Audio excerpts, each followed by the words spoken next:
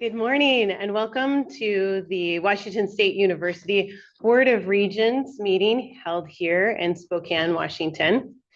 We are going to move into our 2 days of meetings and committee meetings. I'd like to go ahead and begin with asking our Board Assistant Tracy Jordahl to take roll call of the Regents. Present.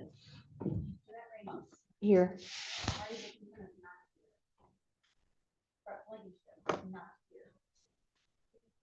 Here. Here. Here. Laura Powell. Here. Judy McDonald. Here. Sandra Vogel. Here. Howard Wright. Present. No, quorum present. Thank you. I would introduce and thank our president, President Cantwell. She is in another meeting and will be joining us after our executive session. So we will go ahead and introduce her and welcome her here. I do want to also mention for those that might be watching online that we are interested in any folks who want to provide public comment to do so in a variety of ways. You may use the online form found at regents.wsu.edu. You may email us at regents@wsu.edu, or you may contact Tracy Jordahl, the board's executive assistant. Public comments will be allowed in the beginning of our meeting tomorrow. And so we really do want to make sure that if you are interested in providing us with any feedback or participating in the meeting tomorrow, that you do so by 5 p.m. today.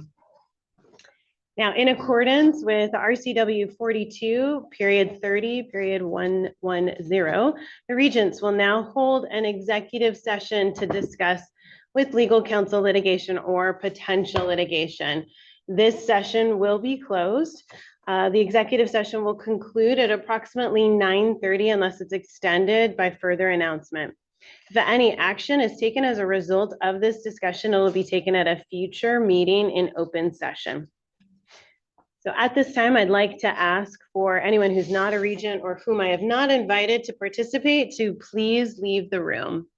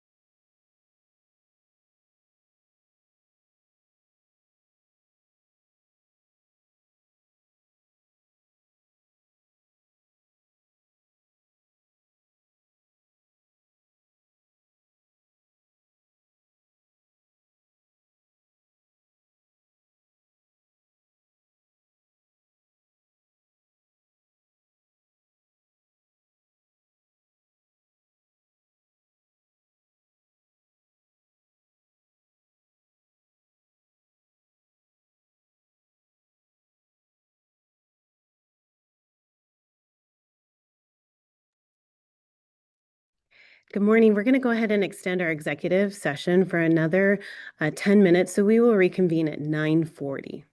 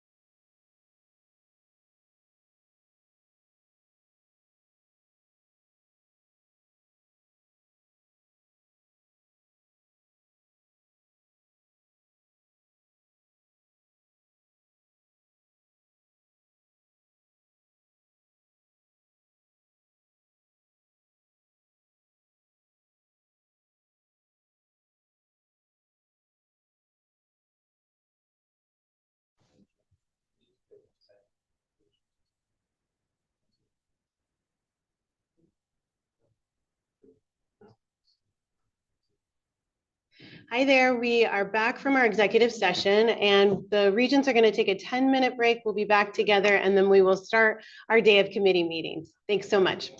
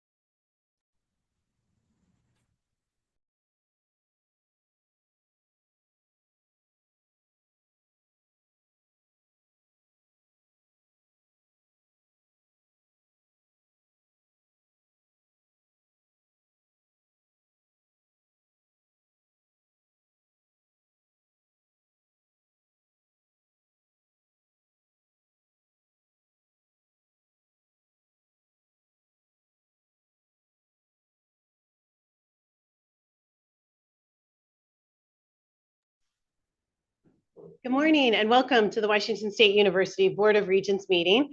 We just held an executive session with our Attorney General, and we're about ready to start the beginning of what will be a great 2 days here in Spokane. My name is Lisa Keohokalole-Shower, and I'm the chair of the board. As we get started, a little bit of logistics and reflection. We really do try to start each of our meetings with a reflection on the homelands that each of our campuses are a part of. So I'd like to begin by acknowledging that WSU's locations statewide are on the homelands of our Native peoples who have lived in this region from time immemorial. The university expresses its deep respect for and gratitude toward these original and current caretakers. As I've mentioned before, if you have been a part of our board meetings or perhaps you've streamed them, there are multiple ways that you can engage with the board. You may reach out to the Board of Regents by emailing us at regents@wsu.edu. We do receive all those emails. We also take your feedback seriously. There's also an opportunity for you to participate and provide public comment. You may do so tomorrow. If you are interested in doing that, please reach out to the board's executive assistant, Tracy Jordal, by 5 p.m. today.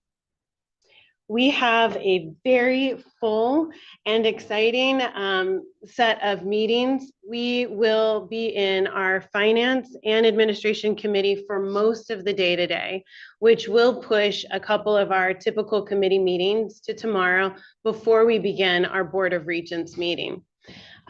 Today, we will take a break to have lunch, and we will be joined by our new president, President Cantwell, very shortly. So while she's not here yet, she will be joining us and is on campus just taking another meeting. So we expect to take a pretty significant break for lunch during this next committee meeting, and we'll take breaks as needed.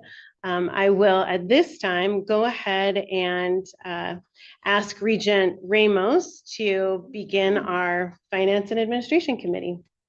Great. Thank you, Chair Shower. Welcome everyone to the Board of Regents Finance and Administration Committee meeting. We certainly have a full agenda today. And before I get started, I just want to thank everyone across all of our WSU communities who are just engaging in this very dynamic conversation and bringing their full attention to being proactive, frankly. So we have many topics to go over today. We'll hear 7 information items and discuss 14 future action items. And just to put this into context, leading into the buildup of our fiscal year 2026 budget document. So these are many of the elements that we're going to include. And before we start with those details, we're going to begin today's meeting with the first information item, which is internal audit update provided by Chief Audit Executive Heather Lopez. Internal audit is an important component of our system and our process checks here at Washington State University. Hello. Good morning.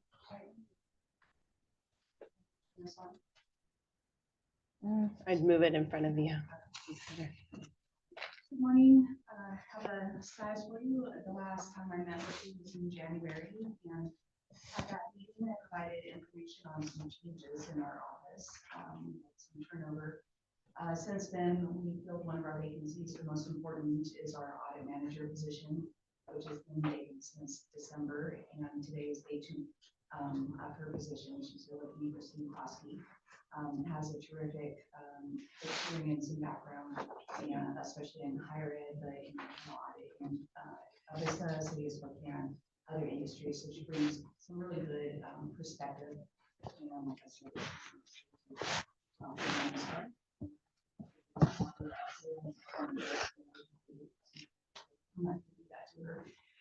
The FRIC status, we have been pretty busy at the start of the year as expected, and changes going on either at the university level or state or especially with the budget conversations in our office and in other offices that respond to concerns. There's a lot of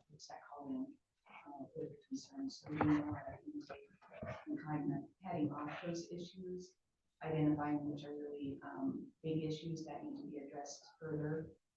So just a lot of time diverted to that activity over the assurance activities.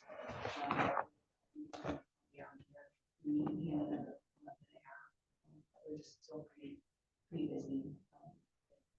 Investigations, questions, and last year and 4 years in a row, we had extensive external audit activity from the state audit and others. This year has been very quiet, but we will be ramping up again as an institution starting here in the next month when the state auditors start doing their planning for another round of single audits in programs, and also our accountability audit to the accountability. I did put in today's packet where we are on the audit plan. I do think that we might have to drop about 3 audits from the scheduled plan because of the change in personnel and other activities. I haven't dropped them yet. I'm going to see what plays out in the next couple of months before the end of the year. But if we don't start on those engagements by June 30th, then we're going to make it into a pool to see if the risk still exists and if it's high enough to include in the audit plan for fiscal year 26. So we go through that assessment activity over the next couple of months. We also have on page 2 just a little bit. I've had questions before about our continuous audit approach and what we're doing with data analytics throughout the year. We have access to a lot of data within the Workday system and other systems. We pull a lot of angelic inquiries and ways to. We've been analyzing different ways to look at that data and be more efficient and automate as much as possible. To look at more data and hone in on the anomalies, things that are not meeting our expectations. The list that's on page 2 is just some of the areas that we've been able to look at this year specifically, and we're hoping to build on that as we go forward. Build, especially with the audit manager, build a more disciplined approach to what we're looking at and a schedule on doing that and automate more. Right now, the automation is it's more manual than automated. So we'll look at ways to enhance that just so we can cover more, especially since we just don't have a very big audit base. We only have 4 auditors on our team, so we're trying to do as much as we can with the resources that we have. And that was my status. I am happy to answer any questions you might have on any of the areas that are in the report. I might just also add from a logistics, if you could speak up, Heather, and if the board makes sure that we're also speaking up. It's a large room. We've got kind of a new setup, and we want to make sure that those that are streaming and watching us are able to hear. Regent. Right. Mike, a bit closer to you as well. Yeah. There you go. Regent Wright. Thanks for your intro. The 3 that may get delayed, were they up for continuous audit anyway, or was there something that triggers your wanting to pay more attention to those 3? That's part of what we're going to do in the assessment is to see what was the risk driving it to be in the audit plan, and is there any part of that that can be pulled into the continuous audit. We have had some areas in the past that were on prior years audit plans. We were able to piece out little bits of it and put into the continuous audit program. Part of that is, well, P-card, we're always looking at P-card transactions, matching up against expense reports, looking at supplier invoices and such. By pulling it into the continuous audit, we can look at pieces of it instead of a full-on audit. On those particular ones, tuition waiver, enrollment management, and the third one was on IT security. There are some areas of IT security that we are rolling into the continuous audit plan. So we'll hit on those for sure. Good question. Any other questions? Yes. Go ahead. Heather, is there anything we should be asking you that we haven't asked you, or anything that makes you concerned? Well, as you know, I usually have a one-on-one conversation. Thank you for asking that in the full board meeting. Our resources are very limited, and I know that everybody is going through the budget reduction program. We are, as slim as we can be. It's a significant impact with only having really 3 auditors and then myself. And with the turnover that we've had over the last couple of years and then onboarding training, it just makes everything delayed. I think the biggest impact is we just will not be able to do as much as we have been able to in the past, and the timeliness is the biggest piece. We can't control, we don't know what's coming in on the complaints that we cover in the fraud, waste, and abuse. We anticipate those to increase over the, like I said, when we've got situations in our environment right now that we can't control, we just have an uptick in that. Those are priority. We take care of those before we take care of the assurance audits to get more into the continuous audits and stuff. If we cut our resources anymore, and our resources are our auditors, we just won't be able to cover all of the audit services that we're charged with doing.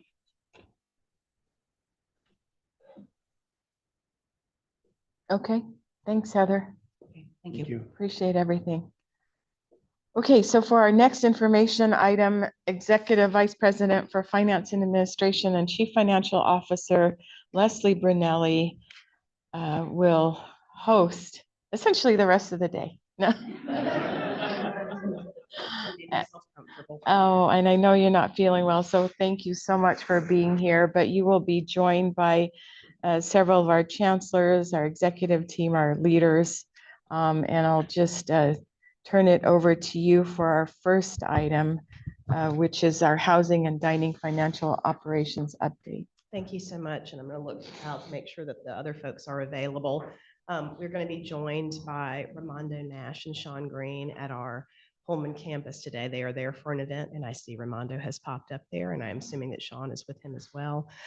This is an item that many of the regents have asked to have some information and insight into our housing and dining operation, both from a facilities perspective, because you see these facilities all around our campus. They are critical to our ability to recruit and bring students to our campus and support the student experience, but also from the financial perspective, because as we get towards approving the university's budget for the first time, housing and dining is a not insignificant piece of our financial operation, and we want you to better understand that.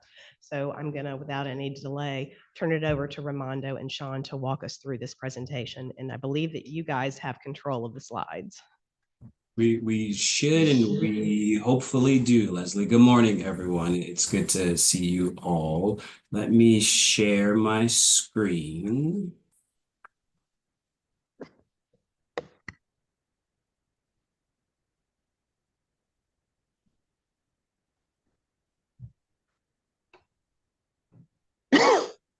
Making sure everyone can see that and can hear me.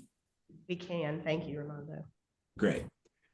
So thank you for the opportunity today to give us this chance to talk a little bit about our budget and our inventory for the residence halls.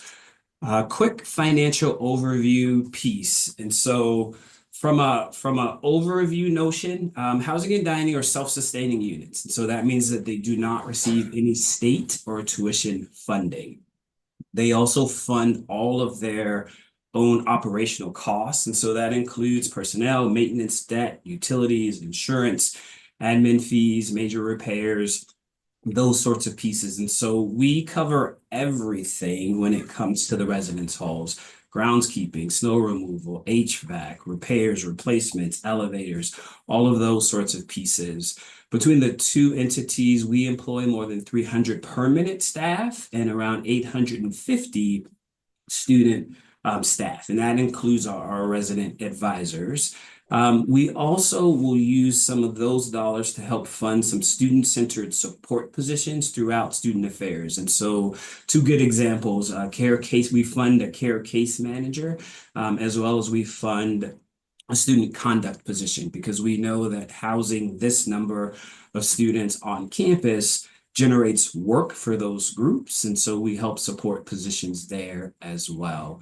Housing and dining also has more than 300 million in deferred maintenance. We're pretty sure that the number's higher than that, but we're in the midst of having a true financial analysis done, and I'll share more on that later.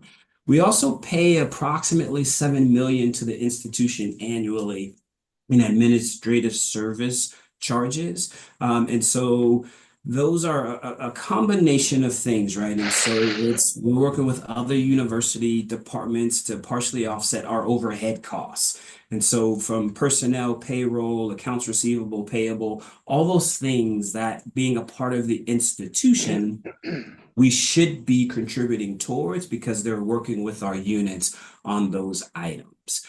We also currently have about 56 million in reserves that are used to help support the institution's priorities and needs. And I'm going to pause you for just a moment to clarify that reserve, which is critical that housing and dining have a reserve balance. But every year and on around June 30th, we transfer the majority of those funds to cover a portion of our athletics cash deficit. So we have essentially tied up housing and dining's ability to use those dollars because of that cash deficit that we have. Thank you, Leslie. The other piece that I'll say in terms of our reserves is a best practice around reserves is for us to keep at least 2 years of our bond payments within our reserves in case something like a pandemic happens. We will still have the payments that we need to make. And so we always want to ensure that we have the ability to do that as well. From an expense by category notion, we wanted to give you this visual. As with everywhere across the institution, the majority of our dollars go to personnel. Personnel costs, food costs, perquisites, which at the end of the day is just covering our room and board costs for our RAs and our live-in staff, our debt, our administration fees, major repairs, utilities, garbage, recycling, insurance, and then the goods and services. Now that gives you a quick snapshot of how it's allocated. From an overarching fund, I'm sorry, go ahead. What's the difference between, say, food costs and goods and services? What's in goods and services? Sure, Sean, you want to provide that? Goods and services would be all of the like paper towels, supplies uses that we have for our custodial staff.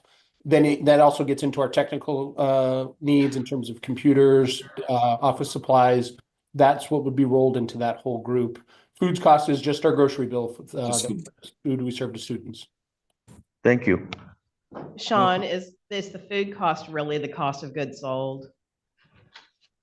Yes, we thought the accounting term might be boring for everyone. Thank you.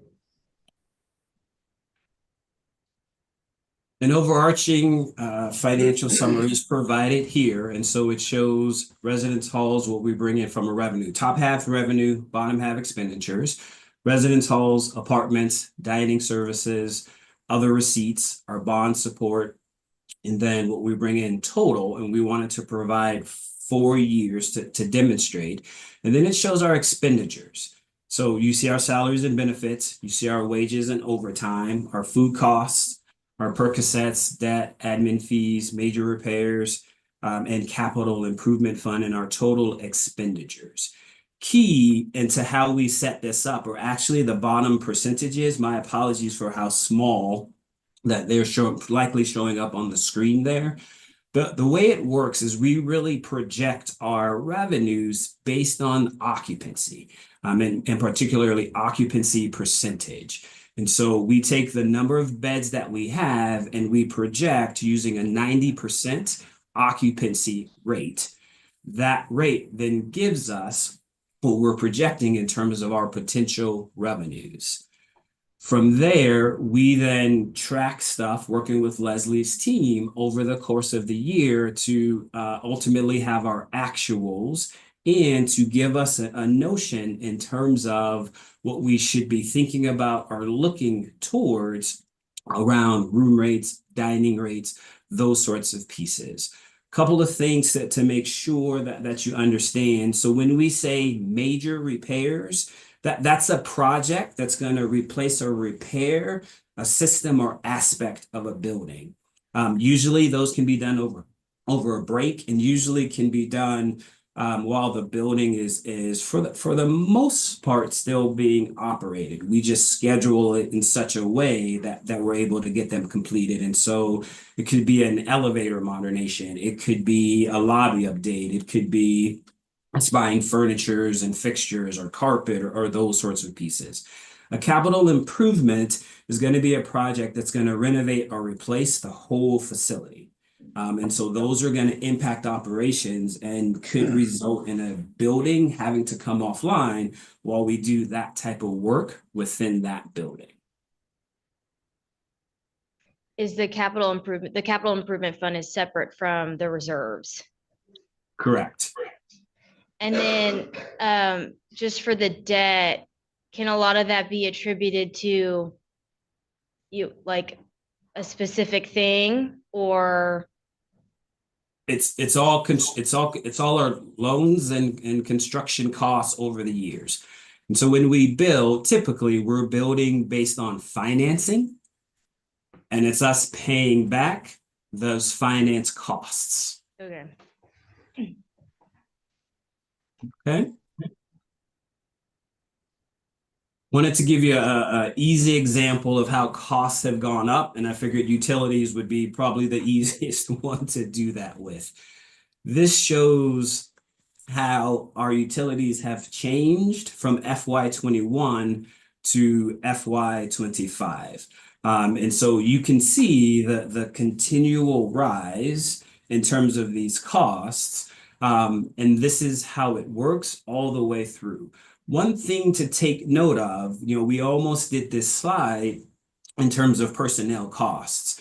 One thing to take note of in terms of personnel costs is when we're mandated by the legislature to do wage increases, as a self-operating unit, we have to cover that full cost.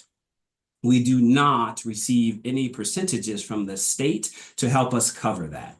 And so we're having to absorb all of those costs kind of across the board, and having to find those dollars within the existing budgets that we have.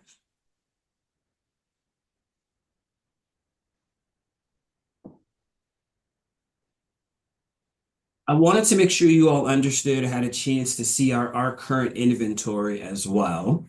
And so this is our current housing inventory. The apartments are on your left and the years they were constructed.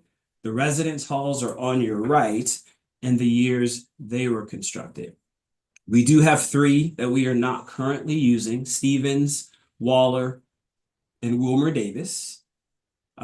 As you can see, we've done some renovation, refurbishment work here and there, but not quite as much as we should have. And then I want to provide you with an easy tie-in. One way to think about it is, at the end of the day, we've not done any sort of renovation, construction in terms of our south side area until our incoming in the fall first-year students were born.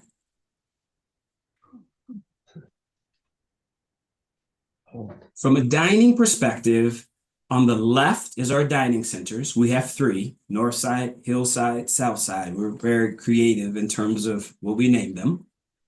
And these are our retail locations that we currently are operating. Coffee Cart, Carlitas, Freshens, Einstein's, The Market, Food Studio, Starbucks, and we actually will be opening a Little Caesars over the course of the summer as well.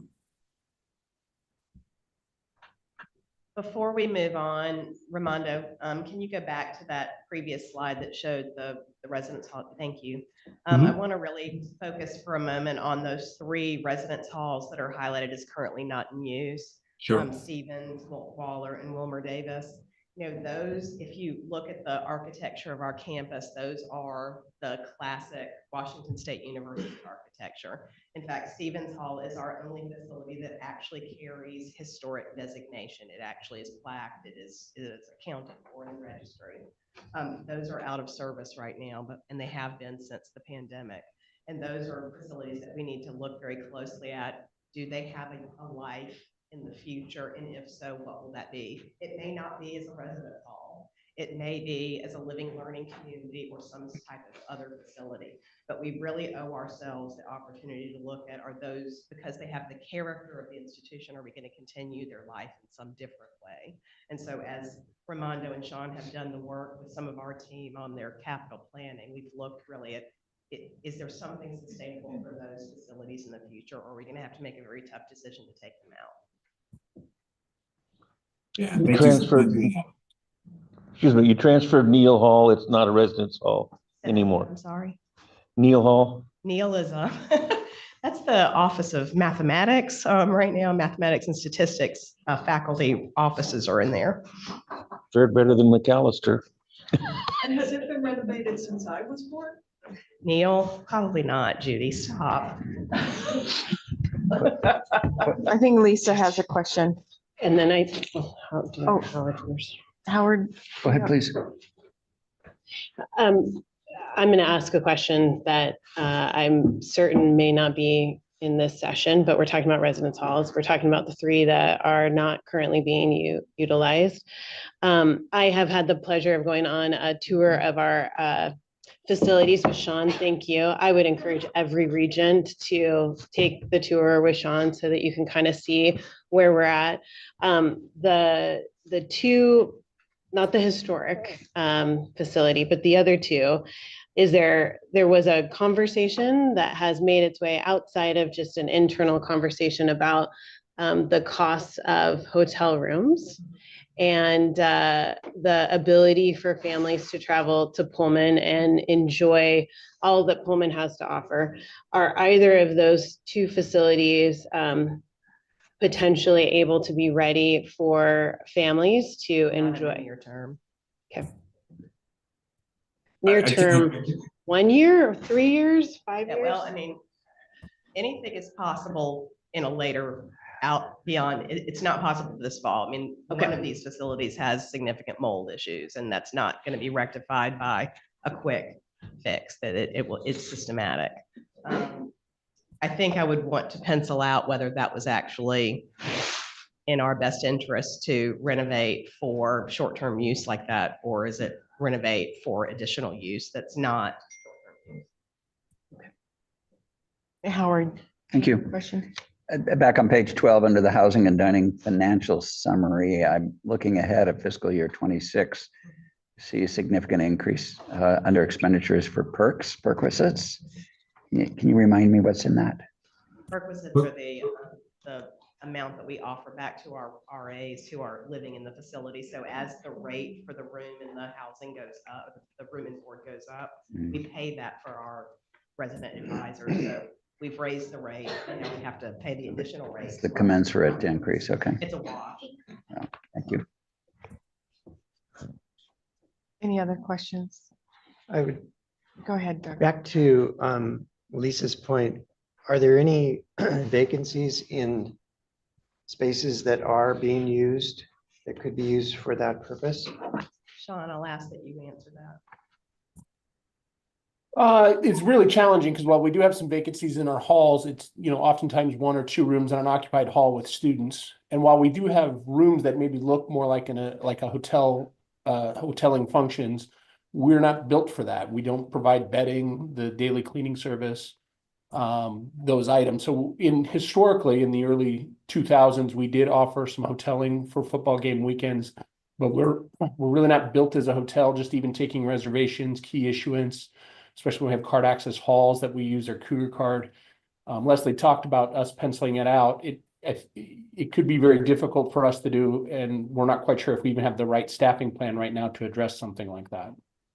And in a current residence hall, we would have to be very careful about security because we That's right. would not fix a population of our students and anyone from the outside.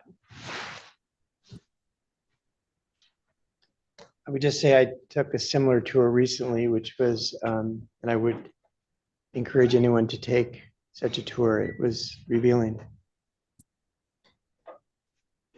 in both a good way and a way that, how are we going to pay for this?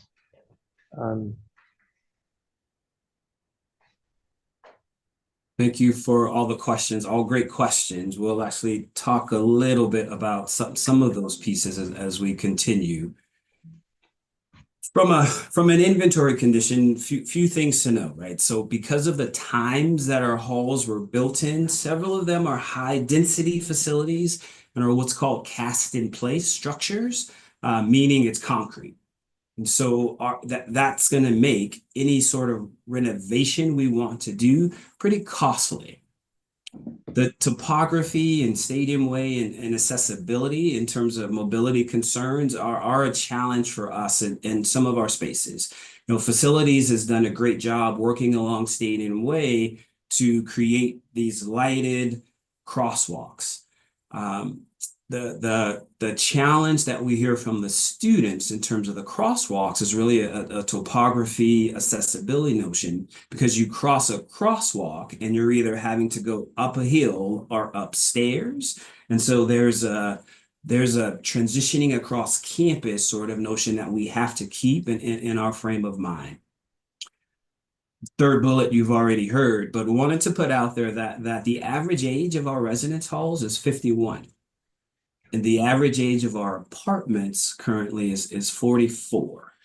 And so when we build, you're thinking you're building for a building that's going to last about 50 years, and you're going to use it past that 50. Well, our average age of our buildings is already within that time frame. You've heard me talk about Southside, and so I wanted to provide you all with just a visual of Southside. And Southside becomes prominent for a couple reasons. One is when I was interviewing, that's all I heard from the students was Southside. Southside this, Southside that, sort of notion. From a campus perspective, though, all areas of our residence halls have similar challenges and similar issues. A perception is out there that North Side is our best area. Well, North Side still has Straight Parham, which was built in 62, Scott Coleman, which was built in 58, and Regents, which was built in 52 as well. And so there's old halls throughout our system. South Side, though, becomes important for us because this is where our incoming students are introduced to our university. When we do our new Cougar orientations, this is where they stay. Part of that is because we have the buildings there that helps our staff be able to work with NCO with admissions around their stay and those sorts of pieces. But a key element in that is Southside dining. Southside dining has the capacity to host these large groups. And so to make it easy for how orientation needs to work and plan and be planned, we have to use Southside as kind of our home base for those sorts of pieces. We also house the majority of our students on Southside. You all know Stevenson Towers, our 4 large towers. Gannon Goldworthy's over there, McCutcheon's over there, and Orton's over there as well. So more than 50 or 53% of our students that live with us live on the South Side part of campus. And Southside dining serves an average of 2,300 students per day. So from a sheer capacity level, Southside becomes a key for us in terms of what we need to do and where we need to go and what we need to think about. But in doing that, couple things we have to keep in mind. Leslie's talked about the buildings that we have out of service and thinking through what we can or should be trying to do with those buildings. But also, as Leslie mentioned in her introduction, we're a part of the campus. And so whatever it is that we need to do needs to fit within the campus as well, and the master plan of the campus. And so I want to make sure that I give kudos to Olivia and her group, and Leslie and Matt Skinner and their team in terms of them coming to the table with all of these conversations that we've been having. When I showed up there last year, I said one of the things that we needed to do was we needed to begin the process of engaging with external consultants. Throughout my career, I've done over $1 billion worth of new construction, renovation, those sorts of pieces, and knew that this is a conversation that we need to bring experts in to have with us. And so in the fall, we talked through what we wanted our objectives to be around this. And so key in that was engaging a broad campus community. And so making sure that we engage with students, faculty, staff, other administrators, and other stakeholders in having these conversations. We know that we need to improve the overall quality and amenities of the living experience for our students. We know that we have to think through infrastructure upgrades. We want to look at that pedestrian and vehicular circulation, and particularly in South Side. We wanted to figure out different potential financial approaches. If we're going to do renovations or major improvements or major repairs, we have to think through different types of funding strategies. Could be reserves, could be new debt. We may have to think through raising rates or those sorts of pieces. And we wanted to talk through, and I haven't spent a lot of time talking about them, but we wanted to talk through our apartment units. Our apartment units are old.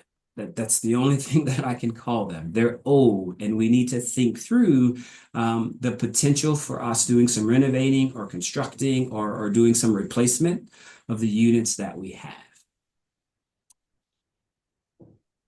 Going through the typical university process, we engage with two different architect firms. NAC is what you'll hear me call them, and Gensler.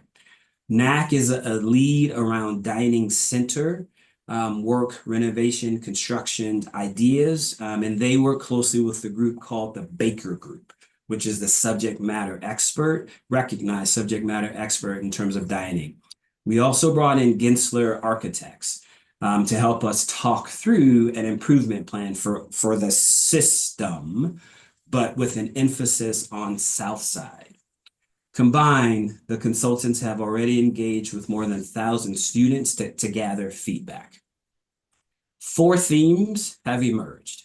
Dining, while generally we meet student needs, we have some gaps, right? There's gaps in late night food options. There's gaps in groceries and places for students to purchase groceries.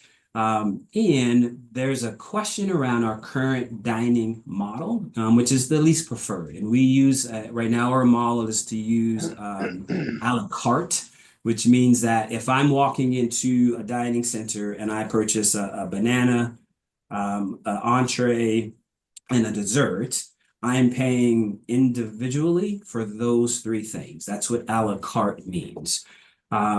Our students would prefer or would like if we could think through being able to go to an all you care to eat model.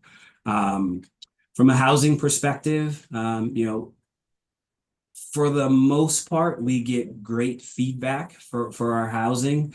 We need to think through, as I've been talking this whole time, where we need to go, what we need to do, especially to remain competitive from a recruitment standpoint. It's interesting, a few years back, it was all about amenities. We had colleges putting in lazy rivers and all those sorts of pieces. That pendulum has swung back to students really just want housing to do the basics well. Wi-Fi needs to work and be fast. Showers need to be available. You need to provide different sorts of options, from community living to some suites to some singles sort of notion. Student life, while satisfaction with campus culture is high, there is an increased demand in terms of independent study options, as well as the need for late night stuff, socializing and dining spaces where students can gather. And then that mobility one popped back up as that 4th sort of piece. As we've engaged, we're talking through possibilities. And so as we look through the future or towards the future, we know a few things, right? We're going to have to build long-term multi-phase plans to improve things. We're going to have to, or we should, we think, be trying to maintain bed counts. I don't think that we need to grow the number of beds. So no net new beds is where we're at right now in our conversations. Whatever it is that we do, though, we're going to have to sustain our dining operations throughout the process. So with Southside Dining serving 2,300 meals a day, we have no way to pick that up in the system if we were to have to close Southside Dining. We also want to make sure that wherever we go, we're still providing a low cost sort of housing option throughout our system. We're going to have to incorporate minor and major capital projects.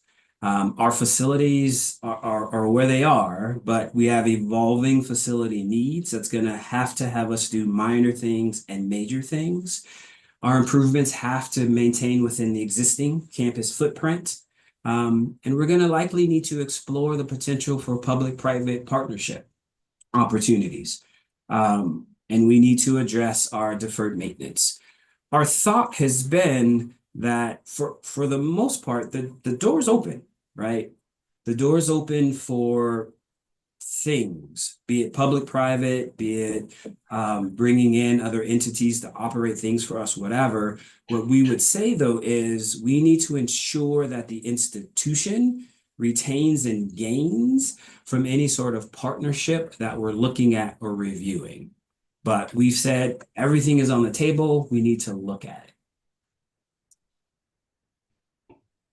Couple of things that are out there as we continue to work with NAC and with Gensler is perhaps doing a phased sort of dining project.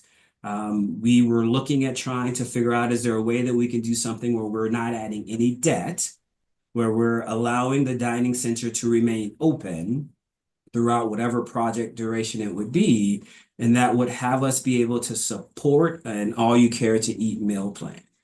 Would have to be done in phases, and have to be done in phases where, you know, we could do phase 1, maybe we ultimately do not do phase 2, and we shift a little bit phase 3, right? But that sort of thinking is what we have to do.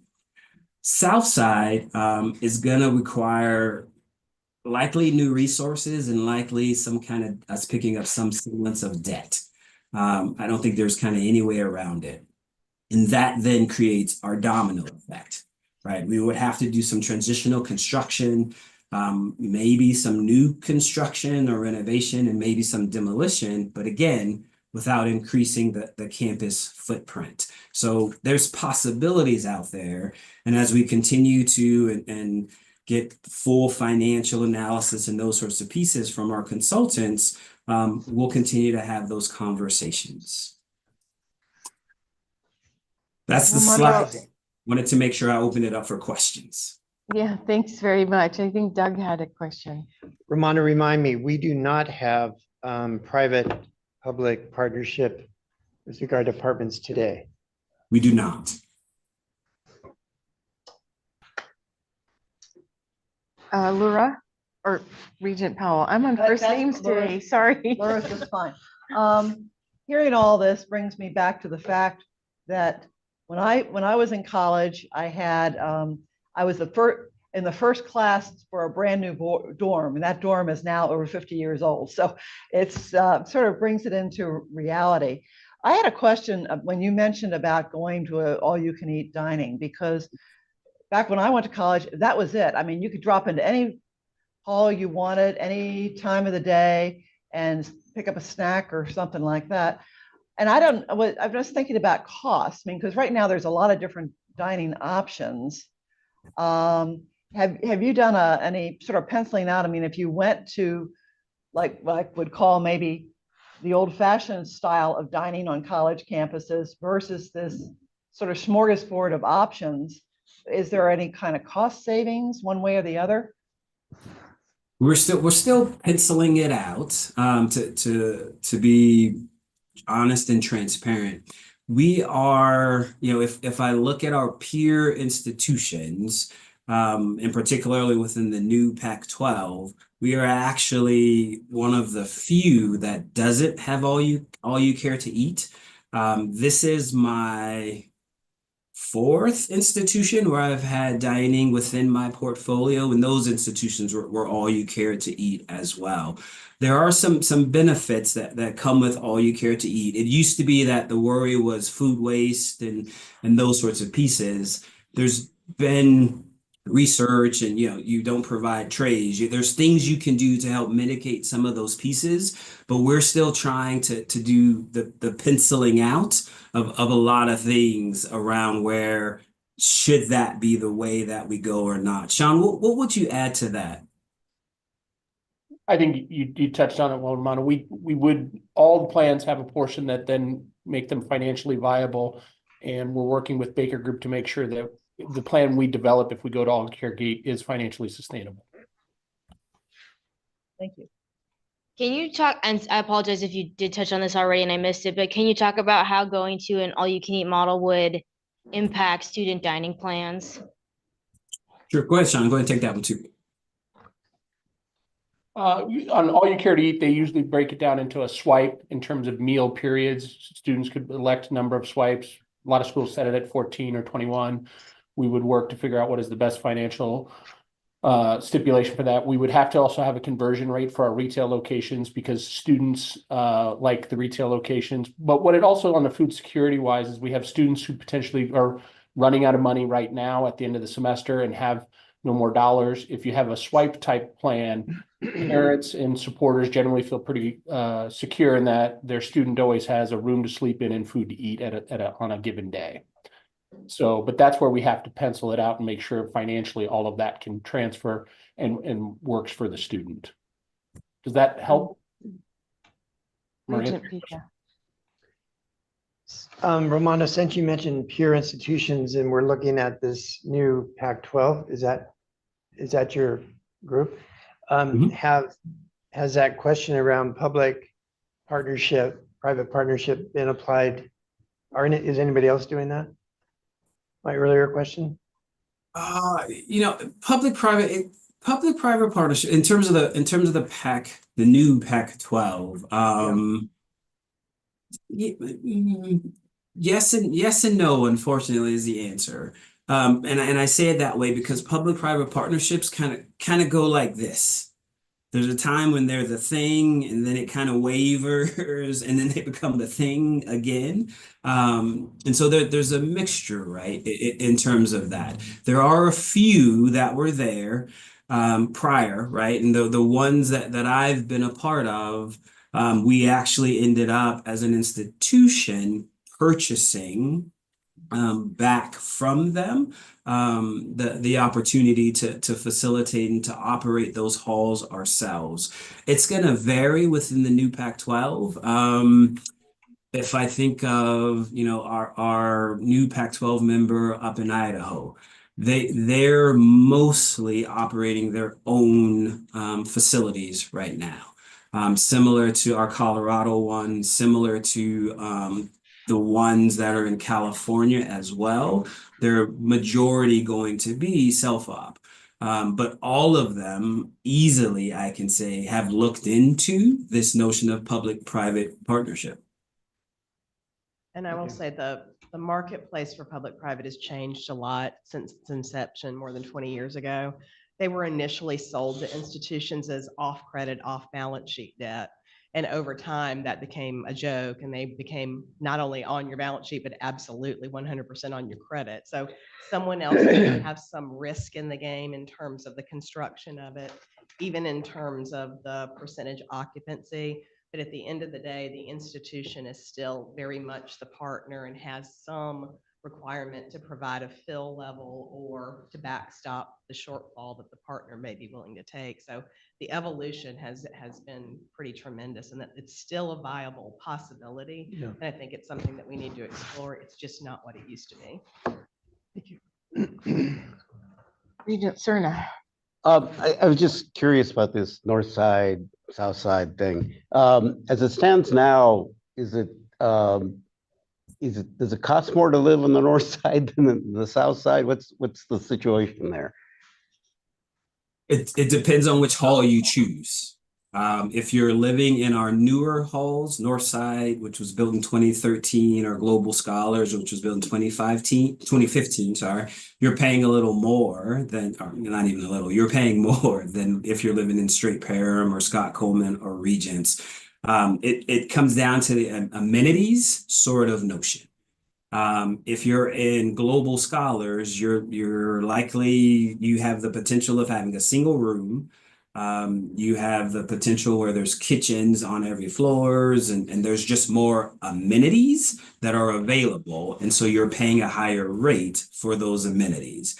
But be it North Side, Hillside, or South Side, there's lower cost options in each different, I'll call them neighborhoods.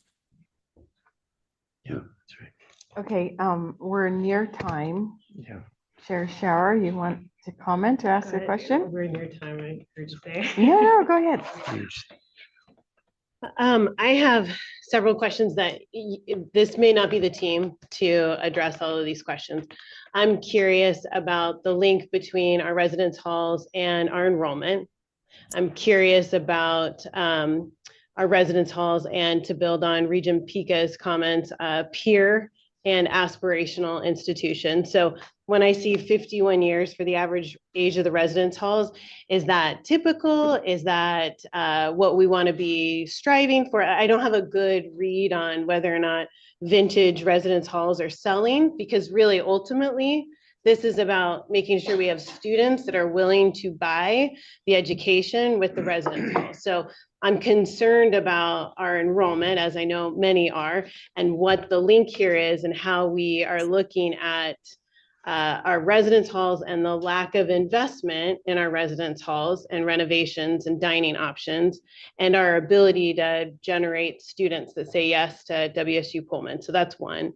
The second comment that I would just make is having toured a senior in high school at various universities, I do feel like we're at a critical turning point right now relative to this enrollment, with the University of Idaho out aggressively sharing 22% of enrollment growth over the last 8 consecutive semesters. And so just trying to understand, like, how can a university, not that far away, maybe they have invested in residence halls and that's impacting it, maybe it has nothing to do with it, but those elements are making it hard from a parent who's looking at different universities, looking at WSU, to understand how we can make some changes.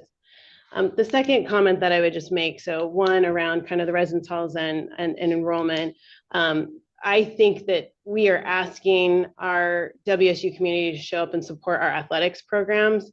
And I understand what Leslie's sharing in terms of mold in a residence hall. I think it's really challenging to ask folks to show up, and it's so expensive to do that. So if there is a proposal or an idea around what an investment looks like to allow for some of our families to be on campus, I'm hearing very clearly it's not going to happen this fall. What is a plan and a proposal for some other alternative within the next year, so that we can have more WSU fans show up and be on campus? So those are my 2 areas that, as I read the materials ahead of time, really excited to hear from housing and dining, because I think it's an area where we need to invest, like many areas at WSU, but linked to enrollment, and then how we bring our families and our fans back on campus. So, Lisa, can I address the first one a bit? I think it's silly. It would be silly for anybody to suggest that housing and dining have no relationship or impact to enrollment. The only note I would put in, we were hitting record enrollments with effectively the exact same housing and dining stock that we have now in 2019, 2020. And so again, I don't want to separate those two, but housing and dining being, considered a primary barrier to why we're not at the enrollment we were before, I think there are other reasons why we're not at that enrollment. I also think with Idaho, we had a very different approach to on-campus representation, and that has an effect on that 22% as well. So again, I don't want to minimize the need for housing, dining, et cetera. I think that's something we need to address. But I also don't want that to become our internal or one of our internal perceived barriers to explain enrollment when very clearly we could have record enrollment with this housing and dining stuff. So to me, it'd be more of an additive than considering that the barrier or the explanation for our current state. Okay, so just to follow up, are we tracking data around choices students are making? And do we know that they're making choices that are not necessarily related to the age of our residence halls? We are tracking data, but I would want to get enrollment management in to talk about those specific pieces, not housing in dining. Okay. Okay. And I also want to make one comment about older facilities being renovated. You know, we've had a great success story in having done that. The Dunkin' Dunn community on the campus was renovated, and it is one of those old, charming, cool places. And Sean, correct me if I'm wrong, but you're fully occupied in that space. Is that correct? Yes. So it is possible to take an older facility and turn it into something that is attractive to a student, even someone who likes the north side or the global space. But Dunkin' Dunn is a lovely community. Okay, so from one of your former vintage RAs, I'm feeling very vintage today. I think we really appreciate the information. We've been asking for this.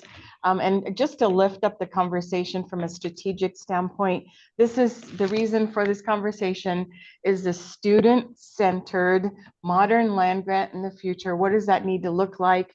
And so your innovation and your care for all those assets is really much appreciated. But I think, you know, we would really want to understand what the future plan needs to look like after you gather some more of that information.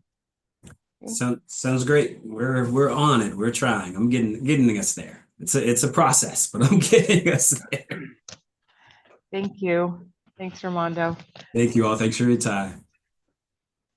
Okay, so could we shift then to our third information item?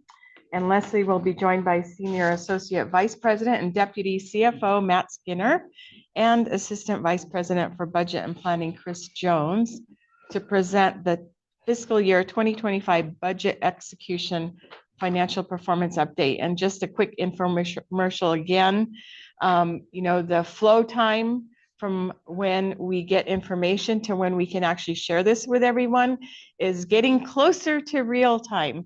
So we really appreciate the timeliness of our performance information. Yeah, thank you so much for that. And we're happy to talk to you today about where our real-time financial reporting for the current year. The good news is that we're now 3/4 into the year, and this information is through March 31st. We have Chris Jones on the screen back at the Pullman campus to talk about budget information. Matt, of course, is joining me here today. What I want to start with, and I think I have access now to this, is that we are on track. It's really critical that we have this information available as we go into budget development, which starts next week with our budget hearings. The information, particularly from our tuition and revenue that is coming in, will impact our budget development process. You have seen this pie chart many times. I shared it with our two newest regents yesterday in a little orientation session. The reason that we bring this forward every time we talk to you is to be very clear that we do not change the budget from meeting to meeting. The budget is the budget that you saw at the beginning of the fiscal year. And what's really important about that is we are measuring the variance to that original budget. So if something changes, it's not to a number that continues to change, it's to the original numbers. Now, as things go on throughout the year, there may be chances where we have to make an adjustment on the fly. If, for instance, we were to receive a mid-year budget reduction, we would immediately have to go in and make an adjustment to do that. But by showing you the same budget information at each of these meetings, I want you to understand clearly that we are not adjusting things along the way. We are measuring always to that original number. So here is our $1.3 billion budget overall. And then our core fund operating budget is $671.3 million. And Matt is going to talk to you more closely about our tuition revenue, because we do believe there was a little bit of softening there, and we do think we're going to come in a little bit below our budget And that's very important as we think about next year's budget cycle. Hey, good afternoon, everyone. I'll take this one. Oh, So looking at our core funds budget for this fiscal year, again, we're have a budget that's 30 million greater than last fiscal year, or about 5%. We're tracking to spend that budget 9 months into the year at about the same rate as last year. So 66.8% of our budget is spent as of March year to date, compared to 66.6% this time last year. And our next slide, Matt and I are going to talk about tuition revenues here. Again, we budgeted 1% less in net tuition revenues for this fiscal year. Our build is currently down 1.9%, and what we've collected is down 1.3%. One trend we're tracking and analyzing is a 6% increase in tuition waivers over last fiscal year. We think that'll be a little bit lower as we reach the end of the year and potentially use some institutional aid to swap out for those waivers. But that is one trend we're looking at, and also going to include in our planning for next year so we can more accurately project a budget. And I'll pass it over to Matt for any comments he has on this. Yeah, so the expected net impact then of that is about $600,000 short of budget. That's the variance we're tracking right now. The plan would be that we would make up for that for FY25 with a one-time allocation internally, and then we'll need to include that planning assumption to put together FY26 budget. So we did plan for enrollment to be down, and we were right. Enrollment is down about the same amount. However, where we have missed the mark is that our net tuition per student is coming down more than we expected it to be. And that's because we've made more waivers available to our students.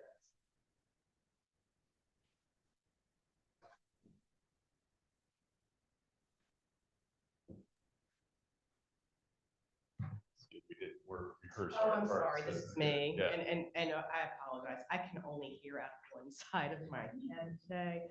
So I'm having a little trouble understanding what we're doing, but this is our enrollment information, and you've seen this, of course, through fall. We've added our spring information. It is a corollary. It's very similar to all. We are down again. We're down by the amount that we expected. In this graph, we did not separate the professional from the graduate students, but the professional is where we've seen the most slippage, and that's in our college of pharmacy side. The other college of medicine, college of veterinary medicine there. Our real softening, though, on our undergraduate side is the challenge, because our undergraduate students require support our budget. We've included in this slide, there's three slides successively here on our credit hours, and we're going to show you those in total at the campus level and at the college level. So as we track our unit of productivity, which is our credit hour, you can see our high point in 2019, 2020, and our successive decline to where we are in 24, 25. That's about a 19% drop over time. That will track almost identically with our head count change.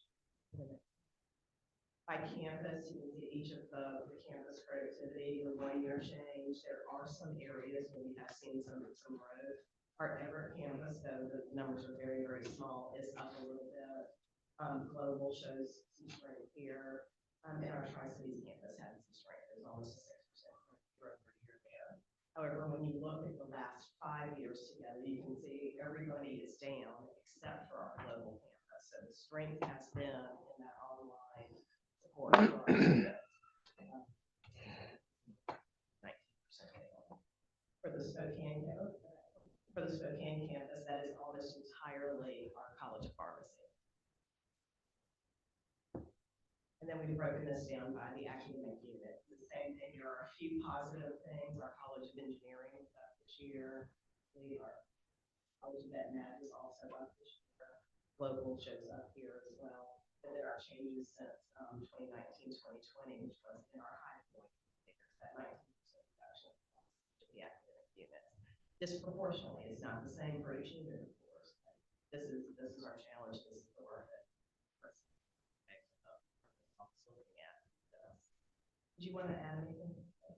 No, I mean, I think the the two key points that we've been focusing on is, we had a massive drop into 21, 22. One of the challenges of where you have a 3-year recurring drop is the net flushes through a 5-year period. And so we understood we were going to be down this year. Our numbers on first year would have been a bit better without FAFSA, but I mean, we're talking about maybe 100 students, something like that. We're tracking very positively right now for first year, but obviously there's a lot of anxiety given everything that's going on nationally, and we hope that yields out. The two other spaces are where we continue to see real difficulty are transfers, and that has some mixed challenges there. A real space for continued opportunity is retention. And that's something that we have been working on and will continue to do so aggressively next year with an organized plan. But keeping more of our students should be as large of a priority, if not more than those first year numbers. So I think we're seeing some positive signs, but the challenge is it just takes years for that sort of collapse to push through. And to be blunt, we don't need a series of events that of external events that slow down progress right now. So we're going to have to figure that out. This student credit hour information, both at the campus level and at the unit level, is available to us as we go through the budget hearing starting next week. So we will be looking with each of the deans and the chancellors at their particular campus experience. The next two slides cover a little bit about sponsored grant revenue. These are a few metrics we track month to month. Also want to recognize Vice President Christian will be on next to talk in more detail about the federal environment and sponsored research. So we recognize revenue on grants as we spend those grant dollars off of the award. And so currently through March 31st, we're trending up 7% over last year on grant revenue. We don't expect to end 7% above at the end of the fiscal year. Certainly research expenses don't happen linearly perfectly throughout the year. They tend to move up and down from month to month. And certainly looking at some uncertainty in the federal landscape through the end of the fiscal year. Matt, before we go on with this, I believe the number was we were up 12 or 13% in January. Kim is in the room, is that? And it is now tailing down by month as we're not getting receivables, as grants are being canceled, as indirect rates are dropping. I think our best hope right now is that we end at the end of this year where we were at the beginning of this year. So we lost all of that growth, which is unfortunate, and then see what happens into next year. But without sounding grim, the rate of awards in the federal government is dropping even faster. Yeah. So we turn over approximately 30% of our grants every year-ish. And so it would be very reasonable to expect that this would drop like a stone next year. Exactly. Yeah, and just connecting those dots to data, Chris, I think you're looking at is that rate of award that we're bringing in President Cantwell, then there is that kind of drop off. The word comes in, translates to expense, it shows up as revenue here, and there's a little bit of delay there. So as those awards drop, I think we'll see that next year. And it's compounded by cancellations, right? Which was not a historic, that historically was rare. Now it's a bit more typical. We'll probably discuss this maybe on the next slide, but one of the things that I'm wondering is if we have a receivable and then we've done the work and we've done the billing, are we getting paid or is that frozen? Segue for us. That's great. At the high level, we track this.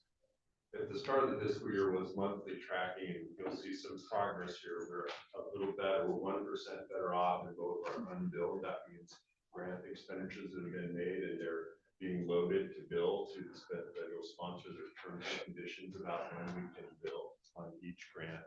And then we always have a receivable. So a positive here is we're seeing that receivable come down. That means that we're turning those more time. Now, specific to the current situation we're in, since January, the sponsored programs team working closely with the Office of Research is monitoring invoices and payments daily. We keep a running list of any invoice that we've submitted that hasn't yet been paid, so we can follow up on it if it hasn't been remitted or if there's been a temporary freeze we didn't know. We're picking that up real time, day to day, to make sure that we're getting every penny back, or we're aware where we had an anomaly where something hasn't been paid. Kim has some great data on that I think you'll speak to in our next segment about those grants that have some freezes or stop work order. And Laura, to be a little positive here for 1 second on this, Kim and Leslie's overall team have been double time, triple time, quadruple time on ensuring reimbursables essentially by the day. You know, if we had gone through this pre-workday 4 or 5 years ago, where we were months and months in the rears, and sometimes way beyond that, we would be in considerably more trouble than we are now. But we can get effectively real-time data right now on exactly what's pending. Has a portal closed? Is it back open? You know, is there a temporary restraining order that allows funds to flow through? You know, and just, you know, so we're, you know, those teams are doing everything to make sure we essentially get every penny that has already been done, that is billable, that hasn't been canceled. We would be in a pretty interesting position. I'm glad you said that, Chris, because I just asked Matt this question. If we were not in workday, would we be able to do this work, this daily analysis? No. It wouldn't be that. We'd be flying blind right now. And it's also people putting in considerably more time than you know. And then we'll talk later today about working capital and cash liquidity. This is one of those drivers. You can see we have about $36 million outstanding at every one time. When we spend the money on sponsored research, we're waiting for that reimbursement. So there's a fair bit of kind of liquidity that we're tracking here around these as well. Closely related to that then is the F&A side of indirect cost recovery. Same story that we just talked about. Through March 31st, we're up about 7%. We do anticipate that that's going to continue to erode with the same factors that President Cantwell and Provost Riley Tillman just talked about the research. They're closely related. They run in a correlated fashion. That is something we'll be working to take into consideration as we put the FY26 budget together, trying to forecast different alternate futures there for what indirect cost recoveries can look like that and how we should budget them.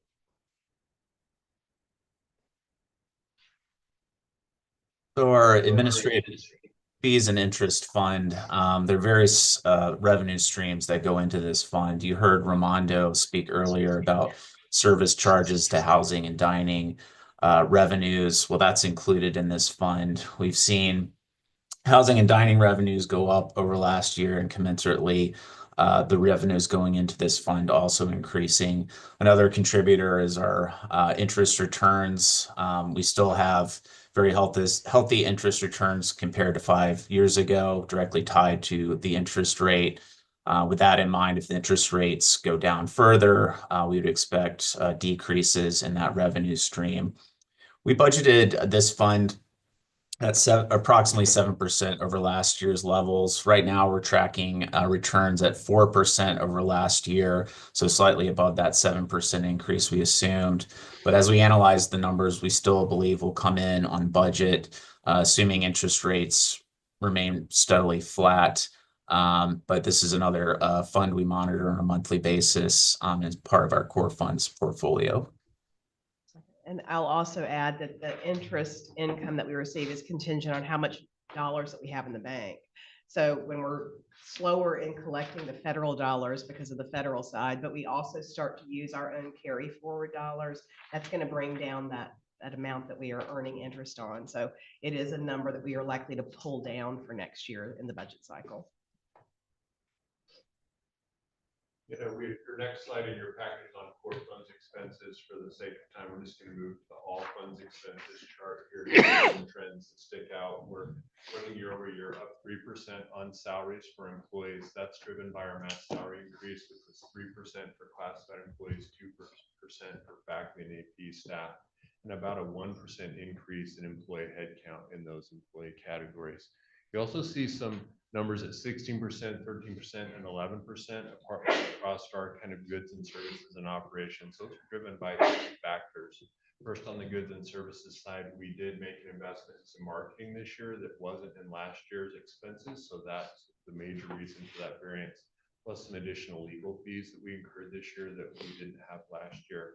The other operating cost is a bit of a catch-all, and that 11% growth there is attributable to expenses on Pell Grant and the Washington College grant. That while we track those as an expense, there is a corresponding revenue coming through on the other side there. So we're not concerned about that variance at all there. Our next slide lets us break down those salary and wages numbers down a little more by employee category.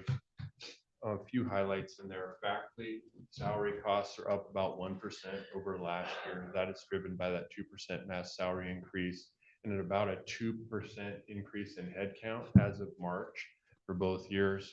AP salaries are up 5%. That's driven by a 2% mass salary increase and about a 1.5% increase in AP headcount. And finally, our classified salaries are up 3%, which lines up really closely, of course, that mass salary increase. And we do have a slight decline in the total number of classified headcount as of March versus last year, which is just under a 1% decline.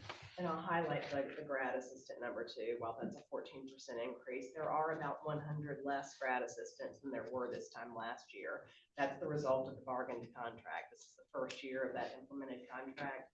Recall that the state provided us with $2 million of one-time money, and we cut our budget to cover the balance of that. The state's one-time money goes away this year. And this is one area where, when we're discussing enrollment, obviously undergraduate enrollment, great. The less discounted, better, but great. Splitting out grad enrollment into grad enrollment that is either for paid or covered by external grants and contracts to cover the particular contracts. Phenomenal. We love MBA students. We certainly love funded graduate students in highly productive research environments. But the idea that just more graduate students in the unpaid or subsidized side is better, which I think has sometimes historically been the thought. We just lump it in with total enrollment, more enrollment is better, et cetera. That's not a narrative that is as consistent at universities today. And certainly with the dramatically increased cost of the contracts, there's more pressure on having that differentiation in our conversations about how we want to grow. Then a quick wrap-up slide to summarize key takeaways from what we've talked about today.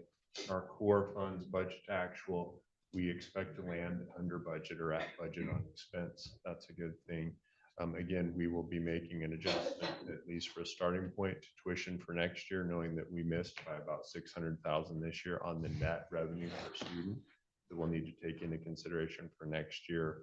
Certainly looking at our grant and indirect cost recovery of levels that are trending flattening for this year. We'll need to address that in our plan for FY26, as well as our administrative fees and interest. And then, of course, the recap we talked about with salaries being up 3% over last year. Of course, part of that mass salary increase and a 1% overall increase in faculty, AP, and classified employees. Our financial performance report. Any other questions, Regent Pika? Now, would you mind going back to it's about 10 slides back on the average student headcount slide?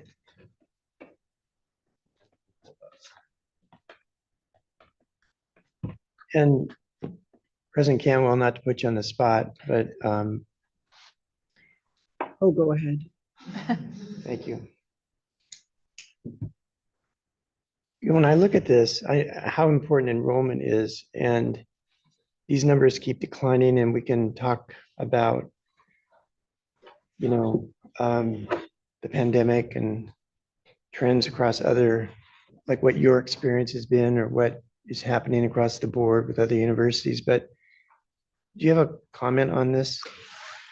I'll make the comment that the Regents have heard me make repeatedly, which is that in states like ours, the drop in our enrollment at this institution does not match this basically the drop or lack thereof of college age students in the state.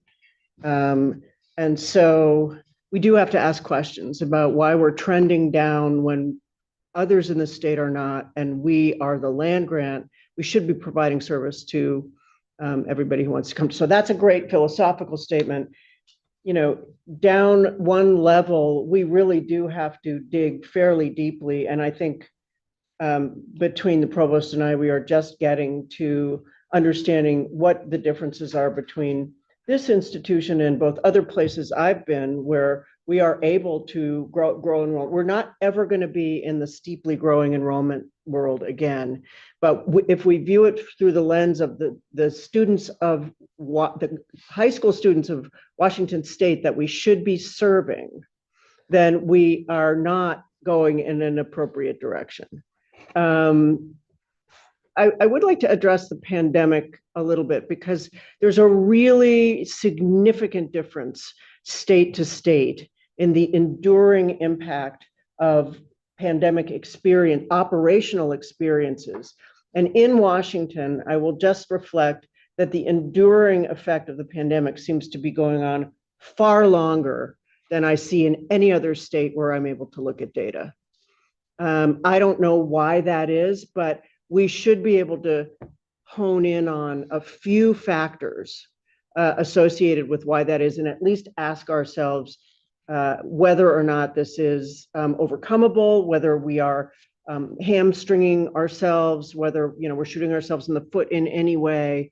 And we should be able to do that within, I'm looking at Leslie, but within a reasonable amount of time, at least comparing against other institutions in the state.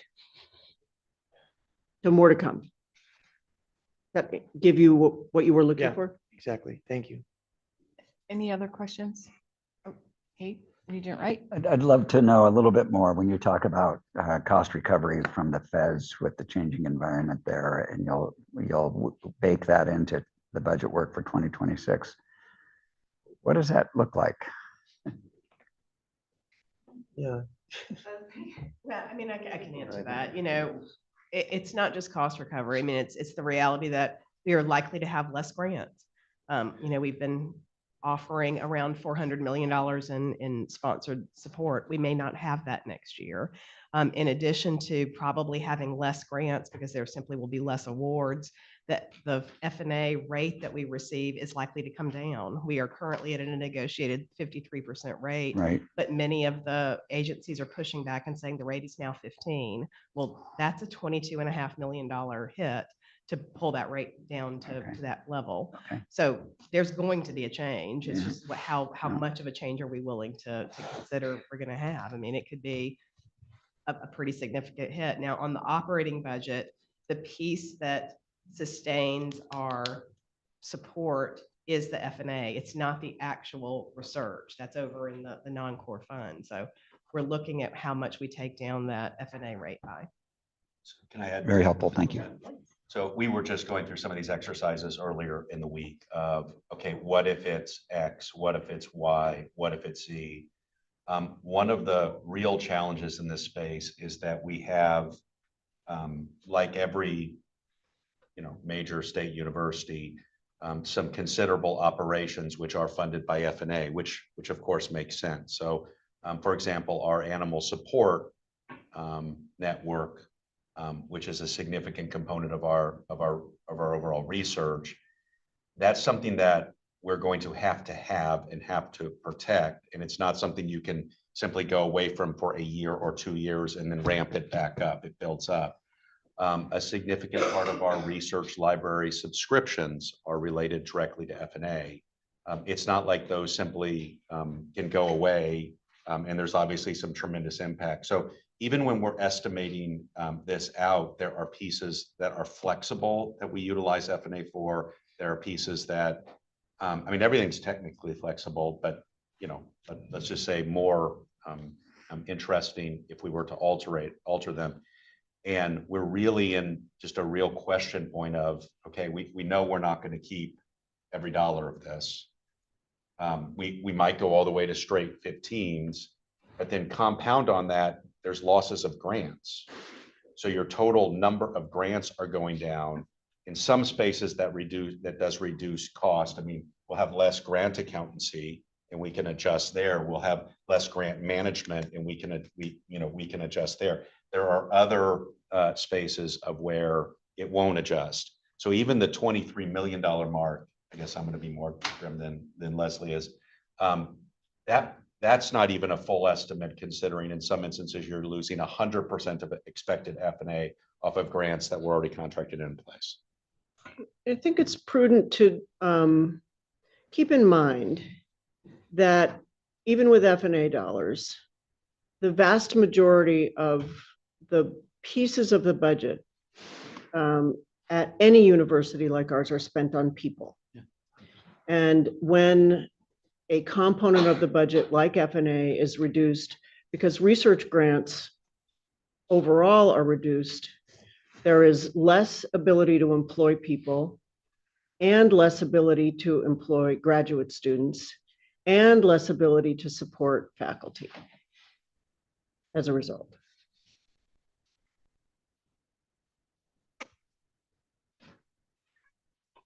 Okay, well, on that note, we are 25 minutes over at the moment. And so I'll just do a quick time check, but I would like to just compliment the finance team once again, because it's so essential that we have good, solid baseline for our next cycle of budgets. And so if you look at a key performance indicator for any finance organization, the variance to budget is a key indicator.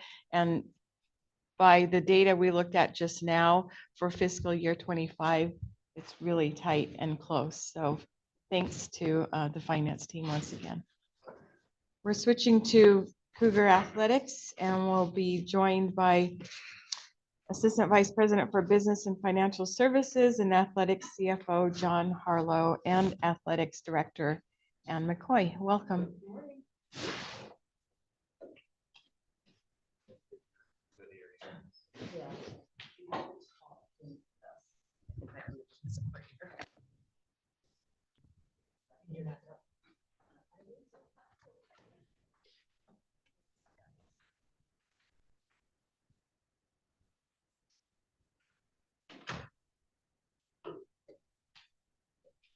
Without further ado, good morning. Thanks for the opportunity to talk a little bit about our FY 2025 fiscal update for Cougar Athletics. Happy to answer questions or provide any context, but as usual, we're turning it over to John first to kind of give an overview of the financials and the numbers.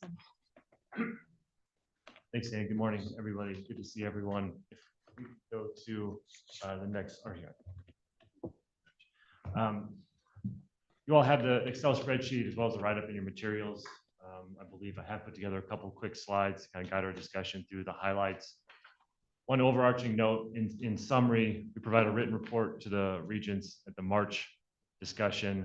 There's no change to our bottom line between the March update and what we're going to discuss today. However, some of the line items have been updated within that net bottom line. So no overall change, but some of the components have changed. We'll talk through those. On the revenue side, conference distribution. As a reminder, this is made up of our media rights deal, NCAA units, Rose Bowl dollars, CFP dollars, interest earnings, and some smaller items that flow through the conference. As we've had further discussions with the league, an understanding of what the revenues stand and some of the revenues, how they're going to be utilized for other strategic initiatives, we have scaled that back slightly as we continue to engage with them weekly, sometimes more often than weekly, and have a better understanding of those. That's still subject to change between now and June 30. We did want to call that out as we've seen some changes since the last update. Down to ticket sales. I'll point out ticket sales, Student Sports Pass, and the Apple Cup. We generally lump those together, itemize them here to kind of break down. Starting on our general ticket sales, this is football, men's, women's basketball, volleyball, and baseball. The lion's share of the surplus that we're seeing there, we're excited about a $400,000 surplus in general ticket sales. That's been driven by mini plan sales from men's basketball. That was the highest movement we've seen in those packages since the 2010-2011 season. That was Klay Thompson's last year.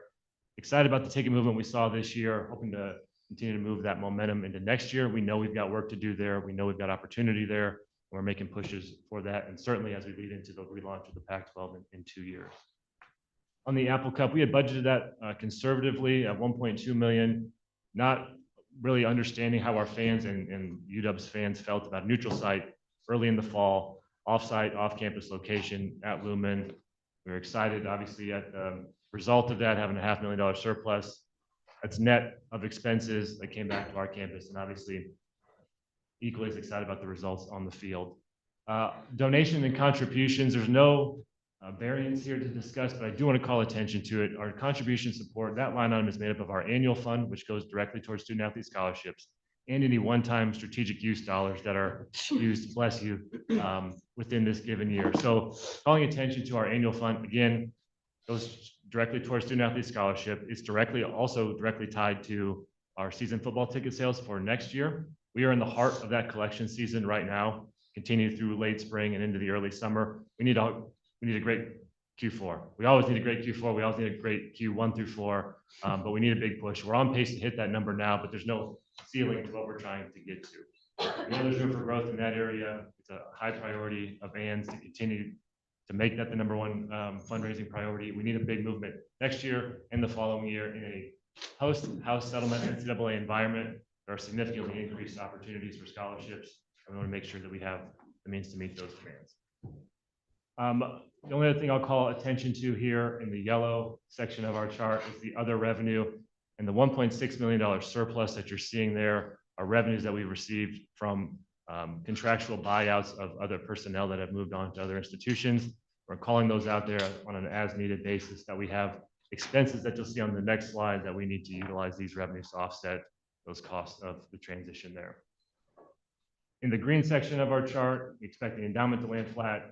Our NCAA distribution, our royalties and advertising and sponsorships, the lion's share of that is contractual through our multimedia rights partner. Continue to think that that will land on pace. The one item we will call out in this section of the chart is the $2 million mid-year institutional investment that we received. Tremendously grateful for. We'll talk through on the next slide a couple of areas that we're putting that towards. Final revenue item we'll call attention to here, and we've discussed it at previous meetings.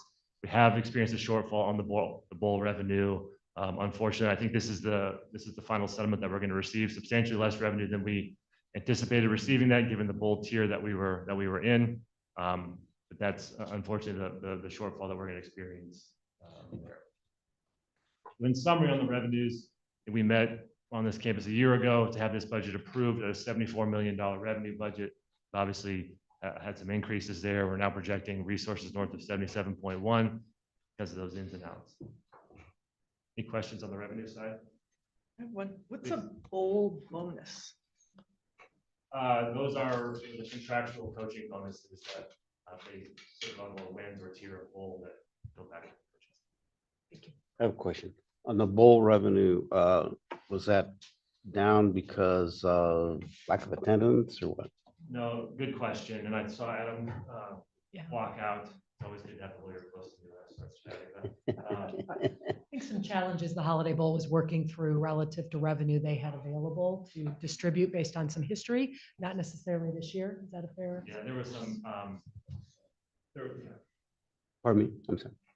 Yeah, what she said was what was well said. It was a previous game issue that impacted their ability to pay out. Okay. So tremendous bowl, tremendous tier bowl. They're working through some challenges that impacted the ability they had to distribute that had nothing to do with Washington Is State. that Pat, UCLA, back? Okay, yeah. I got it. Thank you. Remind me how we ended the year last year. North of 89 million.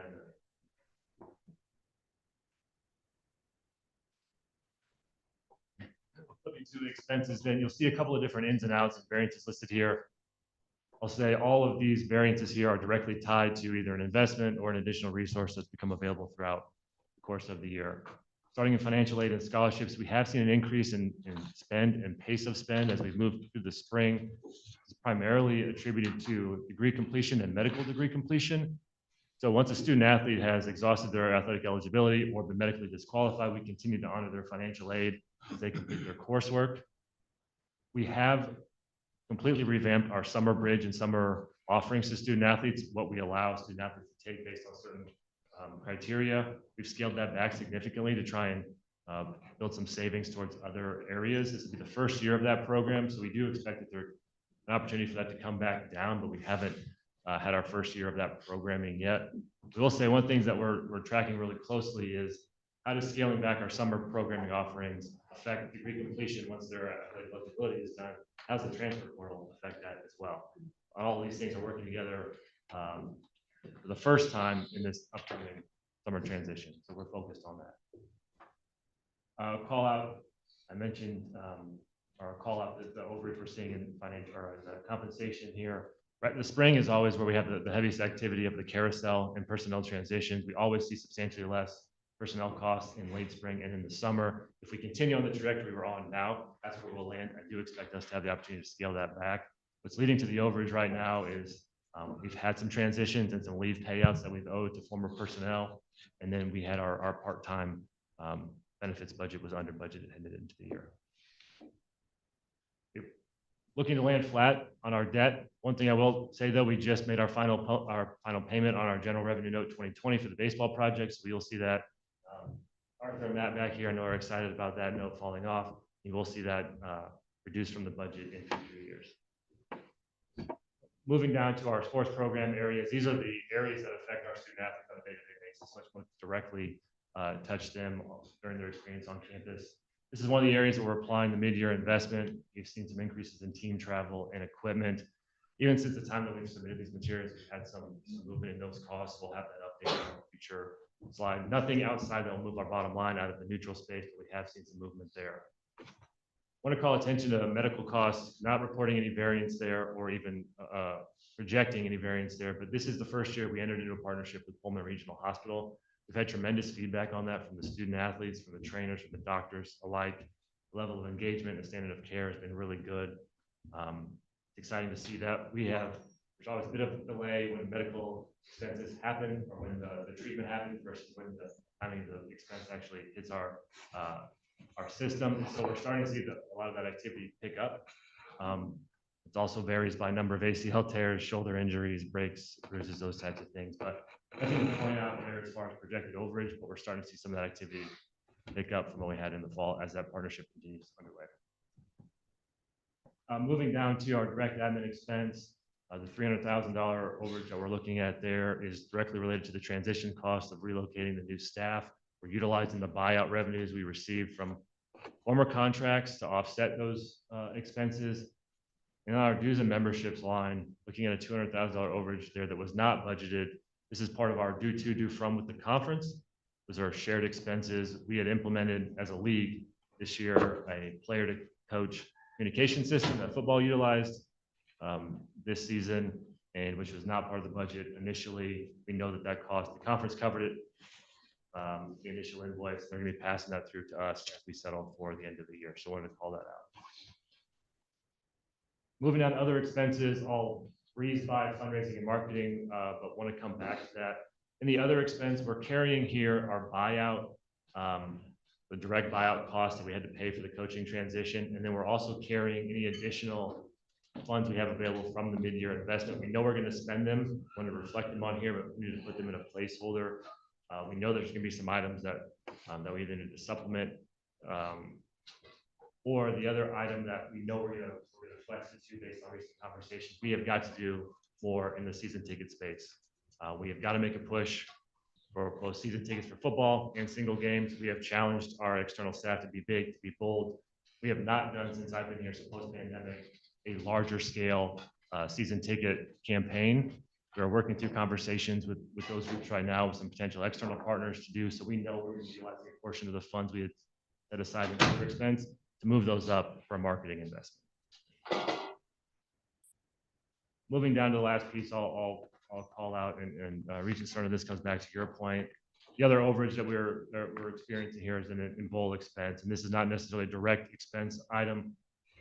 Outside of part of our contractual obligation with the Holiday Bowl or any bowl, you have a ticket allotment that you're responsible for moving. Unfortunately, we didn't move a whole heck of a lot of tickets for that, and so unfortunately, we had to pay for our there, and that's the overage that you're seeing. So again, initially in April of last year, we were looking at a $74 million budget, and the variances we mentioned here, and and offsetting revenues that we mentioned on the previous slide, we're looking at north of 77.1 million. We continue to have our monthly athletic budget oversight discussions, Regent Ramos and other members, and happy to answer any questions about this year's budget. Oh, I'm just curious. I think you mentioned something about basketball had kind of a short postseason play, and that was new with that crown tournament. So we benefited from that. I mean, you seem to indicate that that was kind of a good thing, new thing. Well, yes. So one, just our regular season tickets that we had pushed, many packages, how our marketing put those together. We had did a tremendous job moving tickets. From the postseason perspective, as you mentioned, Crown was new, backed and supported by Fox. You saw a lot of big brands in that tournament. I think it had kind of maybe established itself this year as the #2 postseason tournament on the men's basketball side. We were thrilled to get the invitation. We got the invitation early as far as the discussion with Fox and their executives about participation in that. They have some financial incentives related to covering certain expenses and potentially NIL payments for the student athletes for certain rounds of success in that. And so it's a pretty attractive postseason tournament. Certainly want to be in the NCAA tournament, but this was a nice postseason experience for the student athletes. I would just amplify one thing you said, John, and it was clear when the Crown called, and as you mentioned early, Washington State University's brand was what was exciting to them, and what they were really targeting were those brands that would be, very nationally recognizable and known. And so that was great. I mean, it was a good testament, to just a lot that's been going on or happening. And so we were really pleased about that. And with the revenue uptick, we've really challenged our external staff and our marketing team, and they really did a great job with basketball, and they're working more heavily on football now to really be, creative and service the needs of what our, fans and season ticket holders want. With basketball, more mini plan offerings and kind of combining things a little differently. Because I think it's really important for us, to adapt not only this year with what we could do, but going forward, and really how we can maximize the revenue, that potentially is within things that we can control. So John, I have a quick question. It looks like part of the challenge you're facing is in making fairly precipitous cuts in a year to a year and a half. You don't have room to figure out how you're going to maintain any reserve, which you would need for any of these, and that will be normal. There'll be things. Have we, or how are we planning to address what would likely be further cuts in order to maintain a reserve? Yeah, it's a really great question. Some of the conversations that Ann and I have discussed here, often, but continually, certainly picking up steam, is what is important to our identity, our fulfillment of our mission related to the Grand View University. NCAA is changing pretty drastically as far as what the student athletes are looking for, expecting. We're facility rich, quite honestly, on our campus. We are. Good position as far as that goes. So now we've got to shift our focus to revenue generation and providing a better fan experience, and moving people and getting engagement. And so there's some dinosaur models out there of how the former athletic space is operated. And we did a lot of those things really, really well. And we took pride in a lot of those things, but the landscape is changing. And so we've got to shift those. So those are going to have to sunset. We're going to be significantly scaled back, and we've got to push our focus toward revenue generation. And one of the things John and I've talked about is the historical model that we used for use of the football stadium versus what a number of other universities are doing to create more revenue streams associated with their facilities. And it is not simple to do that. I will acknowledge that, but I do encourage us to think about really hard about revenue generation, because the alternative is further cuts.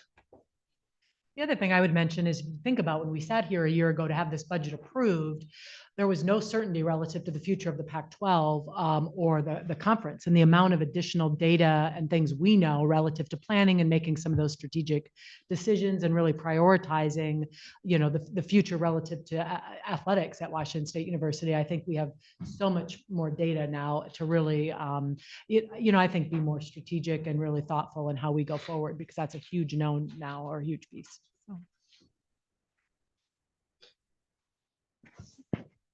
So I really appreciate where we're at and the report. I have kind of a pretty direct question. The last couple of years, we have not been able to maintain our budget, and we've been over budget. And so I'm looking to the two of you to ask your confidence in being able to stay within this budget through the end of this fiscal year. Be direct back. I wouldn't sit here and say, I think we feel really good about it. I mean, it's, to be honest, when we're discussing resources, for athletics, we understand that with that comes a tremendous responsibility and, in making decisions to be within those resources. So as some things have come up that were unexpected, one way or the other, we know we need to adapt and, go for basically a second year in a row of really landing within, balanced again. So it's extreme priority. And I just didn't want to say first in case you had any hidden concerns or anything, but what John said is absolutely true. We wouldn't sit here with these numbers if we didn't believe in them. this is all the information that I have available to make our best forecast based off of the known items that we have. Or anything outside of our control. But I also want to make sure that the Regents understand this does not include any of the changes that could happen with the settlement of any of the pending issues with the Pac-12, particularly for the schools that are coming in from the Mountain West. So that is a TBD here still. And we've known that could be up to a $10 million shortfall this year. And that is not reflected in this. Well, I appreciate that clarification. I think it's an important one. As I understand, what we can control and what we can influence is what we see on the screen. And I really appreciate the two of you and your response. This has been a really difficult year when we have a conversation about athletics funding, particularly at this table. And our commitment to athletics has been called into question. And so doing a mid-year investment is not something we should or can continue to do. So I appreciate how that has helped, and recognizing as we move forward, we can't continue to do that. So the confidence in maintaining what we have, which I know, I mean, I hear from donors, and we have a very passionate group of alumni and fans. And my challenge back to them has been not that the institution would add significantly more funding, but that they can show up and help us. And so just really feel like we need to say and name out loud, this is a tough budget, I recognize, and I don't know that it will get much better from my perspective. Also, from my perspective, I do not ever want to see us look at another mid-year investment, despite the different changes that happen. I think it was really hard on the university to do something like that. I understand that it was needed, advocated for it, but I'm glad to hear where you think we're going to end up and confidence in that. One point of clarification after I answered it so directly, not that my confidence is wavering, but just to clarify on that, my intention is for us to land this budget neutral. While we may have some revenue sources, if we get some support from external areas that increases the revenues, we would match those with expenses. So while we may have some upside in revenues and some movement there, I'm confident that we can land in a neutral space. Great. Thanks for the clarification. Maybe one more question from Regent Hunt. I guess I've got a couple more crystal ball type questions here. One with TV driving what we do, and especially football. Night games are troublesome for people to travel to Pullman. We've talked a little bit about what we do with housing and stuff, but I've wondered if you've looked into the crystal ball as to what we do with night games to try to get more attendance. And the second one, I'm a season ticket holder in football. I chose not to go to the bowl game this year because it was, most of our players were not starting. And I think that's been a real impact. And I assume that's part of the impact on our bowl game as well. And I know we're all working to try to get that clarified and changed, but Yeah, those are excellent questions. I think to your, I'll answer the second one first. I think that the NCAA, college football generally, has a real challenge before them to adapt to some of the, ripple effect that they're starting to understand with the windows of the transfer portal and, the landscape as it's changing. So that's something very definitely being discussed nationally, because certainly every institution is feeling it. I would say in a lot of cases, we had more players available for the bowl game than a lot of other institutions did.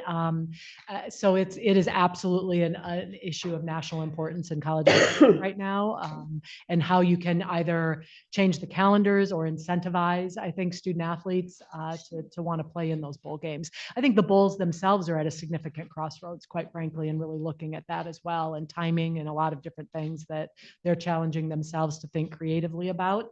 As far as the night games, I think the most direct way I can say that is it's a reality, probably most likely for, half of our home games going forward. I think that that's something we have to look at relative to maximizing the television exposure in the windows, which helps generate revenue.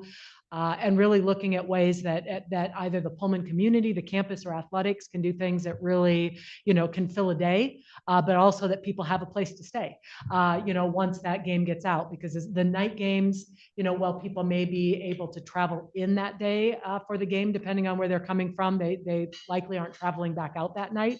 So that's one thing we're really looking at, is really expanding opportunities, and also game day experience, quite frankly, and amenities that really make people excited to go to those games, no matter when the kickoff time is.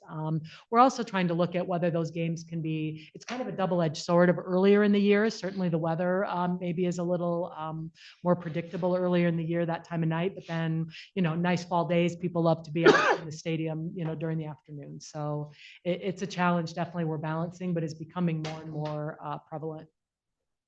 And I guess one of the other things is we hear, well, let's go to 9 o'clock in the morning games. And I don't know if we want to, I think that's more East Coast, but maybe will impact us too. Well, and the interesting thing there is I think just understanding how much happens before the team actually takes the field, that it would be so difficult relative to pregame nutrition and just a lot of those other things. But I hear what you're saying. I mean, it's. One of the things we're also exploring, though, is because TV is going to dictate those games, and given the revenue attached to those and their ability to force on brand, it's very important that they put us in time slots that we think we can get the most views nationally. We're also looking, okay, if we've got a significant amount of day space there while Coug fans are in town, how do we make it a more comprehensive Cougar fan experience with other events, sporting events, and put it into more of a package.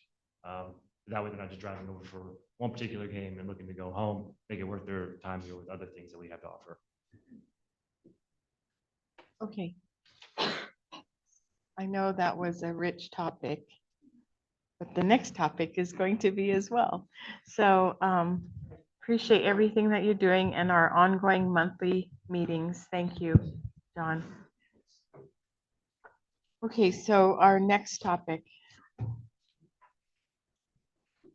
Government relations, state and federal budget update. Are you ready? I'm ready. Okay. I think we have some slides. One of these days I'll get them. Sorry, I didn't introduce you properly. I'm thinking that long titles at this point, we're just gonna. I'm Glenda Becker-Fenter, Vice President for External Affairs and Government Relations, and I'm saying this into YouTube so folks know. I'm going to start with a quick overview on what's going on in the state. And honestly, I'm going to keep my overview fairly quick this morning because I think the most important conversation we can have is about what the impacts are here at WSU through our Vice President of Research, Kim Christian. So we are very close to the end of our state legislative session. It's scheduled to end on the 27th of April. Not much has changed in Olympia at this point. There are discussions now, continue to be new discussions about revenue packages that are going to be considered. We're keeping a really close eye on those. At this point, our first and initial concern was about a potential payroll tax package that would be impactful to WSU, but at this point, that payroll tax was not included in the revenue package they're discussing right now. There are other issues that could impact WSU in this case, so we're keeping a pretty close eye on this, but we're looking at about $12 billion in revenue through the current proposal that was released very recently over the next 4 years. Some things that we're noticing in Olympia right now is that the legislature is it's very, very aware of what the impacts are that are coming from Washington, D.C., and how those are also going to impact Washington State. they're also starting to recognize, thanks to our advocacy team and Olympia, the impacts that all of this is going to happen internally at Washington State University. So we're keeping, we're actively working with our, as much as we can without getting in the way of everything, as they're having their conversations with what I call the four corners negotiators in the capital operating budget, negotiating right now. We're trying to keep engaged and active with conversations with them. One thing we really are trying to do is ensure that any kind of prescriptive cuts that WSU might face, or any kind of potential cuts that WSU might face from the state legislature, do not come in prescriptive cuts. So we're working with our operating budget leaders to ensure that, or to advocate for us having just a percentage cut and not prescriptive cuts. We're also talking to them about provisos and seeing if there's some provisos that might have been implemented in previous years that we might be able to rescind that might be helpful for us. On the capital side, we're feeling fairly good about this, but it has been a little bit of a challenging year because we have a lot of new leaders on the capital budget committees. A lot of the reasons why things aren't being funded as high is because folks are looking at our enrollment, and we've had this discussion. We'll continue to have this discussion with this, but we're feeling fairly good about this. I will point out, since we're here on campus, the Spokane Team Health project is being funded right now in the House at $37 million. So they're trying to negotiate that between the two, and we've been working very closely with facilities and administration on this. Go to what's going on in DC, and honestly, I'm going to let, when we get to Kim, I'm going to let her really talk about some of these issues that we're digging into. This is just kind of an overview of where we are right now with all the changes happening within the administration. Kim will go into details on the F&A issues and the impacts to our federal grants, but there are now 124 executive orders. This is new. So a new number of executive orders that have come in. We've been working very closely with our international programs on our student visas, and actually there are 3 students now since when we submitted this last week that have had their visas refilled. So, and there's a lot of this going on. Our federal team is working directly with our associations on this, our consultants on this. We are actively engaging with our congressional offices, really trying to explain and understand and partner as much as possible with our federal funding partners that we are collaborating with in the state to address some of these issues. But this is continually changing, and we will see a lot more of this coming forward. One thing I will say, and I'll go into this in the next slide, is that despite all of this, we are still looking at FY26 in Washington, D.C., and the appropriations process for FY26 is going to start in earnest the first part of May.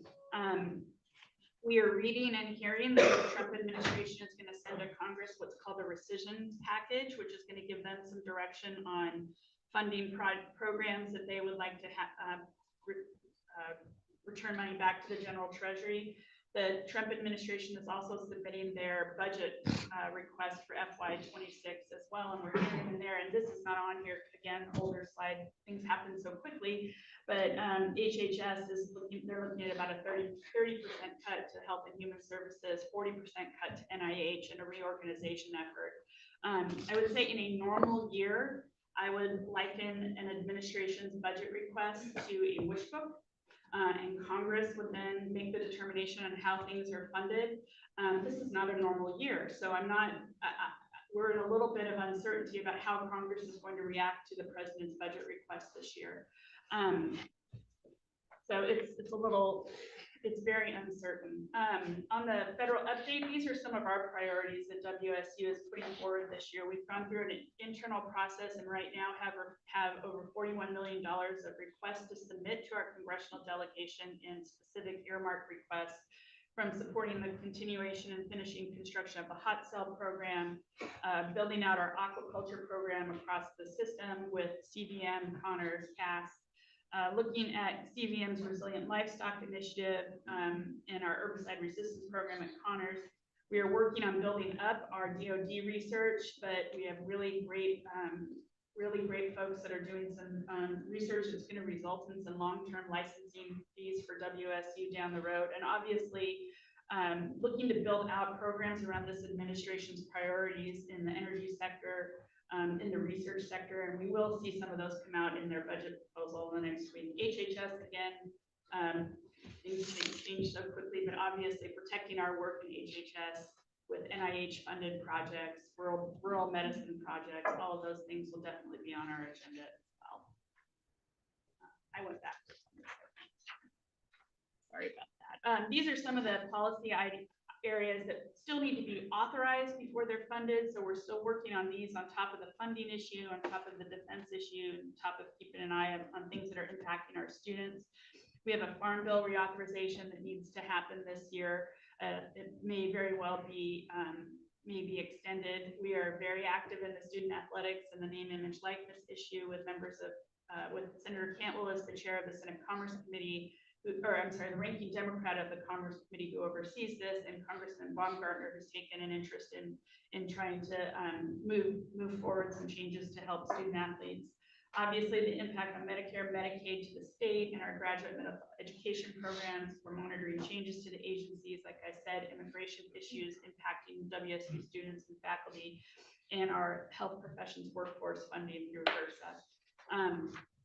There's a never-ending, changing kind of environment right now in DC where things are happening on a daily basis. But I did this in March, and I'll do it again, but I just want to call out our team, Jake Dowd, Bethany Johns, Chris Mulick, Connor Haggerty, all of their work in this, because it's been a tough year for folks. So happy to answer any questions before I turn it over to Kim.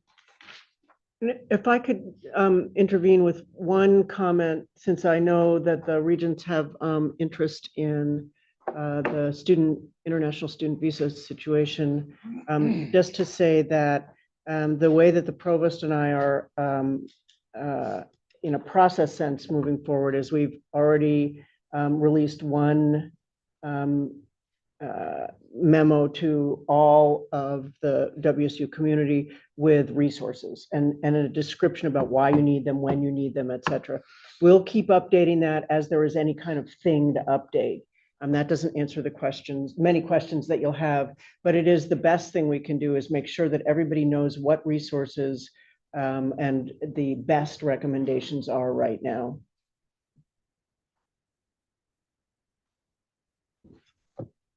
Okay, thank you.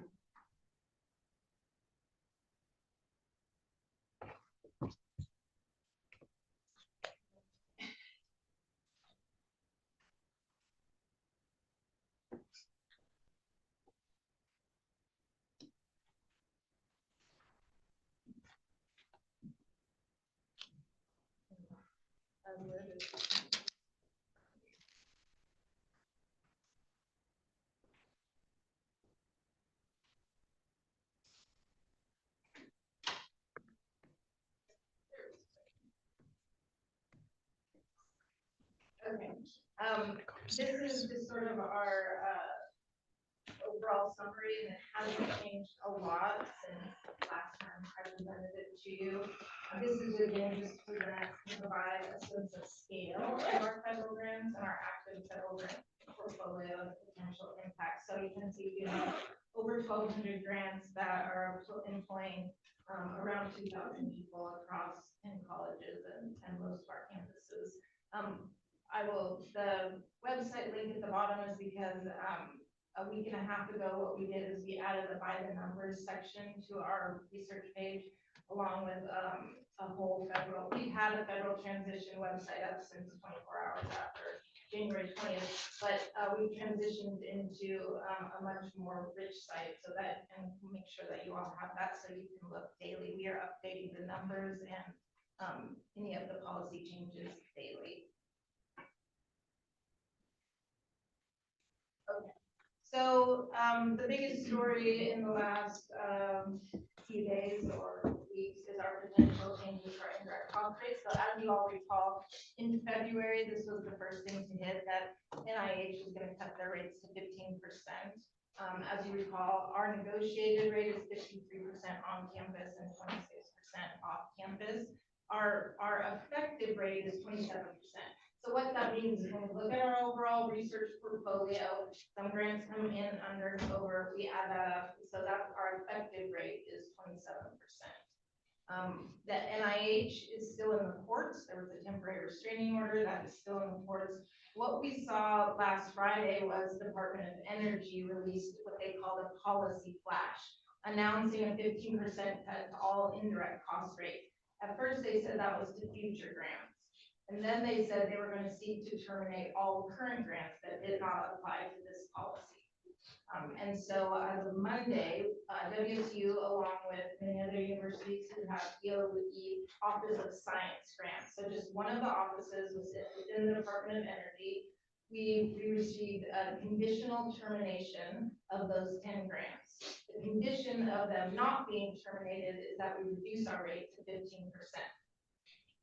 This, as of yesterday, there is a temporary restraining order, so we have not done that. We had 2 grants that were submitted today to DOE, and we're following the NOFO, which says that we need to apply our federally negotiated rate. So we did apply those at 53%.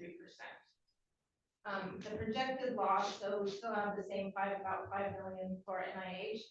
For DOE, that's around 3 million. That's annually. So at where we're at, if this was to go to 15%, then we would look at that 3 million annually. And I'll get into a little bit more of the details around some of the rest of it later. But as you heard, our overall F&A in FY24 was around 44.5 million. We had been tracking about that same rate or a little bit above for FY25. We're still in that, but we have to see where this lands in terms of what, I'll have a slide in a minute, what grants actually do get terminated, if any of these 15% ones go into effect. We just don't know what's going to happen at the moment. We are tracking the Department of Energy risks quite closely along with other things, but in terms of the Department of Energy, we are looking at the risks that it poses to our current grant portfolio. The Department of Energy is one of our top federal funders. About 10% of our total research dollars come from DOE. Projects that you've all heard of including bioenergy research, grid management, advanced materials, and of course our nuclear sciences, including our hot cell. It's recently reported, as Linda was noting, that we're going to see we could see major staff reductions in DOE and the potential either closing or reducing of many of the departments within DOE. So what we did is we did a risk analysis to look at these departments and their potential cuts, particularly in our research strength area and our past awards. So there could be about $17 million of current DOE grant funds that could be at high risk. I'm leaving out for the moment the hydrogen hub, and that is under, because we are a sub-recipient to that grant, but that is also in uncertain territory at the moment from an email that we received 2 days ago from the leaders of that project. They're still waiting to hear from OPEC.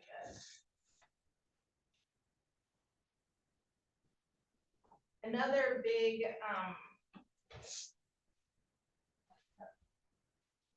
call it. There we go.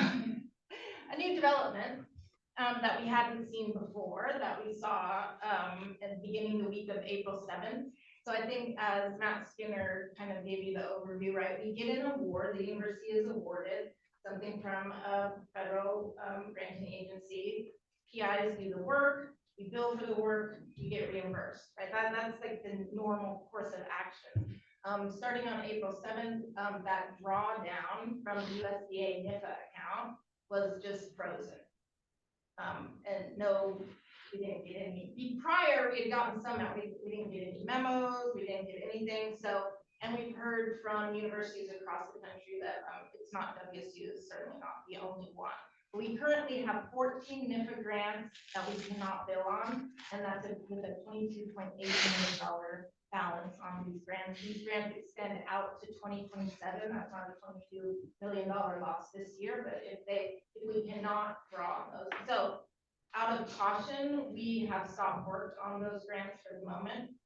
At this stage, we don't know the purpose of the freeze. We do know that USDA is also on the chopping block in the federal government's new budget. So I want to give you an overview of where we are with all of these different stop work orders, terminations, etc. So including the 14 NIPA awards that I just discussed, there are currently 20 awards from different agencies under stop work orders with a total balance of around $23 million. That's what's remaining in their budgets. The outstanding receivables, that is what we billed for, but what you have not received, is around 650,000. Almost all of that is related to the NIPA freeze. If I had given you this report on April 6th, these numbers would have looked a lot better. Since January, though, we've also seen 10 awards that have had their stop work order rescinded.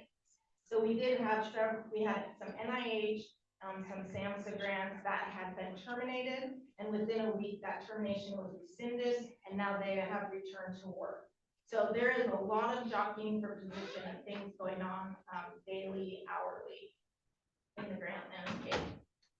So that's where we want to talk about our terminations then. So we have, as of today, I haven't actually checked my email, but as of last night, at about 8 o'clock, we have 11 awards that have been fully terminated, and we have 2 partial terminations. So now we have conditional terminations on the DOE. That means if we do something, we could potentially get those back. We have partially terminated, which are 2 CDC grants that relate to COVID vaccines. As if you take that part out of the grant, you can continue with the rest. So those are partial terminations. And then we have the 11 full terminations that are just work is stopped, including that one IMLS grant is the grant that I'm a PI on. So we have about 3.4 million of the 3.9 million of those awards terminated are from those 7 USAID awards that we saw terminated quite quickly in early January and early February. We've continued to see payments on the USAID ones, so that is good. We have continued to, so that drawdown on what they did owe us, we have been able to see that.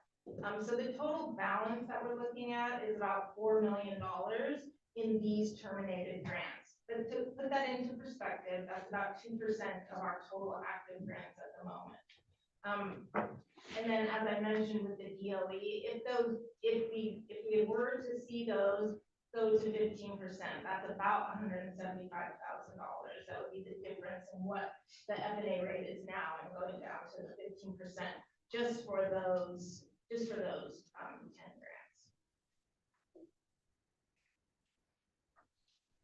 All right. So what's our impact on federal awards? I think President Cantwell and Provost Riley Tillman brought this up. Overall, the cumulative value of our awards are up 12% from FY24. But since January, we've seen a clear impact on the number and the total value of awards coming in. This has significantly dropped since January.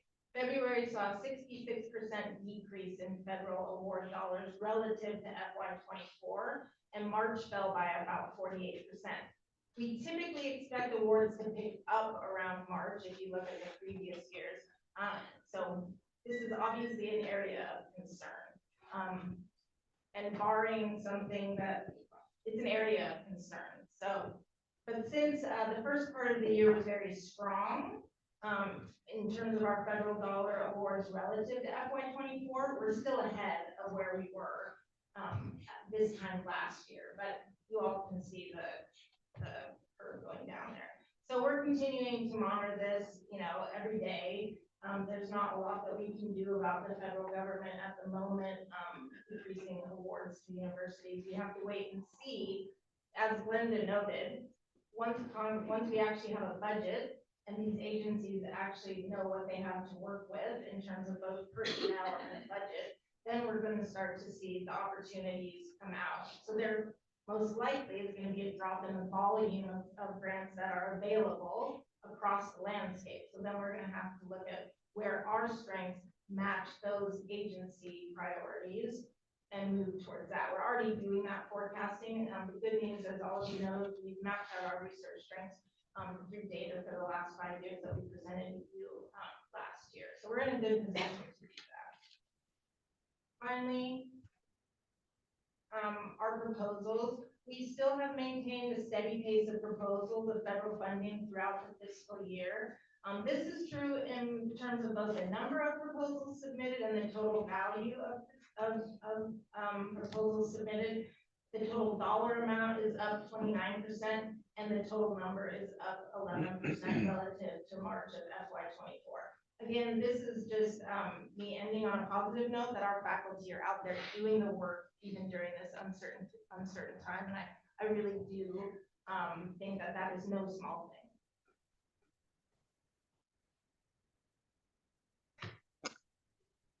I have a couple questions. Similar to, I think, the way in which research dollars work, consulting, you bill an hour and then you go and you collect that hour and then you make payroll. What are the implications of stop work? We certainly, in the work that we do, have experienced stop work, which for us is if I'm not able to bill your hour, it's difficult for me to pay your hour. So can you speak to any of the stop work and how that affects productivity? And it looks like folks maybe are transitioning into proposals, so they're doing different work. Yeah, and as we recall, this is still a small percentage if we're looking right at the total number of grants. We have 2%, so we're not dealing with a lot. We have those 14 NIFA grants, and that's the most concerning at the moment because we don't know if there's. I mean, we have stop work, but we don't. Is there a stop work order? Are they terminated? Is the system just not working and we're going to be able to draw down later? Those we don't just know. So yes, in that instance, then work gets put on hold. Some of that research could be damaged. Most certainly we have to look at who's being paid on those grants and can the units afford to keep paying on those, paying for those employees. Those are the questions that we're wrestling with at the moment. On the other one, so I'll use mine as an example, there was a shortfall. So I'm using some of my personal F&A to pay the shortfall of one employee that we had on that grant so that they can be paid out for the work that they did. But we are right now, those types of decisions are being made at the unit level. You don't have a university bucket of funds to be able to, Leslie can, right? Like if I said so, then I'd be and there is no bucket of funds there that we can cover this. So we are looking to the units to cover. And so what is the amount of the unbilled that we won't receive? Some of that is still unknown, but the good sign is at least with the USA grants, we have been able to bill and draw down for that work that we did, even though those grants have been terminated. And so we will see with these other terminations if that is also the case. But I guess to answer your question directly, that research won't be able to be completed, and there will likely be employees who lose all or part of their job. No other way to say it. Regent Wright. Can you give us some read on the response, reading the room with our congressional delegation? Actually, Senator Murray is on campus in Vancouver today, and one of the things that we highlighted with her was something that Leslie actually brought up was some of the animals we're using for research and the impact that the F&A changes would have there. So she was looking at some of our zebrafish and was looking through them in a microscope and understanding what the purpose of the research was there. So, and I would say actually, without exception, every member of our congressional delegation, no matter what their party is, has been open and willing to not only listen to us, but to engage on behalf of Washington State University. So, you know, these are jobs in their districts.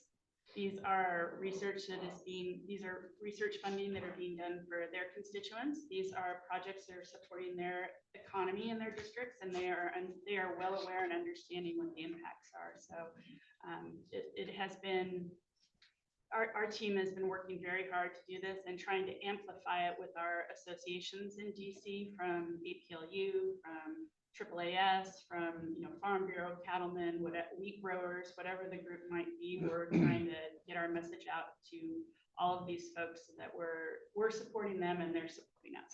Thank you. You know, as a state land grant university, our research is from the ground up. Our research is in every county in this state, and it works out from Washington to the world. So everyone is affected by it. And I just want to also touch on something that Provost Riley Tillman brought up. You know, some of our obligations we can't easily move away from. We have a select agent program, or we have pathogens that, you know, that we and biosafety concerns. We have nuclear regulatory obligations. We have a state scope license. We have animal care and well-being that we can't easily pivot away from those, right? We will have to pay for some of that. We can't not do it. Okay. Oh, I have a couple of questions. Regent Vogel. Kim, I was just wondering, as a PI now being impacted by this, if you'd be willing to share, I mean, we're seeing the numbers, but any personal perspective on. I don't really want to make it about me. I think the perspective is from every PI is that this is your life's work. This is the reason you stayed in grad school. This is the reason that you're in academia. You know, it's not for the fame. It's because you fell in love with something and you wanted to make a difference in the world. And you wanted to do something that impacted people, and now you can't. And the reason for that is arbitrary. And so it's just a bit of a cognitive dissonance. I did text a friend and I was like, I'm watching this happen. It did take the wind out of my sails more than I thought it would. And I think it is because I spent 20 years of my life doing this. And for someone to say your work no longer is a priority to our agency is. Yep. Yeah. Regent Pico, did you have a question? No. Okay, so, okay, Regent Hunt. I want to go back to the state for just a minute. You know, I go to the internet and I pull up the newspaper, whatever, and there are all these ads that the other guys are putting on there about state budget going up, state budget going up. However, there's never any comparison to the costs that are going up. And, you know, previously we heard that, you know, our costs are up 13 to 16%, but yet we're facing a budget cut. And I would hope that, you know, the budget circle that you have, if it's late in session, obviously, but we ought to be talking about what the costs have gone up. Maybe you are, I'm not in the room anymore, so. No, there are definitely conversations, Regent Hunt, about the costs of the costs that we're facing, not only to support our students, but on the actual operating part of the institution. And, you know, I said this in March, but the vice is real, right? I mean, the state, federal, and internal stuff as we try to get all of our budgets aligned. And I think that message is starting to resonate in Olympia, but there are a lot of, as you probably recall, just, you know, we're one of many people coming into the halls of our state legislature trying to make our case. And we're, you know, our team is up there every night, including that in their advocacy for sure. They're hurting cats. Cougars, as we like. Yeah. Thanks very much. Appreciate all of the dynamics that you're staying on top of. So I think we'll conclude this segment. I would say one thing, Regent Reynolds, I'm going to be here. I have to leave for a little bit, but I'll be back. If there's any other questions or comments you want to share with me about this, I'm happy to have further discussions today. Great. Okay, so Chair Shower, here's my suggestion. We're a little over. Both Chancellor DeWald and Dr. Record have agreed to stay later. If we could conclude with Regent Cerna's report quickly and then move to a break and maybe perhaps return earlier. So Regent Cerna, we have an information item on the ad hoc committee update. Yeah, this can be pretty quickly. We have completed our information educational effort here regarding informing the Board of Regents and hopefully educating them about the budget process as we get ready to approve the budget for this year for the first time. And we started in November. We've had all of our sessions. I guess the one question that I think we might want to consider is that is there anything else that the regents might want out of this that we might not have touched on in going through this process? So I don't know if that's something that you want to just contemplate right now or a bit later, but I think that's one question that we going ahead? Have we done enough here to provide the information and education? And Leslie, is there anything else you want to add to No, I that? appreciate that. I think this is, this committee, this ad hoc committee had a very defined charter, which was to do the region education to get you ready to approve the budget for next year. I think that we've all recognized this is an ongoing process, that you will never be fully cognizant of every single thing the university does. It's a very large, deep, $1.3 billion entity. So education is going to happen at any time throughout the year, but I think what the committee's work was is concluded. We have you satisfied. It was really interesting. I had the opportunity to meet with Regents Hunt and Wright yesterday as their orientation, and Regent Wright asked me this great question: should I be ready to approve the budget? And that's going to be really up to each one of you. The reality is, and I'm glad that I have the senator here to help me back this up, you're not approving the budget that the Department of English has to hire faculty to teach English 101. That's not your role. You're in a governance space. You have entrusted the university's president, the university's provost, the chair, the dean of the College of Arts and Sciences, and the department chair to make that decision. What you are ultimately approving is the incremental change from year to year, or the decremental change from year to year. And what we have pledged to you, and we did it last year, is we're not going to do an across-the-board reduction, across-the-board increase. That's not the way this can work. Ideally, what we have in place is a strategic plan, and the operating budget is how we operationalize that strategic plan. So when we can get to that point, that's where you should feel fulfilled in what you are doing in improving the university's budget. This really is the step to bring together the fact that you have always approved what we asked for the state. You have always approved what we asked for, student tuition and fees. We've never combined that for you, and that's what we're doing this year. So it will be an education process forever for the Regents, but I think in the space where we are this year, we've done what we asked. Thank you for that. And thank you for the explanation. And also, I think it's also important to acknowledge, as we're hearing all of this, that there's a constant change and there's a lot of fluidity going on here, which we've been dealing with as we've gone through this process, and even taking the time as we had the special budget session and all of that. So I think we can expect there to be more information and education here in the future. So yeah, that's my report. Thank you, Regent Sarah. Over to you, Chair Shower. I just want to add that I really appreciate the work that has been put into this process of education. I also appreciate, Leslie, kind of the clarification of roles. And I think there has been assumptions made in terms of the Regents' role relative to approving a budget. In addition to the board having this education process, I think we've all been committed to transparency around the budget. And this is a major milestone moment for us to have spent all of this time, which we live stream so other folks can review and are able to understand a little bit more. But it's also an opportunity for us to continue to have that open dialogue and that transparency around our operating budget. And not just focused on one specific area. So to Leslie's point, it's tuition, it's state priorities, and it's athletics. We continue to be looking at athletics, which is a pretty small percentage, although an important one, of our entire budget. And so this helps us to, I think, take a bigger step back rather than just focus on a couple of key areas to look holistically. That budget document is online. It has been online. It is a draft that continues to evolve. And so as I hear criticism about our budget transparency, I would just continue to say all of that is available. There's really great work that Leslie and her team has continued to do. It's not new this year. It's just, I think we're paying closer attention together. And so that leadership, that approach, that patience with us is really appreciated. So thank you, Leslie. One last thing I just want to say is thank you to Leslie and the staff for all of this process and kind of, keeping us in line on this whole thing. I appreciate that very much. You've been great.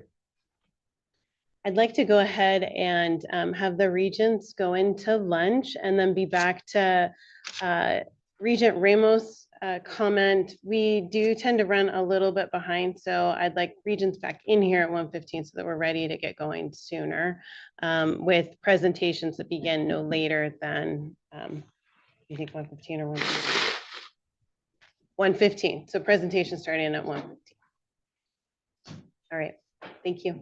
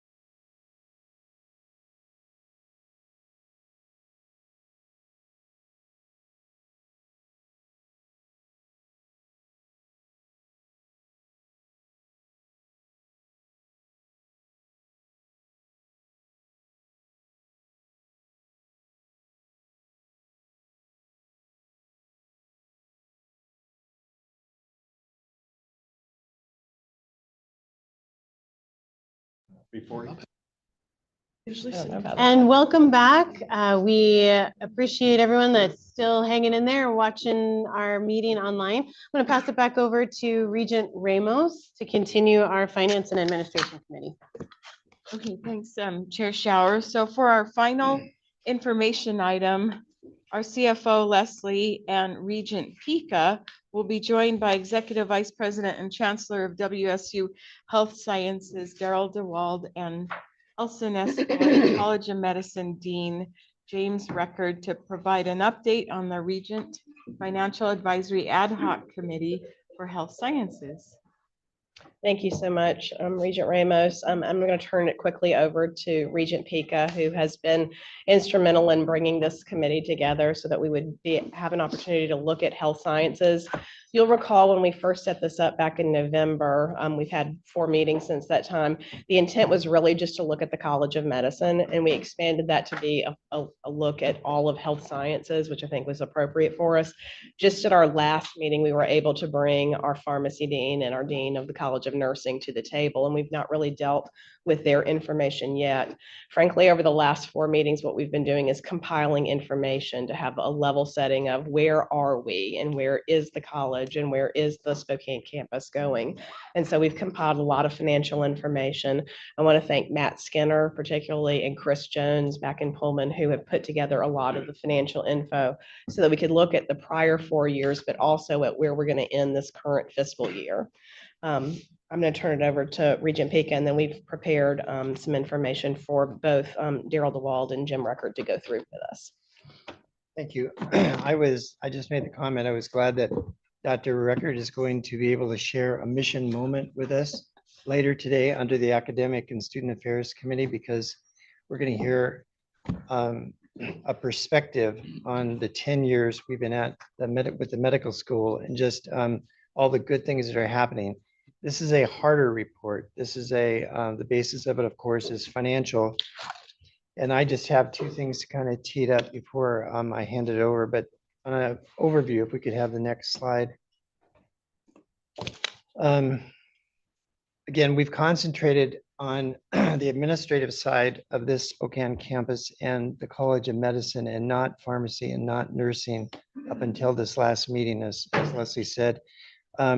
As we would expect, there's many demands on the campus and the colleges, which include, there's a growing demand for just the overall costs, basically the basic costs, the external market forces with regard to the clinical rotations, some of the legacy programs that we have of lag behind. You think of some of the clinics, there was mention of that this morning earlier, such as autism, speech and hearing.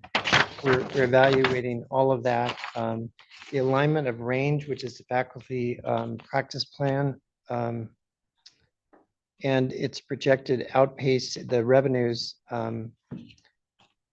There's a deficit basically, and we're looking at different options of how we go forward with that.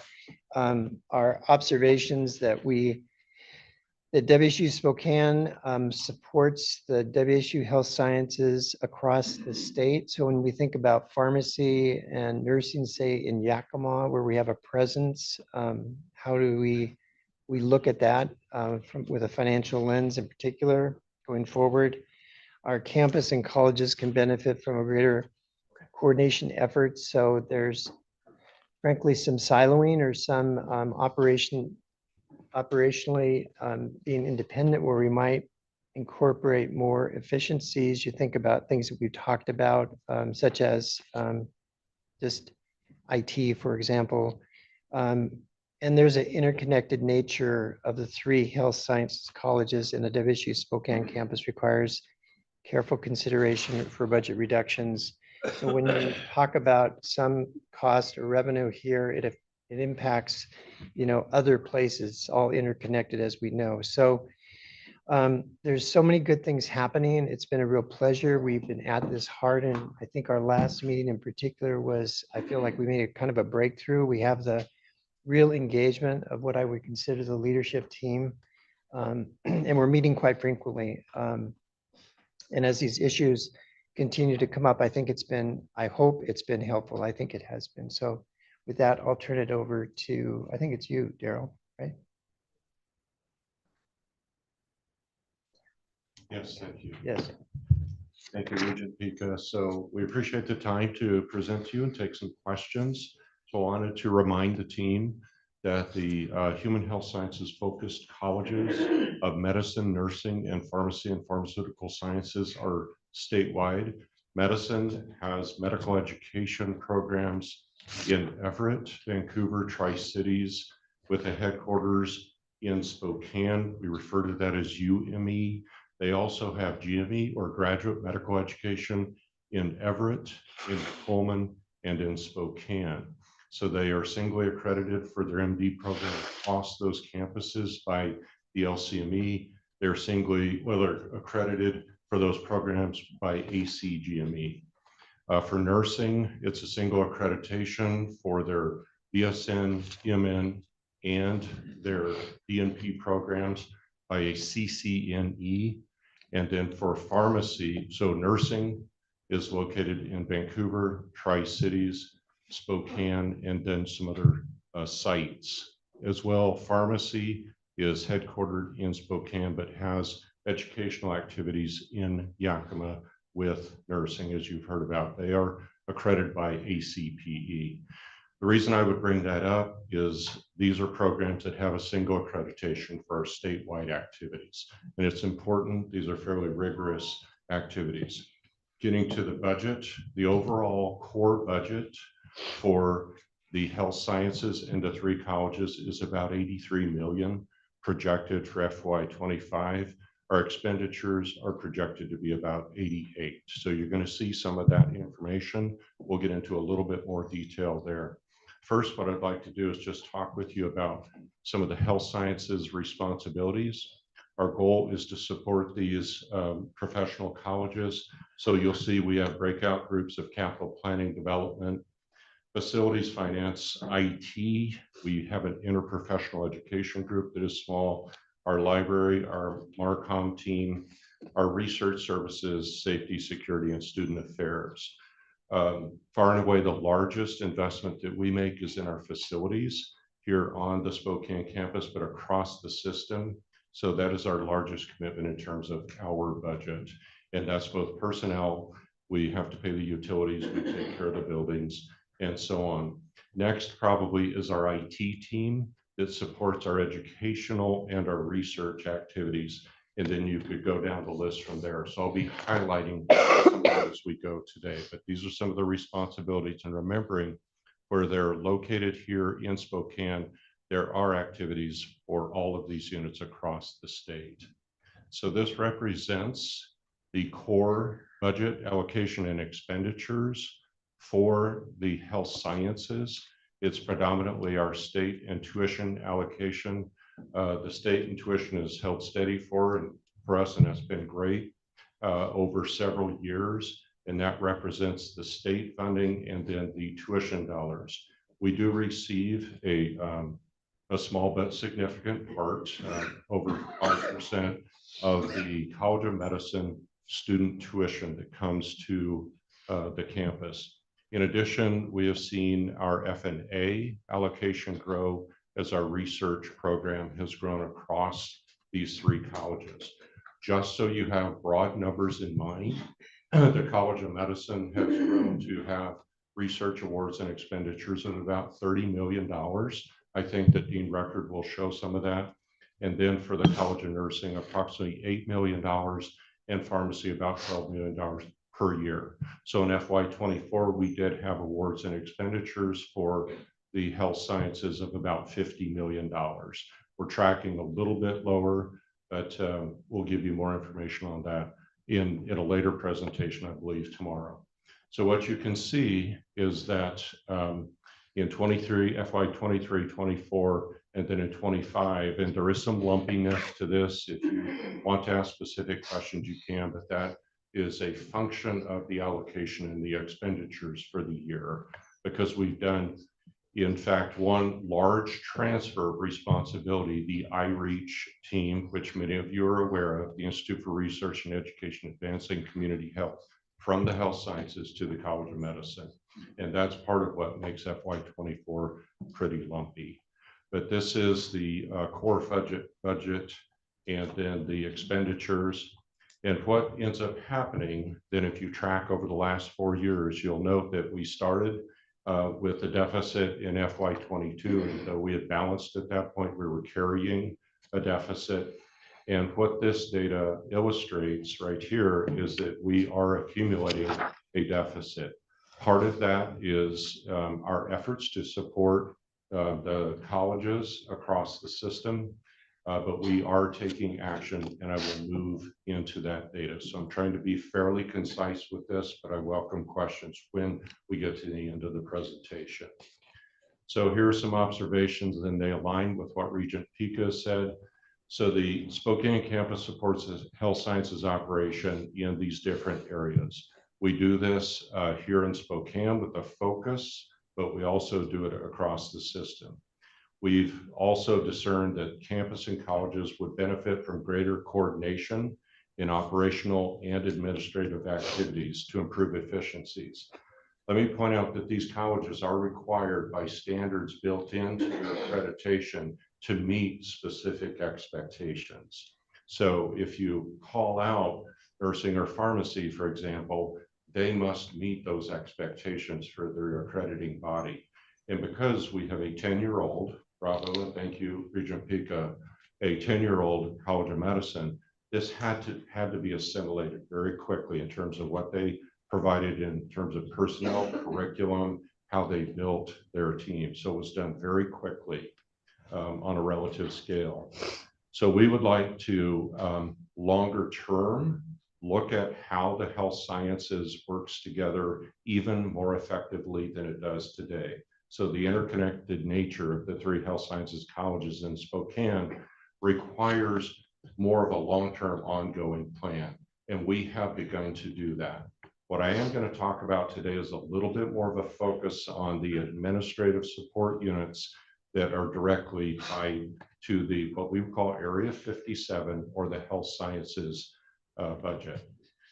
So we have begun a comprehensive program review process. This is part of our optimization, and we focused on several units. A couple of those I've already called out to you, and one is with the IT services. This is a coordinated activity between Leslie's team and VP Tony Opine and our team to really look at our IT personnel and services, what we provide, what we could do better, where we might be able to share services, both with the Pullman Central team and where we might be able to work more effectively with the colleges. And what that revealed is there are some opportunities to do so. We even have some of these excellent colleagues in the room, but we have met with our IT team and we've talked about how we'll move forward. And we will see an operational reduction that will impact that team. The goal is to not negatively impact the colleges of medicine, nursing, and pharmacy and pharmaceutical sciences. A lot of our IT team supports that $50 million a year research program. So we just have to be cognizant of that. And then the infrastructure and the architecture that was established over the last few years is to help the educational programs with a bit of a focus on the College of Medicine. So we will be moving forward with the plan. We've communicated with colleagues, and we're working closely with our HRS leadership. In addition to that, we're looking at our research support and service. And here on this campus, we have a number of core services that are used to support the researchers that are in medicine, pharmacy, especially, but to some degree, nursing as well. So we are looking at a downsizing, scaling down of some of those services. VP Kristen and I are talking about how we might connect some of that more closely with what is happening in Pullman, and that we would just be thoughtful about not impacting the research activities in the health sciences here. So that is underway. We've also done some modeling with our student affairs, and there again, what we're looking at is what the colleges need and what we are providing. And there's some key areas that we need to be very thoughtful about, including the reasonable accommodation for our students, some counseling services, some support services for onboarding, other things that we'll keep an eye on. Then we get to the facilities and operations, and we have modeled some pretty significant changes here. And we're considering how we will keep the facilities in good shape and support folks, but also how we make changes. One thing that we've done pretty actively, when I came on board several years ago, we were leasing a lot of space off campus, and we're trying to draw that back here in Spokane.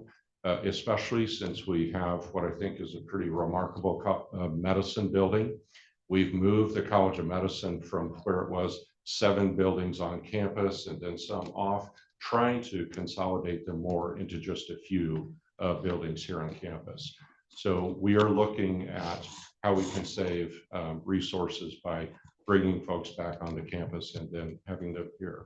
So this is all underway. I would say that you will probably be hearing a lot about this as we move forward, but we wanted to give you a sense of what we're doing. The administrative review process, and here what I would say is we have academic affairs, research, and student support services that will require even a deeper conversation with our colleges. We've currently made the decision to establish I'll start with research, a little different structure here with the health sciences, where we will not have a vice chancellor of research, but we will have an interprofessional or research team that works together. And again, VP Kristen and I've talked about this. I've talked to vice deans and associate deans in the colleges and the deans. And what we're going to do is establish more of a team activity, and we will displace the VCR activity. In a similar way with the academic affairs, we've chosen not to have a of academic affairs. We're trying to build a team that is based on the academic leadership in the colleges. So it's a shift, but it will allow us to streamline some of the folks that are involved in these processes. And then the student support services, I've touched on that, but we will need to really look into our future and evaluate and commit to what we need to have, but also probably streamline some of what we are doing. So what I'd like to do at this point is go ahead and turn it over to Dean Record and let him continue. If you have questions, we welcome them, but I'll have Jim give us some insight about the College of Medicine.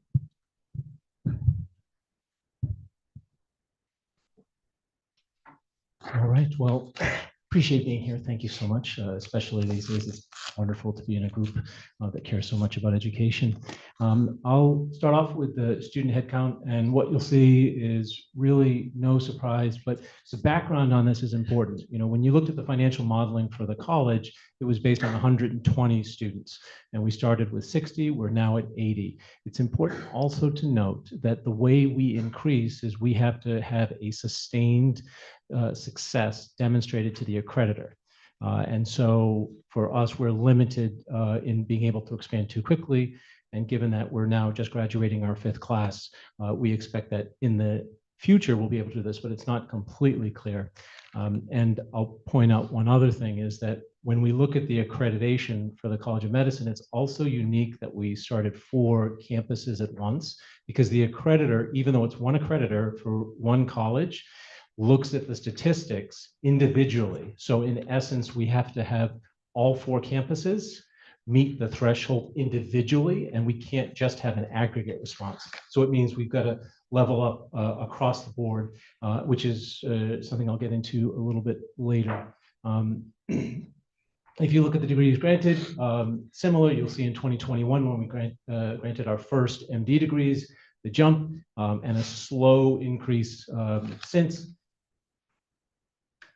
And as you look at this slide, it's also important to note that where you see the support and the staff levels on that FTEs to the right, we have to keep in mind that we have a community-based medical school, which means that we have 2,000 volunteer faculty that the staff has to support. So when you look at the ratio of what they have to do, it is not quite as simple as the employed faculty. And so for that, that ratio is a lot lower from the staff to, or a lot higher the staff to faculty ratio.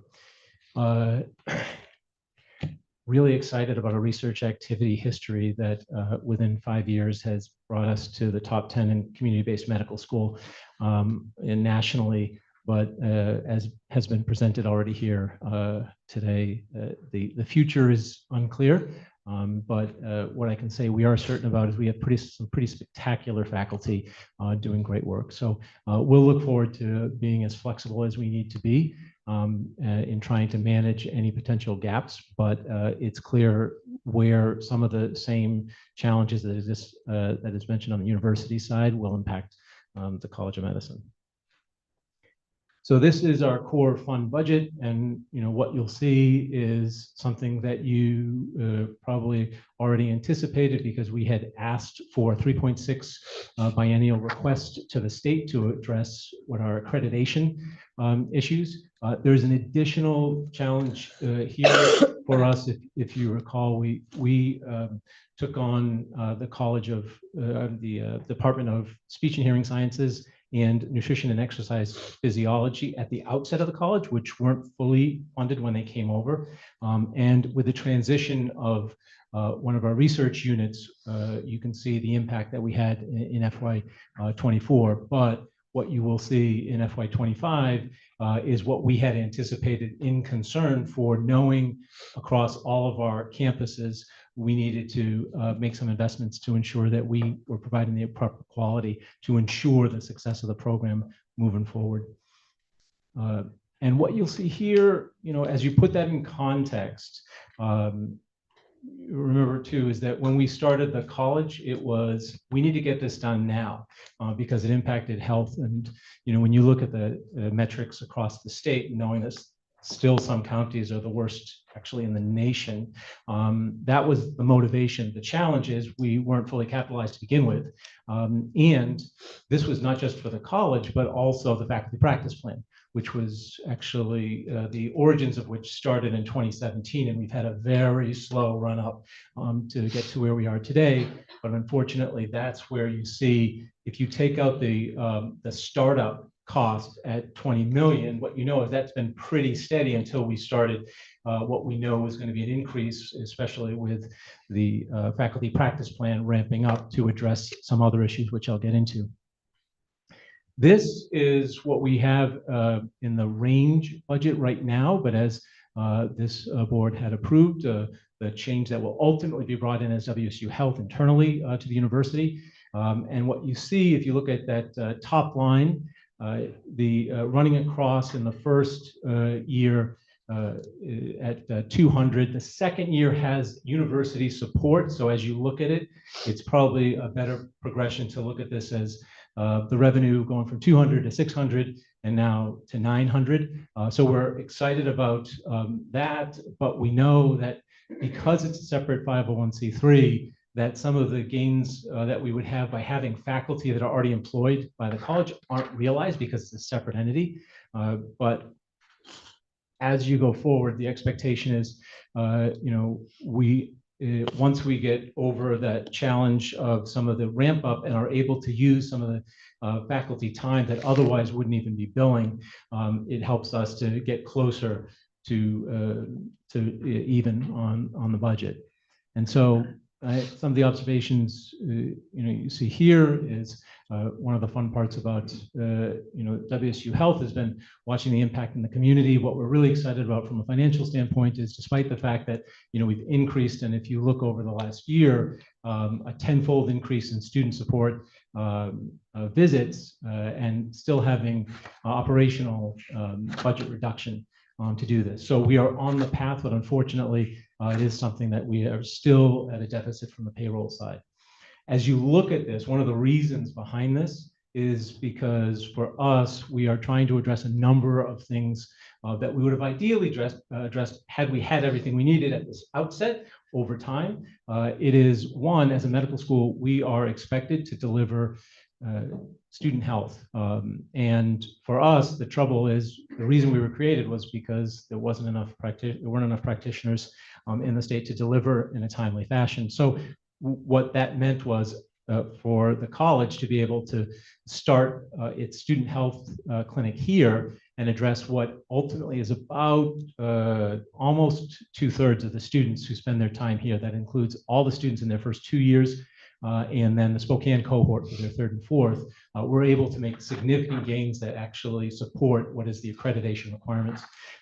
In addition, we have challenges in a state like so many that have been impacted by the pandemic, with challenges with rotations for students and residents, and the ability to create that faculty practice plan to allow us to be able to place the students and avoid some of the challenges where some of our partners have had major impacts and have had to cut programs. That can't stop us from delivering. And so this creates some resilience for us.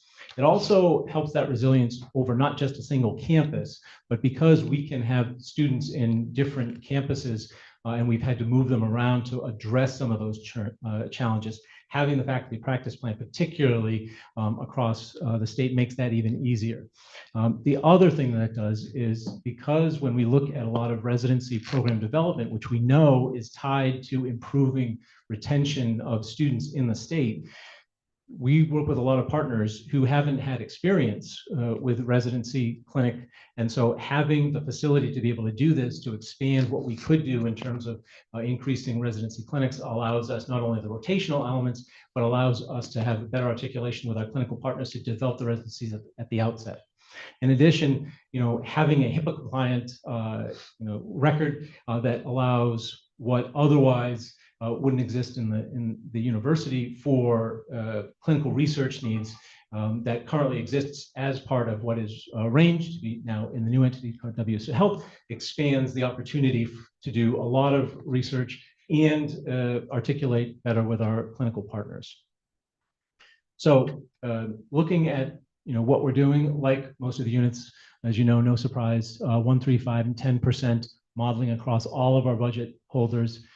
Looking at organizational changes to assess what the optimization is. We had started this, frankly, before this budget cycle, knowing we have plenty of things to do, especially with the 3 regional campuses, to make sure we're improving the program across all of those areas.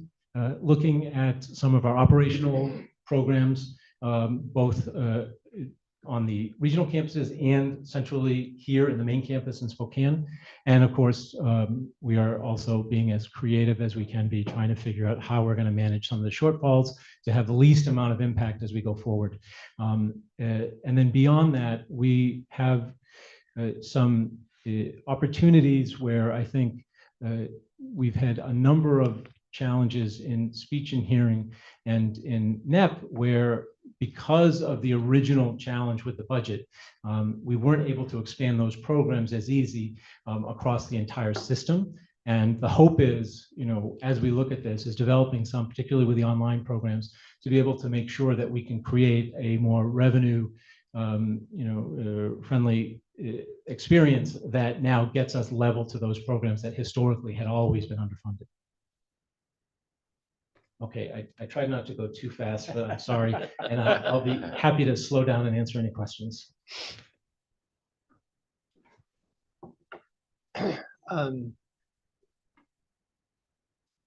So it's financially, it's getting an alignment, and how do you feel about, like, what's this look like, 2 years, 3 years down the road?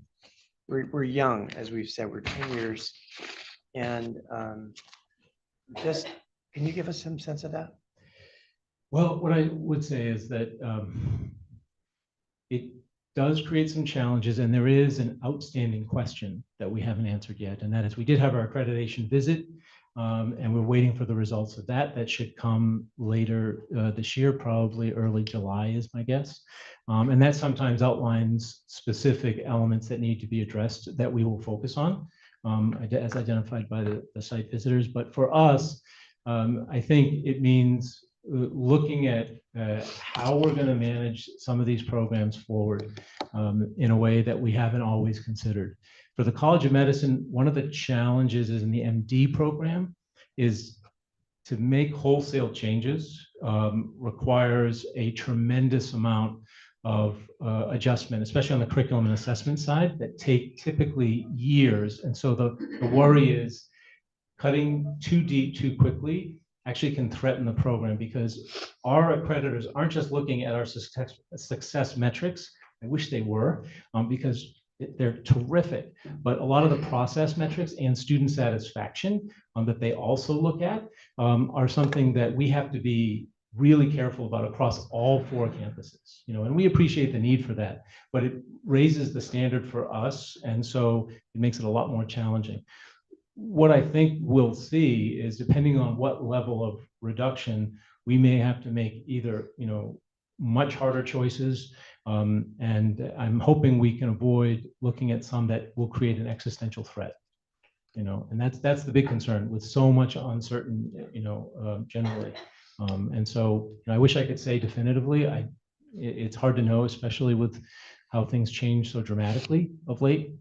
But we appreciate the challenge, but we also appreciate that there's so much success that we've had, and for us, looking at some of these challenges through the lens of not just what this year or next year is, but how do we invest in a way that gets us to where we really need to be, and can be supportive, and especially in programs that should be able to generate more revenue if they get the investment. And so to me, that's where we've got to make some of the challenging questions, is to drive that forward in a mindful way. And then I think the other issue is, once we have the ability to expand, we have to ensure that we have that quality approach across all of our campuses. But there is an increase opportunity with enrollment. However, we are also, as one of our metrics, judged by what our student debt is. And so one of the other challenges that we know we're going to need to address is to increase our student scholarships, to ensure that as we're looking at this, and even for our mission, where we are trying to address things regardless of socioeconomic status, and we know our students require more financial aid on average, we're going to have to address that too. So any changes in tuition, for instance, or any gains from increase in enrollment has to be also measured against what we are held to as a standard for that student debt, which we are really concerned about. And maybe for the health sciences, Regent Pika, what we're going to look at is we'll get down to brass tacks in terms of kind of doing a design process to look at the revenues and the expenditures in a broad way. We are exploring multiple opportunities for additional revenue sources at the county and potentially the state and federal level, but we are going to focus on our enrollments. We need to look at that. The expansion of those enrollments will help us. We're going to try to support the research as much as we can, but we have to keep a focus on the enrollments across the state. And I think that's going to be a benefit to the programs, that we just keep our eye on that. But we are looking at doing all of these things in partnership with others, where we bring a value proposition to them that they do to us. And included in that, and we've been able to engage with health systems who are willing to begin to contribute in a meaningful way. We've seen that with the medical residency programs. We're now seeing that with capital, but we're hoping we'll see that programmatically. They have needs, we have needs, and to see if we can find the intersection of those so that we both invest, but we get more from that investment. So we'll be really looking at the revenue sources. And I'll just add one thing as a clarification from an earlier slide that wasn't part of our presentation, but an early one that talked about student credit hours. And I would just say that I'm not sure if that's just a timeline issue, but what we've known is our enrollment has stayed steady, and we expect that not to be the issue that was reflected there. So I don't know if that was just a typo, or the fact that we often have challenges because we're on a slightly different time of our academic year, and that may be reflected in this. So I would just say that's a question that I was surprised by that, and would just suggest that we. I think that's accurate, because you use the summer term and we don't pick up the summer term. That's exactly what that is.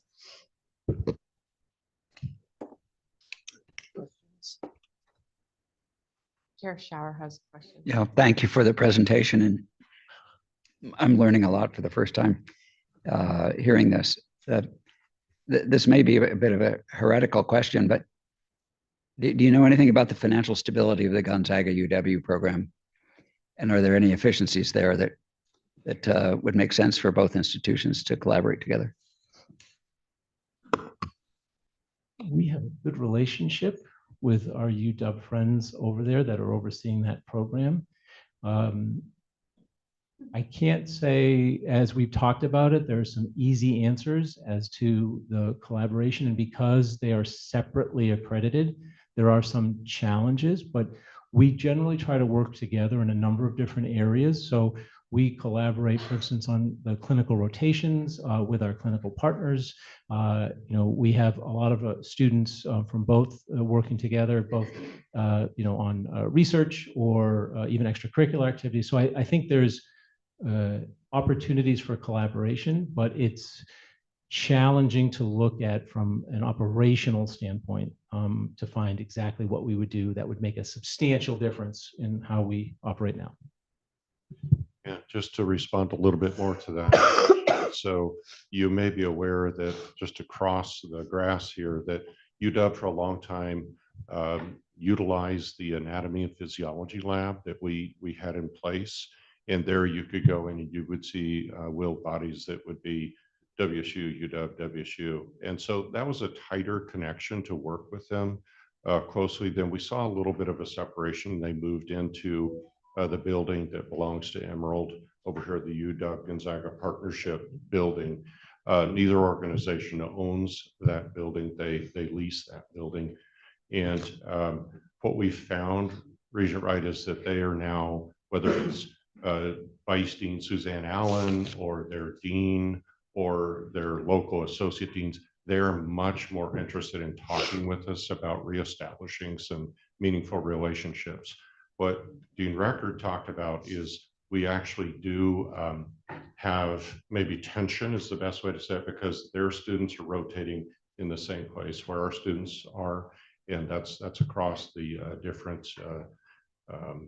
different colleges. So we have to coordinate with each other, but there is more interest now. The reason I was smiling a little bit is this came up even last week, where the vice dean and the associate dean reached out and said, hey, let's sit down and let's talk. Let's try to build things, because the students will work with each other and we need to do a better job of working with each other. And I just will add one thing is that, in our new pediatric residency program, we're really happy to invite not just WSU students there, because our goal is to make sure we're supporting the community. And so I will just let you know, having had conversations with them, that's another area that we really appreciate. And we coordinate with those rotations to make sure that the clinical partner and the two medical schools are agreed on how we support each other best and the success of the students. So could you talk a little bit? We just heard news about the team health building, and 37 million was just awarded. Is that a? No, it's not. That's not finished yet. We asked for 58 million. There's 37 million in the House budget. There is 0 in the Senate budget. So that project is not done yet. So we really don't know. We don't know yet. How that looks. It's in process. Let's just say it got funded. Well, what would go in there?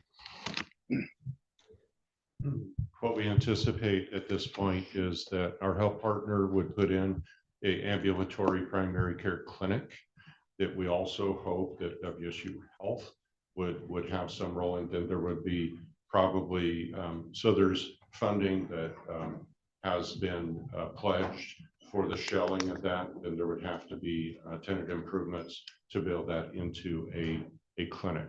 We would hope then to put experiential learning and simulation facilities on at least 2 floors above that, where we intermix the different disciplines that we have here in our system, but also from the other universities as well.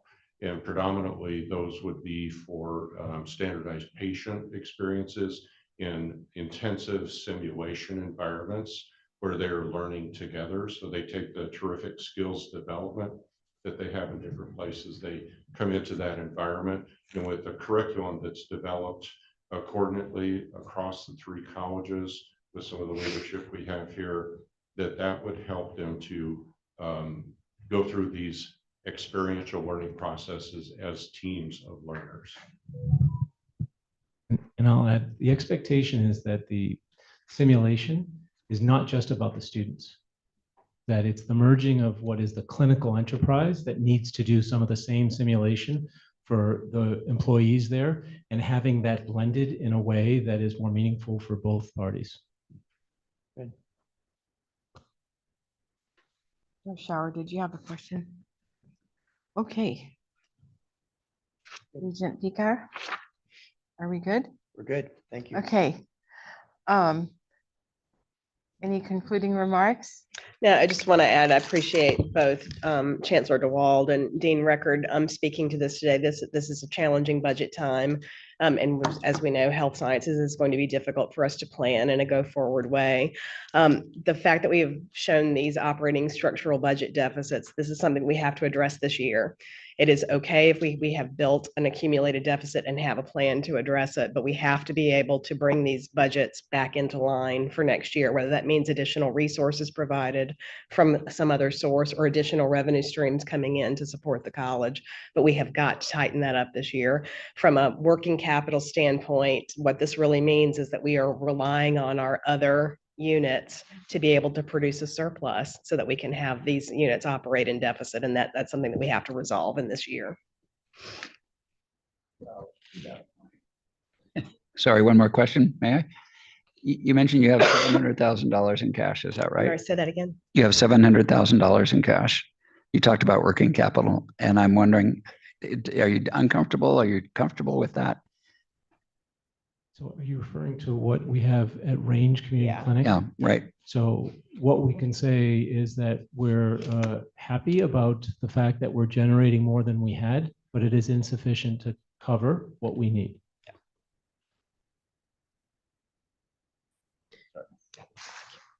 I want to make sure that I'm a communicator looking at numbers. So just want to make sure that I'm seeing this clearly. So we're looking at 7.1 million for the Spokane campus and 24.4 million. Those are not, those are in addition. You're going to have to speak up. I can't hear you. Financial overview for Spokane campus shows a loss of 7.1. Right. That is an accumulated deficit. Okay.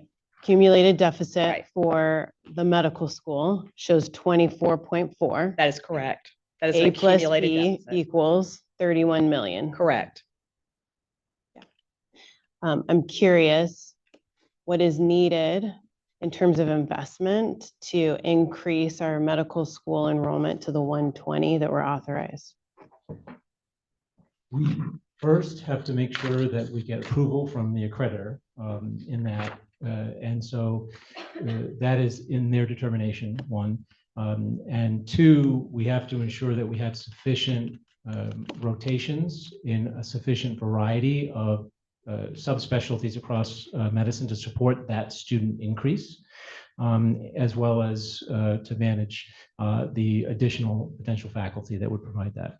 So hard to put a specific number on that. And I would tell you though, the expectation that we would grow by 50%, for instance, from 80 to 120 shouldn't be considered quickly. That's unfortunate. We're not going to be able to justify what the expectations would be from the academic side. And so the more likely increases would have to come once we have the approvals. At each of the campuses in smaller numbers, that would come a lot closer to 20 than they would 40. And I would say, as along with that, when we're modeling the pro forma for adding additional students to the cohort for the medical students, we need to be aware of what tuition will be at that time, but also understand that we have a stated allocation per student right now. And we would have to go back to the legislature to sustain that because the students' tuition is not going to be enough to support the growth of the cohort. Yeah, and the other thing I would say, I mean, looking at the historic budget that, we had from the onset, if we're gonna have the baby pay for the delivery, then we do need a vehicle to help manage that, because medical school operations alone is going to be really challenging to accomplish that. And we would look at that as, good university citizens to figure out how we do that together. And if I could mention, so 4 proviso funding tranches that came from the state that we're very grateful for, that they took for 4 biennial requests and then distribution. So we want to make sure that we're clear that we appreciate the state stepping up to help us with that. We've taken on some expenses, but I also want to mention that the 7 million does not represent this year's. We are addressing that in real time, and it's significantly less than that. It's a small portion of that, but we're taking this seriously. Leslie's team is working with us closely. We're taking action, but the state stepping up to support over this time has really, really helped out. We had hoped there would be one additional proviso funding allocation that would come forward, but that's just the status of the state's budget.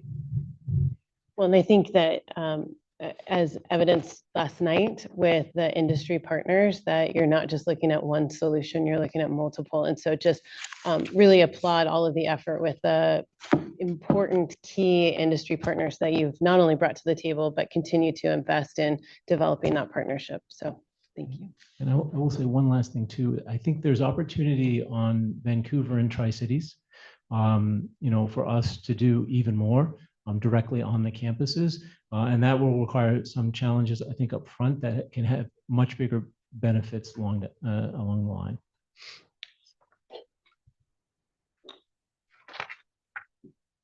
Just one comment, Gerald, that number, that annual number, that 25 projected number is more like 2.2 to 3 million. Yes. Yeah. And less probably. Yeah. Anything else like to add? Okay, great. Thank you. Thank you. Thank you, Dr. Record, Dr. DeWald. And Doug, thank you. Regent Pika. Okay, let me just do a time check for a second. It's 10 after 2. We've been through 7 information items and we have 14 future action items to go through. So are you okay to go? Okay, all right. Let me say one thing about the future action items. The last numbers 10 through 14 are all contingent on the state capital budget request. So Olivia is going to talk about these, but knowing just like the team health facility, which is one of those facilities, we don't know what the budget is going to be. So we're going to speak to these as if they are going through at either the way that the House or the Senate has them, but they're future action items so that we can address them in May as action items. So that will go much quicker than what we had anticipated for those.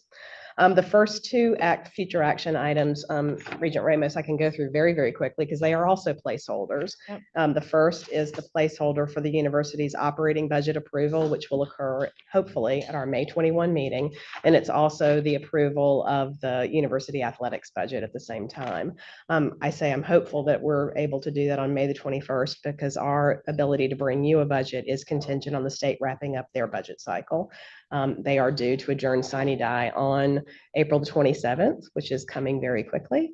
If they do not complete the budget by then, they will have to go into a special session to continue their budget deliberation. So hopefully we will be done by then. But these 2 future action items are just to set the stage for that future budget approval.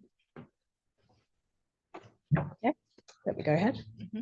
All right, future action item number 3 and number 4, I'm going to ask Matt Skinner to join me for this. This is new to you, and we had a good conversation with our committee when we had our prep meeting. We are asking for you to make a change to our debt policy to allow us to take out a line of credit at a bank. And the reason we're doing that is for insurance, frankly. You've heard all morning and you've heard us have discussions about our uncertainty with making federal draws and our ability to need to be able to rely on cash. The university is in a solid cash position, far different from where it was in 2016 and 2017 when we had dropped to a low of 32 operating days of cash on hand. We are well above 120 now, which is good. However, when we are unable to make our federal draws or where uncertainty hits us in the day-to-day activity, we want to be able to have a line of credit we can draw on should we have such an emergency to do so. And so over the last couple of months, I've asked Matt and Arthur Witten, who is here with us today, our treasury manager, to research, can we even have such a vehicle? I'm delighted that we can in the state of Washington. When I was at the state of South Carolina, we could not. I was prohibited from having my own line of credit, had to rely on the state to be able to provide such. When I was at a private institution, we absolutely had a line of credit because there's no state appropriation to fall back on. So there was cyclical needs throughout the year to need to have a cash cushion to draw on. What I want to say before I turn this over to Matt, and Matt has a beautiful way that he has described this. This is an emergency. This is not, oh, we have a great idea, but we don't have the money. Let's go take it from the line of credit. This is something bad has happened. And Matt describes it as in case of emergency, break the glass. This is the in case of emergency, break the glass option. It really is an insurance policy for us to have direct access to a line of credit if we had to make a payroll and could not make a payroll. So with that, I'm going to turn it over to Matt. Thanks, Leslie. Yeah, and you work as hard as you can so that you never need to use your insurance policy. That is our goal. So these future action items are closely related. I'll briefly just walk through those. So the Board of Regents has authority under state law to issue debt on behalf of the university. The Board of Regents manages our debt portfolio using Board of Regents policy number 5. So in your material are a series of amendments to the Board of Regents debt management policy that would do a few things. It enables the board to create the short-term line of credit debt facility. And then it creates some very clear and strict parameters about how that line of credit can be used, and also how we as administration for the university will report back to the board and be accountable for the use of that line of credit. Again, I want to highlight what Leslie said, that this is not intended to be for a new investment or for capital projects. This is purely in the case of a cash flow emergency, which we believe will be hopefully unforeseen. We wouldn't need to use it. So specifically what we'll have for protocols is before drawing on the line of credit, and this is in the amended policy, the Executive Vice President for Finance Administration will consult with the President, who will consult with the board chair and the chair of the Finance and Compliance Committee, talking about the need to draw on the line of credit, how much we would draw, what the cost of that foreseen cost of using the line of credit would be, and the proposed repayment plan. After consulting with the board, we would draw down that line of credit to take care of the emergency cash need for the university. At the next Regents board meeting, we will provide an information item to the full board outlining all of that information, how much was drawn, the purpose, the expected cost of using the line of credit, and the repayment plan. And for each subsequent board meeting thereafter, we will provide a written report to the board reporting the status of that line of credit until it's paid back. And then the final change you'll see in the policy is we have an existing requirement that annually we provide a full debt report to the Board of Regents. We do that as part of our fiscal year reporting. We will now include report status around the line of credit and the use of that, and the current status of the line of credit instrument as part of our debt report. The proposed changes have been reviewed by the Special Attorney General and University Bond Counsel at K&L Gates. From a legal perspective, we also have worked closely with the independent financial advisor to the university, who is public financial management, in putting together those edits to the board's policy on debt. So if I could, Regent Ramos, I'd jump to number 4 now as well. So if the board enacts those changes to the policy on debt, then future action item number 4 is the authorization from the board and delegation to the president or the president's designee to go out and get that line of credit and put it in place. So let me talk a little bit about what we would envision that line of credit looking like as far as terms and conditions. We'd seek a line of credit of up to $50 million. This will be a short-term revolving line of credit, and again, to meet short-term operational needs. The cost of that line of credit comes in 2 parts. First, you pay like an insurance policy, a premium, just to have a right to use the line of credit. That maintenance fee, we think will be 0.2 to 0.3% per year on 50 million. So about $150,000 a year just to have a right to use the line of credit. And then if the university ever needs to draw on that line of credit to use those funds, we pay an additional interest rate cost for that. Our current estimate is that runs at about 5% for the amount drawn on the line of the credit. So if we drew $10 million on the line of credit, we would pay about $50,000 a month interest on that drawn money until it's repaid. So you can see why that's intended to be a short-term vehicle. We get that paid back very quickly. So that is the terms and conditions we would propose both to the board policy and an authorization to create the line of credit. We'd like to bring this back at the next board meeting as an action item. And if that is approved and delegated by the board, we'll then be out in the marketplace with different financial institutions with a competitive solicitation to find the best combination of fees, interest rates, and terms and conditions associated with that lending instrument. Okay, so, appreciate the recommendation. These are unusual times, and this proposal here is intended to protect you in worst case scenario. So I would appreciate anyone's input or discussion on these items. They're new to this group, so any questions? I just think it's a prudent thing to do. And I mean, we need to be prepared for the uncertainty that's going on. Thank you, Regent Powell. Regent Wright. So take us again through what the guardrails would be to make sure that this is an appropriate use.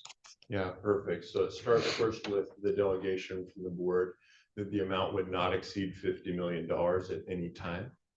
And then in order to draw on that line of credit, the CFO's office would work with President Cantwell, who would talk to the board chair, as well as the chair of the Finance and Administration Committee. And with their approval, we would move forward to draw on the line of credit. After that draw, and we would do that because we envision this as being an emergency situation where we need to be able to act quickly within a couple weeks. And so that would be like an emergency approval with the board. And then we'd come back with information item to discuss the transaction and continue to report the status of that line of credit until it was repaid. I like that. Maybe we'll take this in between the two board meetings. Regent Ramos, that I think that's a good set of guardrails. I'm wondering if we might consider that this is such a radical idea. It's a good idea, but it's a huge idea. And that the president of the university and the chair of the Board of Regents are presumably have good working relationships without any names on it. They're supposed to have good symbiotic working relationships. I'm wondering if there shouldn't be a second opinion from a more independent person, title, role, position that would validate, yes, just taking it sort of a little bit, outside of the echo chamber. Maybe we can talk about that over the next 4 weeks. Great. Good point. And I heard a couple of months ago that true story, that a few years ago recently, that the university was in a dire cash situation at that time. What is its cash situation now? And what area does it get to where you become worried again?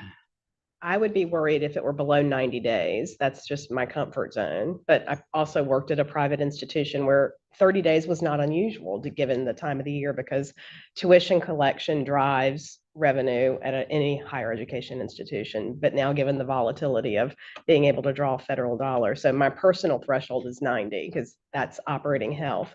Arthur, do you want to speak to where we are? We're well above 120 days. Arthur is our cash manager. He looks at our cash every day, which is important that we're doing that on a daily basis.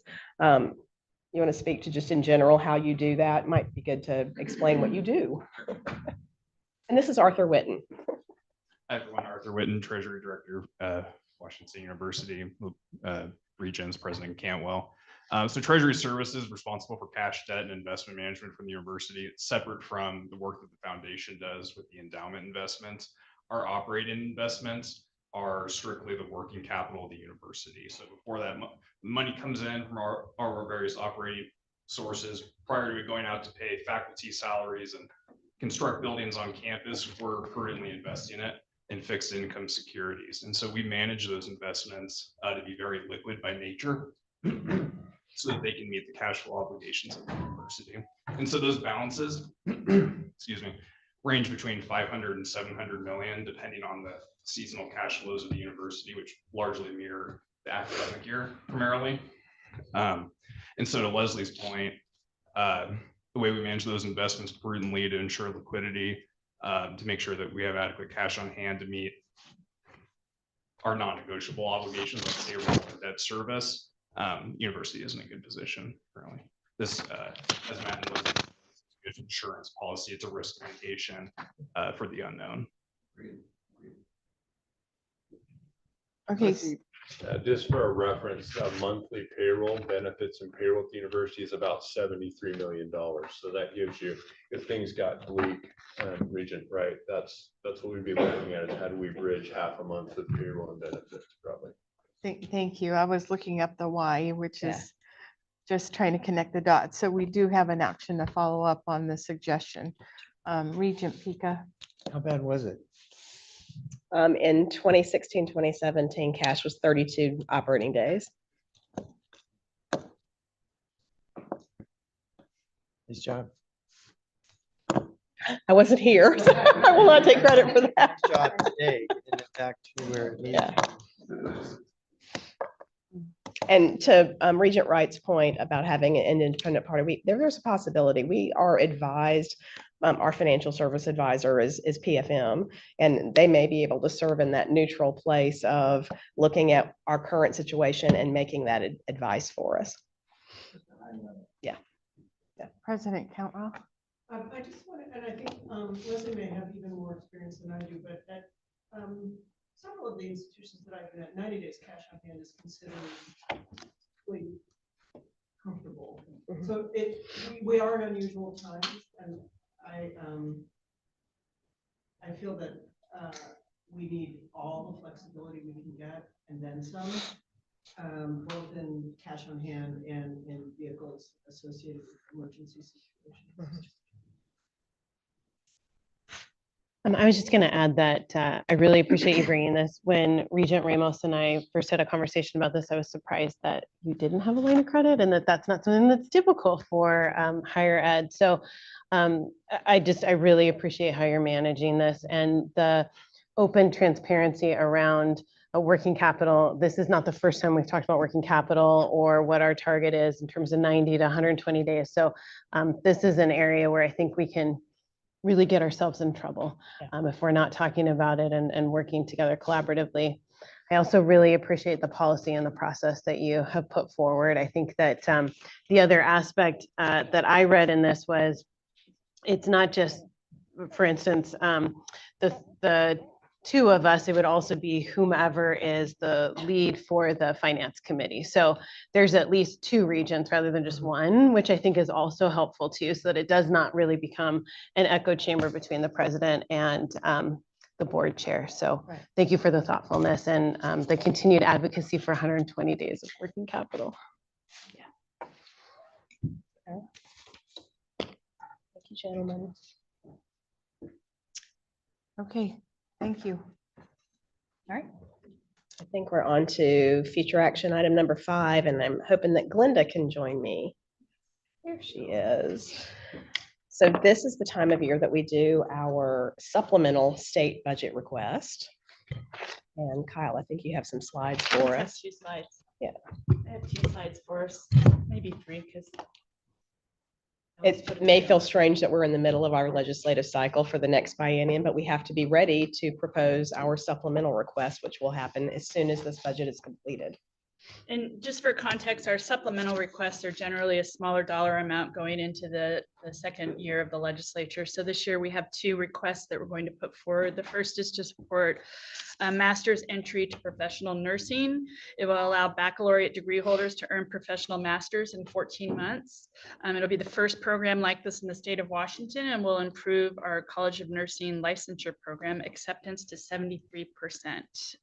It will help build enrollment for our College of Nursing, and we believe we'll be able to get a lot of stakeholder support for this program. So we recommend it goes forward because it also addresses two state challenges that our state has in the health sciences area, which is obviously educating more nurses to serve our state and also providing more educators to educate those students. So that's the first request. Any questions? Okay. The second is to support our WSU ROAR program. The ROAR program is a comprehensive transition and post-secondary program that has been funded through the Department of Education's TIPSED program through a competitive grant. This request will actually step in and take over funding for the grant as the grant expires. Its 5-year life expires next year. This is the only residential program to support students with intellectual and learning developmental disabilities in the state. It has a great success rate of about 63% of our students who participate in this program actually going out and having a paid employment after their time at WSU. They integrate with our student body on campus in Pullman through internships and activities, and some of them actually live on campus. And from personal experience in taking congressional staff through to visit this program, it is a worthy program at WSU and fulfills our land grant mission. So those are our two requests we're putting forward for your approval in the next meeting. I wanted to ask what opportunity, which majors are ROAR students able to pursue? Oh, that's a good question, and I'll have to find out for you. I don't know. It wasn't in the request, but I can find out for you. Yeah, they audit classes. There are examples that transition into majors, but by and large, they audit classes. We have our answer. Thank you. Provost knew. Thank you, Chris. Okay. Provost, no. I just have a quick question. Yes. Assuming that we receive this funding, will it fully fund these two programs? That's a good question too.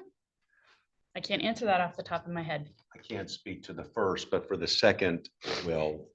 And the second one is, those are paid positions for the students. And so there's actually a relatively attractive aspect on the housing and dining side in terms of revenue for the university.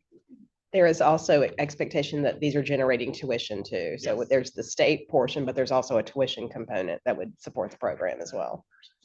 Yes, as EVP Brunelli said, with the first one, with the master's entry professional nursing, we actually feel like it would be financially beneficial to the institution as well as really programmatically strong. So yes, it would pay for itself.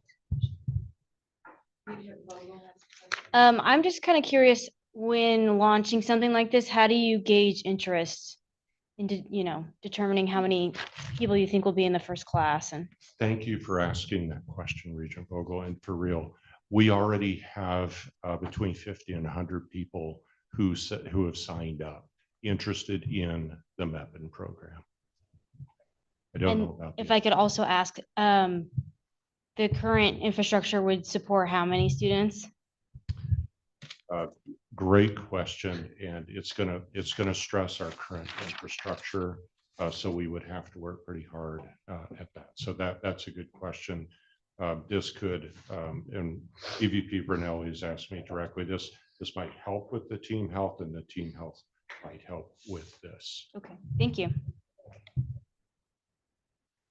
Okay, so that was the operating budget. Supplemental capital budget is the next topic. Other side. Oh. I can't see right this side. All right, so our next future action item is as Olivia breaks things up here, is the state capital budget request for supplemental, and we have 2 items that we are bringing forward for that. Yes, can you hear me? So we have, as Leslie said, we have 2 items. The first one is actually the higher priority is an additional $5 million in what we call MCR, minor capital renewal, which is actually intended to address our deferred maintenance situation across the campus, but primarily in Pullman. We've had a couple of issues in Pullman in the last few months. And even though we've made plans for the 40 million that we always ask for an MCR, we think we need some additional help. So that's one request. The second request is for 22.5 million for what we call Cougar Energy, which is to construct a, to add to the, what we call nodal utility plant, which is a series of heat pumps in the vicinity of the Voilen Schweitzer project. And that is part of the mandate to decarbonize the campus, which, as you know, the biggest problem is the steam plant. And so we need to find an alternative heating source. So those are the 2 requests. If you approve in May, we will do as we did last year, which is to put the decision package together, submit to the governor's office in the August-September timeframe, and then see what happens. Questions? No questions? Okay. I will keep. All right, well, let me start first, Olivia. So the next 3 projects that you have seen in some iteration before, some of them a couple of times. The first of them is the digester project that was from last year's state supplemental budget. It's a $10 million project. The second one is the next increase for the project that is underway in Pullman, the Schweitzer Engineering Hall for our Voilen College of Engineering and Architecture. And the third of these is the Dodge and hot cell facility, which you've heard come up today as we've talked about the hot cells, but this is the actual structure. So each of these you have seen at some point before, but we are asking for either changes to the project budget or the approval of the actual design. So go ahead. So, like we said, the item number 7 is the digester. As you know, a digester is this thing that you put waste and it composts it without oxygen. And we were given $10 million in the state supplemental budget, which is the year we're in right now, to construct one for small scale commercial digesting. So we asked for your approval of the project budget and delegation of authority toward contracts so that we can move quickly. The project is unusual because it was the money was appropriated in the supplemental session. And essentially it gives us 1 year instead of the typical 2 years to spend it. And so if I sound like I'm in a big fat hurry, that's why. So we hope to get your approval in May so that we can award contracts, et cetera, et cetera. Any questions about that project? That there's research associated with the digester. Possibly. Where are the researchers located in our? We have researchers in engineering, Shuling, and of course in Connors. In Connors, okay. In fact, we are looking at different sites. One potential site is actually the Not Dairy because of the ready availability of input material substance. Without getting into the gross items. When does the 1 year clock start? We are under the expectation that every biennium, we do not ask for reappropriation. We are, of course, allowed to reappropriate for 1 biennium. And so we would like to spend as much of the money in the current biennium, even though that we got the money in the middle of the biennium. So we think that no one will be surprised if we ask for reappropriation because we only had half the time, but we don't want to make it, a big amount of money. Does that answer your question? Okay. The clock is ticking, if that's what you're wondering, yes. So I'll go to the next one, which is Voilen. The last time we were before you, we established a project budget of 76.2. That is based on 40 million from the state, and the remainder was pledges from donors. Just as a reminder, we establish a project budget based on pledges and we contract based on cash receipt. And that's what we've been doing all throughout. And we have now increased the amount of gifts. We also have 1.7 million of interest. And so we are asking for an increase of the project budget to 80.4. Questions? When will the project be finished? It's fall, no, January, Of 2026. correct. That's what I said. Okay, so I'm gonna keep going. If I'm going. Any to- other questions about that one, please? No? Okay, now you can go ahead. I'm just trying to make up the time. All right, Dodgen. Dodgen might take a while. We actually have the design team with us. Gensler, 2 people from Gensler to present the hot cell addition to the Dodgen reactor. Are they there? They are. Just waiting. Oh, okay. We were last before you to ask for your approval of the project budget at 8.5. We have since selected a design builder, and they are here to present the project itself, which is a 5,000 square foot addition to the Dodgen reactor. Okay. We let them in. They're not here. They are, we're just waiting. What do you mean we're waiting for? Oh, we have. Camera. Okay, fantastic. Hi, Olivia, can you hear us? Yes, we can hear you. We can't see you, but we can hear you. And can you just share the screen and present, please?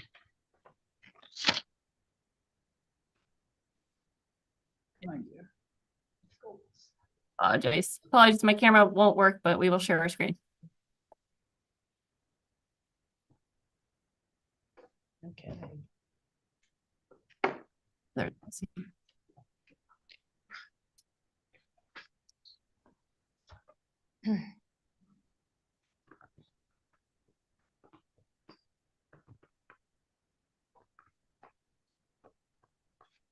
Is that a lag time or a multi-screen issue?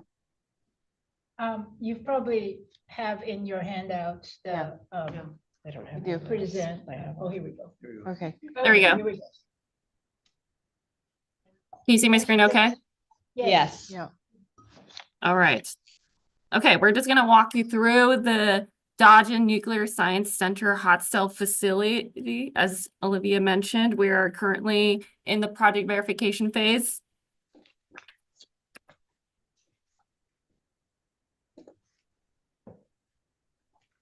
So the project that. Sorry. My screen just dropped me. I'm just going to talk about the project while There we go. we get up and going. Okay, so you should see on the screen the vicinity plan on my screen. For those who are not familiar with the Dodgen Research Facility, it is by the Palouse Ridge Golf Course on the far corner of the campus. This is where we will be providing a new addition to that facility. And then on the screen, you should see our illustrated right now, our concept site plan. This illustrates the new addition to the facility and site improvements. Next slide. So the addition itself will house future hot cells that will facilitate research and training under future funding opportunities. In addition, the program includes a locker room, anteroom, chemistry lab, loading dock, and storage to support the facility. And the facility is located, the addition is located to facilitate material movement and for current and future R&D growth in the nuclear science field.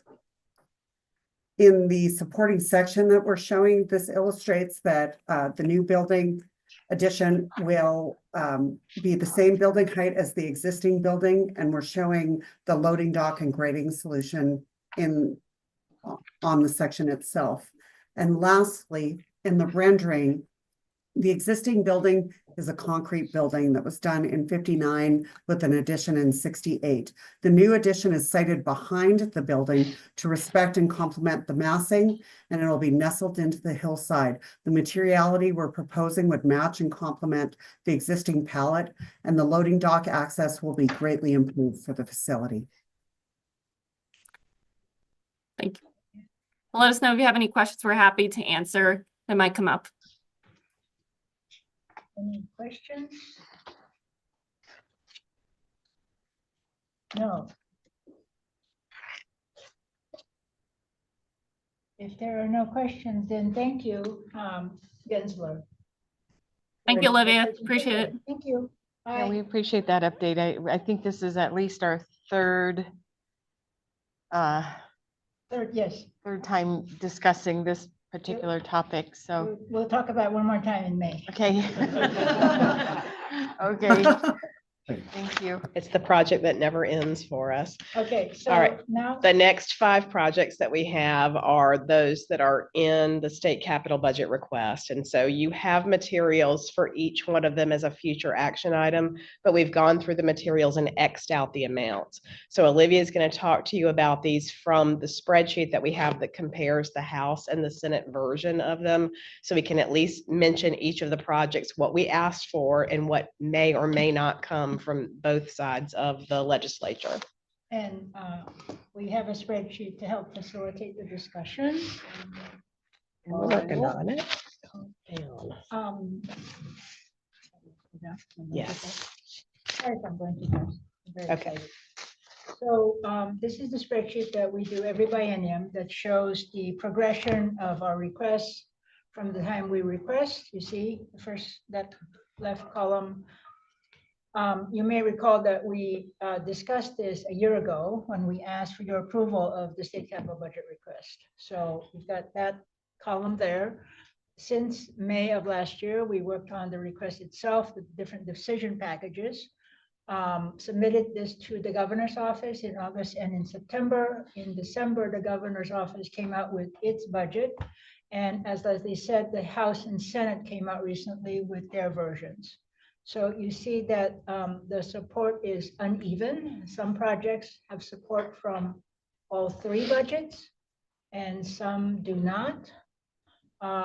We are asking for your approval once the budget is out, which we believe will be in towards the end of this month. The regular session concludes on Sunday, the 27th of April. Usually they wait for the operating budget to come out and then they release the capital. And in May, we will have the actual numbers filled in and ask for your approval of the budgets and delegate authority for us to award contracts. There are several more projects than we are asking for approval for because we have delegated authority up to 5 million. So anything 5 and over, we're asking for your permission.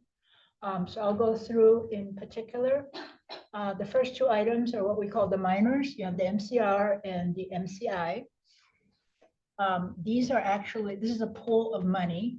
Individual projects cannot exceed $2 million, which would make it under our delegated authority. However, because we would like to be a little bit more efficient and bundle projects into contracts, we are asking for your approval for that flexibility to bundle projects into contracts. Contracts may exceed $5 million. So we're just asking for that permission ahead of time. You may recall that we did this the last time that we did the biennial cycle. We asked to bundle the projects together so that we could go out and find a single contractor to do a series of projects. And so once we have definitive numbers there, we will do the same work. It was very helpful in helping us, spend the money in that biennium with very little reappropriation. The next one is the Tillman Science Building. You've heard this before. We had talked to you previously about some prep project, the remodel of portions of Eastleigh and Abelson to allow for Hill to be vacated. This time we're asking for 25 million to demolish Hill, design the new building, and do this necessary prep work on site to truly carve out Hill from the attached buildings to Abelson. Because it's funded by all three budgets, we're hopeful that that will continue to be funded. We talked about team health with EVP DeWalt just now. And so we'll wait and see what happens with that. The next one, I believe, would be Wenatchee. Wenatchee is intended to be an $18 million project. We're asking the state for 10. And there is 8 million from a combination of royalties and donations to make up the 18 million. There's the clean building, we're asking for 5 million. Again, it goes towards the decarbonization effort that I mentioned earlier. And I think that's it. That is everything. Yep. You'll see that there's several projects that we had your permission to request that were not funded in any version of the state's budget. So we're making an assumption those will not reappear. We could always be surprised and they could pop back in. But the legislature chose not to fund our GUCs, our general use classrooms, the large 110 seating classrooms.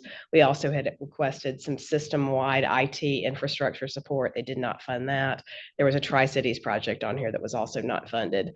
There's a Vancouver project that is below the level that we need your approval once we have, if that were to come to fruition, but it is only appearing in the House version right now, not in the Senate. There is one surprise project that was not requested that is the very bottom of this list. It's a $750,000 project for a greenhouse renovation for Connors. That one was a gift.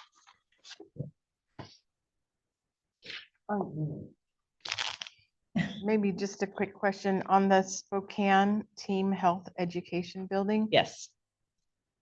What is the implication to the Ignite? Am I connected? That's a great question. Thank you for bringing that up.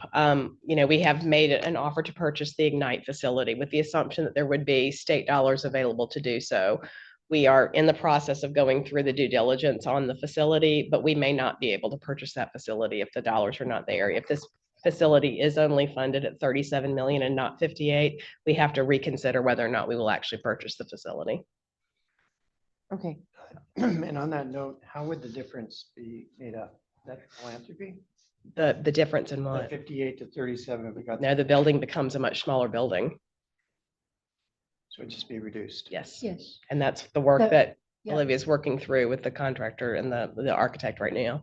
Yeah, so EVP DeWalt talked about the partner contribution. Yeah. That takes care of the bottom floor. We're hopeful that if we do get 37, we're able to build the second and third floors. Mhm. It is unclear at the moment, the balance between how big the floor plate is versus how much we can actually finish. There is interest in having some future flexibility, so the floor plate is a little bit bigger, but you don't finish everything. And so the components of the building are OSCE suites and SIMS, hospital SIMS and skills lab. And so we have to make some decisions. Well, Spokane has to make some decisions about how much to finish. Just out of curiosity, is there a discussion on this exactly, this kind of example of with the foundation about opportunities to privately support if we really want the other and it's more efficient, cheaper to do it now than later? Yes, Okay, so they know about this, they know the. yes, it took.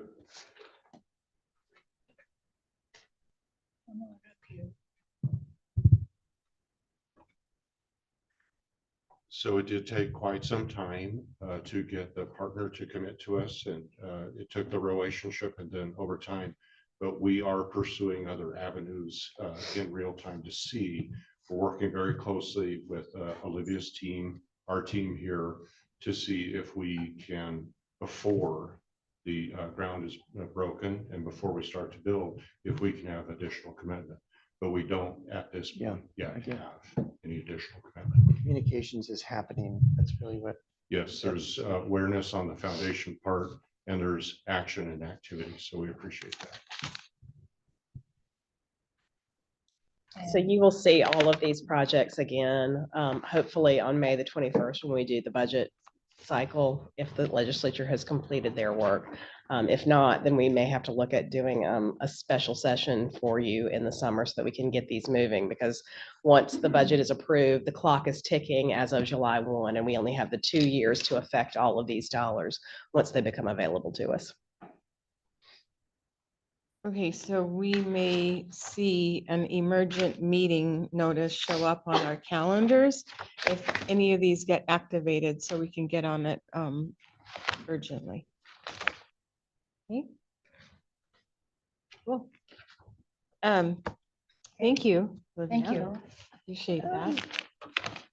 And thank you, Leslie, for accelerating our Thank you. information items. That essentially concludes our committee meeting. I would just note that the meeting packet also included 2 written reports, the revised fiscal year 25 Finance and Administration Committee work plan and the major capital projects list. So those are in your board books. At this point, I'll turn it back over to you, Chair Shaw. Thank you. I will say I was a little skeptical as to how we were going to get all of this done in the time period that we had, and we're doing pretty well. I want to check in. I think we will take a little bit of a break if that works for folks. So how about a 10-minute break, and then we will head into our academic and student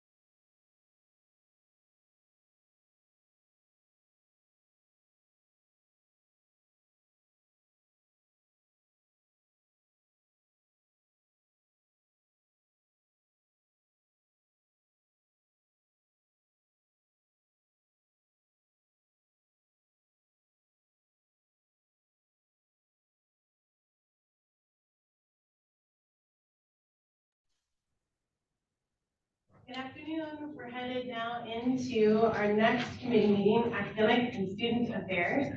I'd like to turn the meeting over to Regent Pika. Thank you, Chair Shower. All right, we're in committee mode again. Switching gears to academic and student affairs. Welcome to our meeting. We have 3 information items and 1 action item this afternoon. And we're going to welcome back Dr. Dean Record, who you're on again. This will be inspiring. We introduced our mission moment a few meetings back, and we're going to hear from Dr. Record. All right. Well, thank you. I am very excited to be back, as you can imagine. And of course, you can leave it to an internist to be a little more complicated than it probably needs to be. So I try to take the mission moment and make it represent our tripartite mission, and then I'll wrap it up in the mission moment overall. So if we could go to the next slide. Oh, that's me. Sorry, I'm not too excited. So looking at this with our mission, one of the first parts of our mission is clinical impact. And so you have at the top of this slide some of the background. So for the first time this past year, our first graduates finishing the earliest of the residencies, which are 3 years, are done. And pretty excited to say that 2/3 are already working in Washington, and 11 of the 12 are faculty now, including Christy Schmitz, who is serving the rural counties, which was the absolute representation of the mission, and making sure that, as we look at what we're really trying to do, it's great that we graduate medical students. It's great that we have residencies, but the big change is changing the healthcare metrics in this community. And we need more physicians to take care of so many people who are in areas of need. And she is a perfect example of that. The next is the research impact. And, I appreciate there's so much that is said with different rankings. And we talk about NIH funding, and we're really proud of that. Impact factors, so many things. I look at the mission moment here in a slightly different way, because part of what we're really trying to do is make the connections that are deeply impactful across partnerships, because we are a community-based medical school. And so we want to make sure that we're representing the best of our community. And that includes what's already going on at WSU with the amazing research in so many units. And so really happy to say, as I look at that research mission moment, is about the fact that we are collaborating with all the granting degree programs here in a meaningful way that includes publications and grant-funded research. And so making sure that we're taking what is the high quality of this community and trying to exponentially improve. And then the other part of our mission is academic. And one of the things we're expecting is that we have amazing people in this state. And if you recall, our mission is to make sure that we're providing opportunity for folks from Washington State to have them practice in Washington State. And part of that is making sure that we're giving that opportunity in a meaningful way. And so what you'll see in the graph is to show that compared to the national placement rates that you see on this left, as it turns out, the national statistics don't go to residency attainment, so we don't have comparatives for that. But what you can see over the last 3 years is our placement rate, which means after they've graduated medical school and are looking for the training in a residency program, on our very special match week that happens in March, where our students get to be placed in those residency programs, we're already performing above what the national average is. And we've been doing it for years now, last 3 years. But the mission moment of this is the statistic at the bottom, which is absolutely astonishing, because for these students that can attain that kind of success, we were the only offer that they had. So what we know is we are finding amazing students in Washington And without this school, there's a chance they never would have had this opportunity to have the success that they are clearly representing. And going back to Washington, even if they've come through the school and had to find residencies elsewhere, we're working on that. We will be building more residency programs, but it really goes to the heart of the mission. And so, as you look at what the overall mission moment, I look at this as we are a community-based medical school, and our results are as spectacular as this community desperately needs us to be.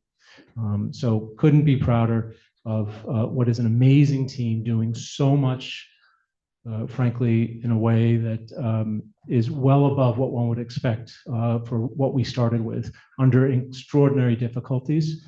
I think it's a perfect representation, of Elson's vision. And I'll just mention one last thing on this slide. You see the background slightly faded. As it turns out, that's one of our residency programs welcoming in new residents. It's a place in Pullman in a critical access hospital, where I just encourage you to see how many residencies happen in critical access hospitals. The simple answer is not many at all, but we've been able to do that and making a difference in the community. So very excited about that, and so proud of a team that has been absolutely incredible and laser focused on this mission. So with that, I will just say thank you for supporting the college and allowing us to make that kind of an impact in the community, and be happy to take any questions. Can you tell us where are they located? The student that was off the top there, was it Christine? Yeah, she's on the western side. And then, in fact, the first slide has another student I didn't mention, but Brett Conrad. So if you need a primary care physician and you're on Colfax, he's taking patients. So just saying, and a spectacular student. And then what you see here is the family medicine residency that is also with an open clinic and accepting new patients in Pullman. So where in the west side is? So it is Longview. Yeah, it was Longview, but she's serving a much greater area. So right. Dr. Record, thank you for sharing that. That was awesome. Of the 61% who got an invitation from us, how were they all Washington State? We, as it turns out, don't accept anybody without deep ties to Washington State. So that's part of our admission criteria. If you don't have it, we don't even get you through the process to try to apply.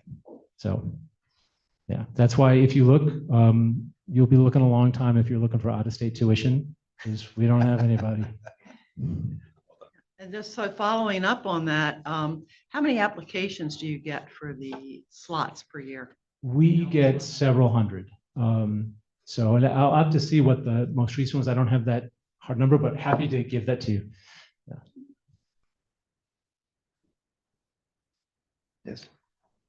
If you haven't been to the white coat ceremony, it is one of the best opportunities to, I know we've been before, but to just, it's goosebumps mission moment, and it's so hopeful and inspiring as you hear who these students are that have been admitted from Washington at the beginning of their medical school career. So it is worthwhile to go over and be a part of that. Yeah, and if you get the chance, what you see is the emotion that is on stage is pretty special. The emotion that happens with the families in the audience is absolutely incredible. So it's worth coming. I just want to say, we push a lot at WSU. Our goal is social mobility. Our goal is to focus on first generation college students, et cetera. This, having worked at universities with significant medical schools, this stat of, essentially we're talking about 61% of our students who would not have been doctors, and whatever the percent, and maybe it would have been one more, for X percent, but the mass majority never would have. And the residency match rates, the placement rates being that high, that's a really stunning combination, right? I mean, so these are, you're really talking about producing doctors that would not have been doctors at an educational level beyond what the typical college has done. And in an industry where it's not like we've got surpluses, to say the least, right? If you go back to the creation of this medical school, actually fulfilling that goal of new doctors in Washington State that are net new, not just pulling from somewhere else, it's an extraordinary accomplishment. And I mean, we get caught in finance, we get caught in other, but I just, separating those pieces out, this is, if somebody could have said 10 years ago, this is what we'd have 10 years later in terms of the outcome data, I think probably people would have laughed at you. I mean, Yeah, it's amazing. And I will say this as a former scholarship student, to have such a high percentage over the national average of low SES, families being able to have their children here. We take special pride in making sure that, finances, we do our best, and certainly we know that we're looking forward to providing more support. But we know that some of these folks, they don't get that opportunity without what we're doing here, and so it's especially meaningful for me, knowing that, because I'm only here because I was able to get scholarships. When is the next white coat ceremony? Is that what you... Let me provide you with an email after this that gives you the invitation to our white coat. It is during orientation in August. I'll have to check the exact date, but happy to do this, and let it, if you let us know, we'll be happy to include you in an earlier part of the ceremony too. So. Any questions? I have a question going back to earlier. Even though we have not heard on our accreditation results, I know right after that happened, we had a meeting and you were buoyed by kind of how that day went. Could you talk about that a bit? Yeah, happy to do that. And, I will say that it is, I've worked in a lot of places, worked with many accreditors. And, when you look at the accreditors, just for the medical school, we've got one accreditor, part of NWCCU. Of course, we've got for nutrition, exercise physiology, that's a different accreditor. For SHS, that's a different accreditor. For the graduate medical education, that's a different accreditor. And for our continuing medical education, that's a different accreditor. And all of those combined, I can say I spent less time needing to prepare than we did for our main accreditor, the LCME. And so it's known as a challenging and very deeply involved work that required us ultimately to submit a nearly 5,000 page report and undergo a pretty extensive review. And I will say, as somebody who's done this for many years and many visits, our team was amazing. And just so proud of the team to go through that. And we had a very experienced site visit team with 3 sitting deans. So we had a team that was coming to us, reviewing us with a high level of sophistication and scrutiny. And we were complimented on the way out. And so we'll see ultimately what that looks like. But I, having been through this, couldn't be prouder of that team. They were absolutely amazing. And the preparation that it took, and that's where a lot of people don't recognize, it is thousands of hours in preparation in so many different ways and so much coordination, and with a moving target and having to change so many things, including curriculum and assessment during the course of the pandemic. It's a special moment for us. But as I told the team, accreditation is the floor, not the ceiling. And so as we look at that, that's just allowing us to get, really start launching into even more things. So super excited about what's going to happen. And we know whatever the final decision is, we're really happy with the direction we're moving and expect great things going forward. You said that this program admits a lot more low SES students than the national average. Do you know what that difference is off the top of your head? Over the last few years, the national statistics, I think, are somewhere between 75 to 77% needing financial aid. And for ours, we were, I think, 83%. Okay. So that's That's the ones I can pull up, but happy to get more details about specific SES. But I think it's one of the highlights of our admission process is that, we look only at some of the metrics at the outset, to make sure that you meet a minimum threshold, but then we have a holistic review to make sure we're looking at the person, and that ultimately the decision makers don't even see what the initial thresholds were, so that there's no bias, and that we're really showing now, even those folks that may not have scored, some of our students score high as well, but not everybody. And we know that part of that reason is because some folks don't have the resources coming from some of those lower resource communities. Yeah. And what we've proven is even those that do have great success. And so that's the best part for us, is that doesn't have to be an impact factor. And we appreciate, again, student debt is an important item that we're focusing on, and we're making progress on that, but have a long way to go. As such a new school without a huge scholarship endowment, but couldn't be prouder of the students and what they've done so far. Wonderful. Well, thank you. Oh. Great way to start. Hey, thank you. Yeah. Pleasure. Congratulations on the 10 years. It's a special moment. Yeah.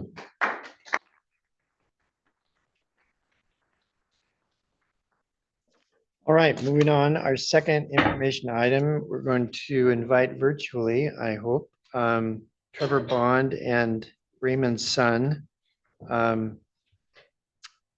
So Associate Professor of History, Raymond Sun, and Interim Dean of Libraries, Trevor Bond, are going to present this, what I think is a very inspiring report on the Fallen Cougars project. So. Okay. The next one? Okie doke. Stay tuned. So we're going to invite, again, Provost Chris Riley Tillman, who's going to present an update on a presidential delegated authority item. Okay. I've got my faculty regent partner in our special place where we do our annual discussion of faculty manual revisions. I always love the joy it brings to Judy's face anytime we discuss these. I've got a number of these that are under the delegation of the president, and so simply a notification. We had some changes regarding Title IX, making sure that we're compliant with updated versions of Title IX. We had an alteration to our annual review process of the faculty manual so that if an individual is retiring or separating from the university, we do not require our chairs to do a final annual review in the last 3 months. Those were often missing anyway, and so it cleans up that part. We've got some alteration of conduct regulations, looking at the scope of the university property rules. And then we wanted to have some clarification and working with our colleagues, faculty colleagues, on how we select chairs, department chairs, directors of schools or programs, et cetera, ensuring that we have faculty input in the process before a permanent chair is recommended. It's ultimately the decision of the dean on who that person is, but making sure we don't get into situations of where people are doing so without going through a process of getting information from faculty. And so those are simply updates for the board. If the board has any questions on any of those different pieces, I will entertain them, but they're pretty normal. Judy, do you have any? Do you want to add anything? Oh, Chris did an excellent job of summarizing the first one is legal, second two are fairly minor, just clarifying things, in particular with the conduct regulations. We had some language that said we would look at discipline anywhere, and we pulled it back to campus, our WSU owned properties. Right. So we just felt like with some of the things we're seeing going on now with when we're held responsible for things happening not on campus, we thought that was a wise move. And then we just added a lot more clarity and actually a request to the provost office to provide appropriate forms for people to use to solicit feedback from faculty, because we were hearing some colleges gave faculty a way to provide a lot of information. My college was giving us, one tick box, and that was all we got to provide. So we just looked at it and partnered with the provost's office quite happily to just set up some better guidelines for how deans can do this. Yeah. And like a lot of these in the past, it's nice to see our faculty governance structure and people in my office working together collaboratively to get from point A to point B, so that we don't end up with additional challenges on our slate, considering that there are plenty in the day-to-day anyway. Yeah. We don't need to make some of our own problems. This last one was a nice partnership, working with the provost's office to just set things up a little better, so that deans get more information from their faculty and faculty feel heard. So Very good. All right, moving on, we have one action item for our consideration tomorrow. And that is to discontinue the Bachelor of Science in Construction Engineering for the WSU campus. Provost Riley Tillman. Sure. While we don't celebrate taking down buildings and actually freeing up space or closure of programs, it's really nice to see when we have the natural evolution occurring and the units themselves are deciding what they should be focusing on and not. We had a program which was historically rather strong within the construction engineering side. It had led into right now very low enrollment, and industry trends were not putting people into these particular areas.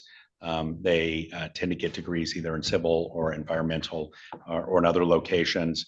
The college saw this as a place of where they could divest from some resources, still provide the same opportunities for students in the long run, but then drive those resources back into other places and other programs and build those out with a little bit more focus. And so we're going to go through the process of recommending to discontinue the Bachelor of Science in Construction Engineering. Questions around that? Howard? I will support this. So I am sorry to see this coming from a family that's had become flood for a really good. Yep. Yep.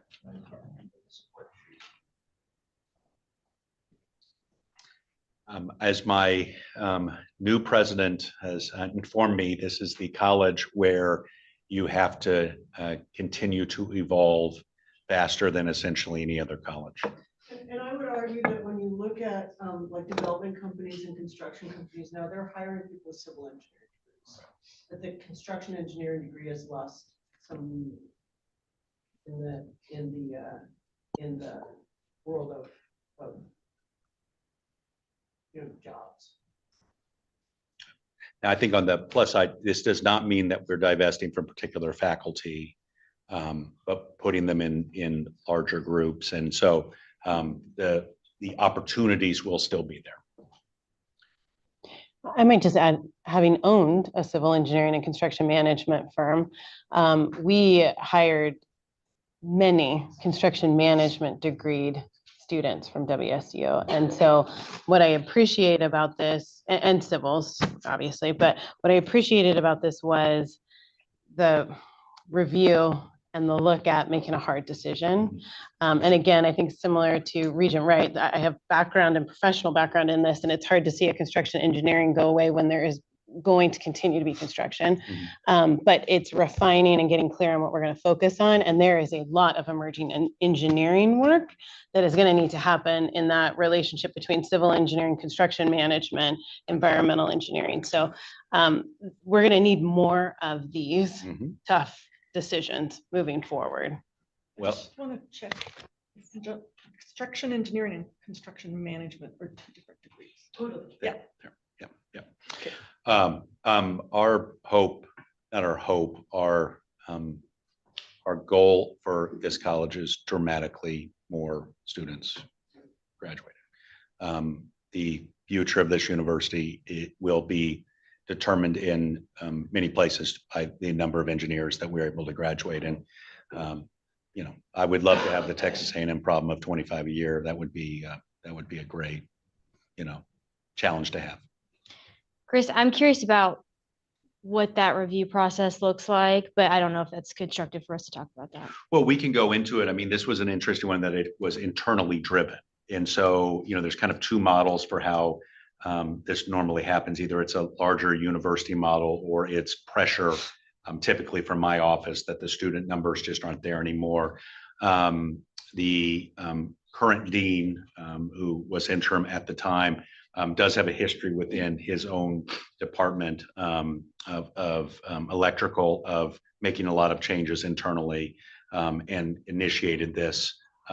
There's also going to be a few other changes within the civil side that I can't talk about exactly yet, but we've got some changes there that we hope will progress things along. And so it's a really different process when it's internally driven than externally. When they come to us and then we do a lot of the work with faculty, go through the different pieces so everybody's been informed.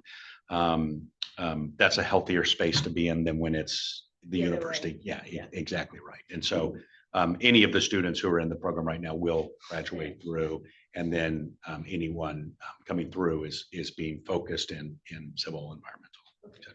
And the degree that Lisa talked about in construction management. Yeah, is also. it's another place where a lot of them go. And it's Yeah. I think a more.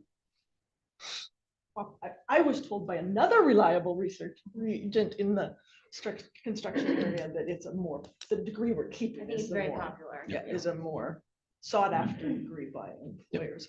I can add a little more on when we shut down programs, reshuffle with department names, that kind of thing. It all goes through the faculty senate as well. Yep. And so we review these things very carefully. And like when it came up on the faculty senate, I was from Dickinson saying, I know you know a lot about construction stuff. What do you think of this? And I got a really good answer from her. But these things don't just disappear. They go through a healthy review process, and they should. Do you anticipate any pushback from alumni from this? No, I don't, but I am going to text Martha right when we get out of this meeting and just say, let's make sure that we're making it really clear about the lineage of historic programs and how that rolls into new, and that you're not losing. We just had the 75th anniversary of our Kimmy school, but degree, but that's been through several iterations in that 75-year period, and it's all of those are recognized when we talk about the history and the department heads and all of those things. We need to make sure we're doing the same here, so that we're talking about the normal evolution, and that we're not discontinuing something and not doing it in a manner, but we're doing it in a modern version, which is more attractive to students, employers, so on and so forth. But that college is really good about that, but I am going to ensure and might have the dean reach out to one of our regents and talk about how that looks. And the 34 students will be redirected? Or complete this current degree, and then really the choice between the two. Somebody admitted in will have the options of completing or doing one of the other degrees. You might consider too, when this goes out, usually there's a release in the daily WSU newsletter, is just to make sure that it's sort of clear that this is not construction management. Yeah. Because I think when I first read it, that's what I was thinking it was. And I just remembered all these students who were graduating the last time I went to Pullman. So The hard hats. yeah, the hard hats, they wear their hard hats to graduation. So anyway, they just for clarification. Good point. Yep. I have somebody taking notes in the back right now who's going to make sure we get this one. All right, thank you for that. That concludes our report. Do we have Trevor? We've got Trevor. Oh, we do have Yeah, it. He came on. This is Good. pretty special. I think we're all It going to is. enjoy this. Hi, good afternoon, everyone. Welcome. Thank you Glad to so see you much. there. Just going to go ahead and share my screen real quick so we can share these slides. When Ray and I practiced this earlier, we were at 10 minutes and 31 seconds. So we're going to leave some time for questions at the end. And we're here to talk today about the Fallen Cougars project. Can everybody see my screen okay? Yes. You're good, Trevor. Great, thank you so much. So the origins of the work date back to World War II when thousands of Washington State College students enrolled and also faculty enrolled to serve during World War II. And the Registrar's Office and President Holland's office began corresponding with soldiers. And as news came of soldier fatalities, President Holland began writing to families and also sending along portraits of the fallen students along with an envelope so that families could create their own archives of the students that they lost. And Holland's plan was to eventually create a published brochure and send that out commemorating the deeds of these WSC soldiers who had fallen.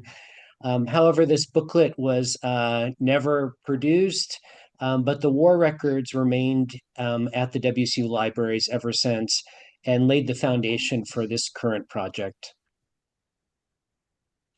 So good afternoon. It's an honor to be speaking with you. I'm Ray Sun, and I'm an associate professor of history at WSU Pullman. So the origins of this project go back to 2017. I teach our courses on the Second World War here, and I went to a national conference for World War II educators. The one major ask that they made of the participants was to create a community service project to further World War II education back in their home communities. I fortunately knew about the war records that Trevor has just referred to, and I thought that perhaps the best way we could honor the legacy of World War II here in Pullman was to really revitalize the memory of about 250 students from Washington State College who died in the Second World War. So there is, in fact, a physical memorial to the war dead on the Pullman campus. Trevor, could you advance the slide once quickly? One more, please. So the lower picture on the bottom left, this is a picture of the existing memorial, and it's a traditional bronze memorial, and the names have been embossed upon the plaques, and it's permanent and it's beautiful. But the problem was that 80 years later and 75 years later, when I began this, there was no longer any living connection to the names on these plaques. All their contemporaries had long since graduated, gone on, and passed on. And so to the current community, these names are virtually unknown. They're, in other words, not quite meaningless because people understand that these were students who died in the war, but there's no personal connection. So what Fallen Cougars is about is to create a digital memorial that could reach a 21st century audience. So since 2017, we've been working with undergraduate and graduate students to research the lives and create short biographies of all 250 fallen Cougars. And these biographies give their early years, their pre-Washington State College years, to get a sense of where they came from and who they were. We lay out what they did at Washington State, whether they're athletes or members of the Glee Club or members of fraternities and so on. We explore their military service, which branch of the service they went into, where they served, and very importantly, the circumstances of their deaths. And we put this on a website, and we have photos for about all of them. And you can see some examples at the banner at the bottom of the screen. And I believe that this really rehumanizes them and makes them relatable and accessible to the current generation of Cougars and the Cougar Nation as a whole. I'd like to share just an example of the sort of research that we're doing with one fallen Cougar, Vernon Elmer Bishop. And what you're seeing here is an example of the page that every one of our fallen Cougars gets. So we have their names, we have their photographs, so we can see who they are. It is so important to connect with the war dead, to see them as they were. We have the links in the upper right corner for where a visitor could find out about any aspect of their lives and experience.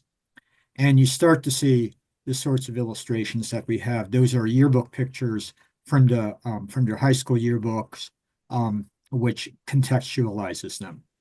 But let me tell you about Vernon Bishop, because his story is really it's unique in many ways. So Vernon Bishop came to Washington State College, and he was at the Pullman campus from 1941 to 1943. During that time, he was in the Glee Club. He made a girlfriend, and they got married before he shipped off for the Pacific. He was drafted in 1943, and he left Washington State College in the spring of 43. Went through basic training and was assigned to the 7th Infantry Division. The 7th Infantry Division fought in several campaigns across the Pacific. The final campaign in which they served was the epic battle for Okinawa. Okinawa is a very large island, about 350 some miles off the south coast of the Japanese home islands, and the Americans intended this to be the base for their potential invasion of the home islands themselves. So between April through June of 1945, there was a ferocious battle on Okinawa, on which around 12,000 American servicemen lost their lives either on the island or through relentless kamikaze attacks on the naval forces around the island. Bishop was a journalist assigned to his unit. So his job was actually to compile stories and sort of to write the history of the unit experiences on Okinawa. He survived until almost the end of the battle. So in the very last days, when there was really just mopping up going on, in mid-June of 1945, he went to run up a story, to investigate a story, and there he was shot by a Japanese sniper, which did not kill him, but wounded him severely. Now, Bishop knew that his fellow soldiers were in danger because there was a sniper around, so he tried to tell those who would help him to get back and not to help him because they would put their own lives in danger. They persisted, and because he was at the base of a cliff, they put him in a sling to try and haul him up the cliff where he could get medical attention. Unfortunately, he was shot again by the sniper, and he died when he was on his way to being helped. So those are the circumstances of his death. Unfortunately, Bishop's records never made it into the war records that we have in the library, and they never made his name never made it onto the physical memorial that we have. But Bishop's family was close friends with another family that and his best friend was another Washington State College student who kept all of Bishop's letters and documents. So fast forward to the late 2010s, when we were giving an early presentation about the Fallen Cougars project. And who should be in the audience but Dr. Kathy Aiken, who is in the front row of the group picture at the top left there. This is a team of student researchers and Kathy Aiken with them. And the reason she was there with them is she came into that meeting with a purse full of newspaper clippings and documents showing that Vernon Bishop had been at Washington State and had been killed in the war, and he deserved to be a fallen Cougar. In other words, she restored through friendship, the friendship between the two families, and her family tending his legacy for decades, meant that eventually she was able to bring him to our attention. And we researched his case. We have a report up on him, as you saw, and his name will be on the restored physical memorial, and it will also certainly be, it is on our digital website. So what we plan to do with your support and endorsement is, this is the 80th, 2025 is the 80th anniversary of the end of the Second World War. we would like to provide the families of the fallen Cougars with a certificate of academic achievement because the vast majority of the students left Washington State before they received their degrees. We would also like to correct the memorials, both physical and digital. And we, as you can see, we're recasting the World War II plaques to make them more visible and in a restored condition. I do want to point out that to the best of my knowledge, and I've researched this, there is no other university or college that has done what we're hoping to do with awarding the certificates to the family members on this scale of 250 fallen Cougars. So I think that this would make Washington State really a leader in World War II remembrance. And most importantly, this would help cement the fallen Cougars' role back into the Cougar Nation. Wow. I'd just like to add briefly too that this has been a highly impactful project. The teams of student researchers involved, and it's been a delight to collaborate with the Department of History and the libraries over these years. So we're just really so pleased that the project's at this point. Wow, that's inspirational to say the least. And any comments from the board? Dr. Sun, has Mr. Bishop been recognized as a veteran through the eyes of the military? No, I don't know that project. What is the project called? No, just is he a military veteran? Is he? I actually didn't track. Yes, he must be because we have his veteran records. So Okay, yes, he must be recognized as a veteran. Thank you.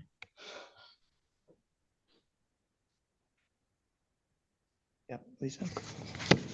This is incredible work that you've done, you've led, your students have been involved in, and it is difficult not to be emotional about what you're trying to do and the way in which you are recognizing fallen Cougs. So I just congratulate the two of you for this work and this achievement, and please let us know how we can be supportive as you move forward. Thank you so much. Thank you. I think it's fair to say that's an expression on behalf of all of us. So thank you both. Thank you. Appreciate the time. Thank you. As a history major, I love hearing stories and, brings it all back. Anything else for the good of the order for the committee? We're good? That concludes our report. Thank you very much. We are historically not ever this early. And so I am appreciative of, we had really good dialogue and great questions, and we are early. So I am going to go ahead and adjourn the meeting. I'm not able to move any of the committee meetings from tomorrow to today. So we are going to have a full day tomorrow. So please just be mindful. We have 2 committee meetings tomorrow morning before we start the board meeting. We are set to begin at 8:30 a.m. in this room, and I will be sitting here starting at 8:30 a.m. because of that schedule. So we need everyone ready to go a little bit earlier than maybe we were this morning. Thank you for a great day, for everyone that presented and that had materials set for committee meetings. We're very appreciative of all of the hard work and look forward to another great day tomorrow. So 8:30 a.m. Executive and Governance and Strategic and Operational Excellence Committees, followed by the regular board meeting. Thank you all. Adjourned.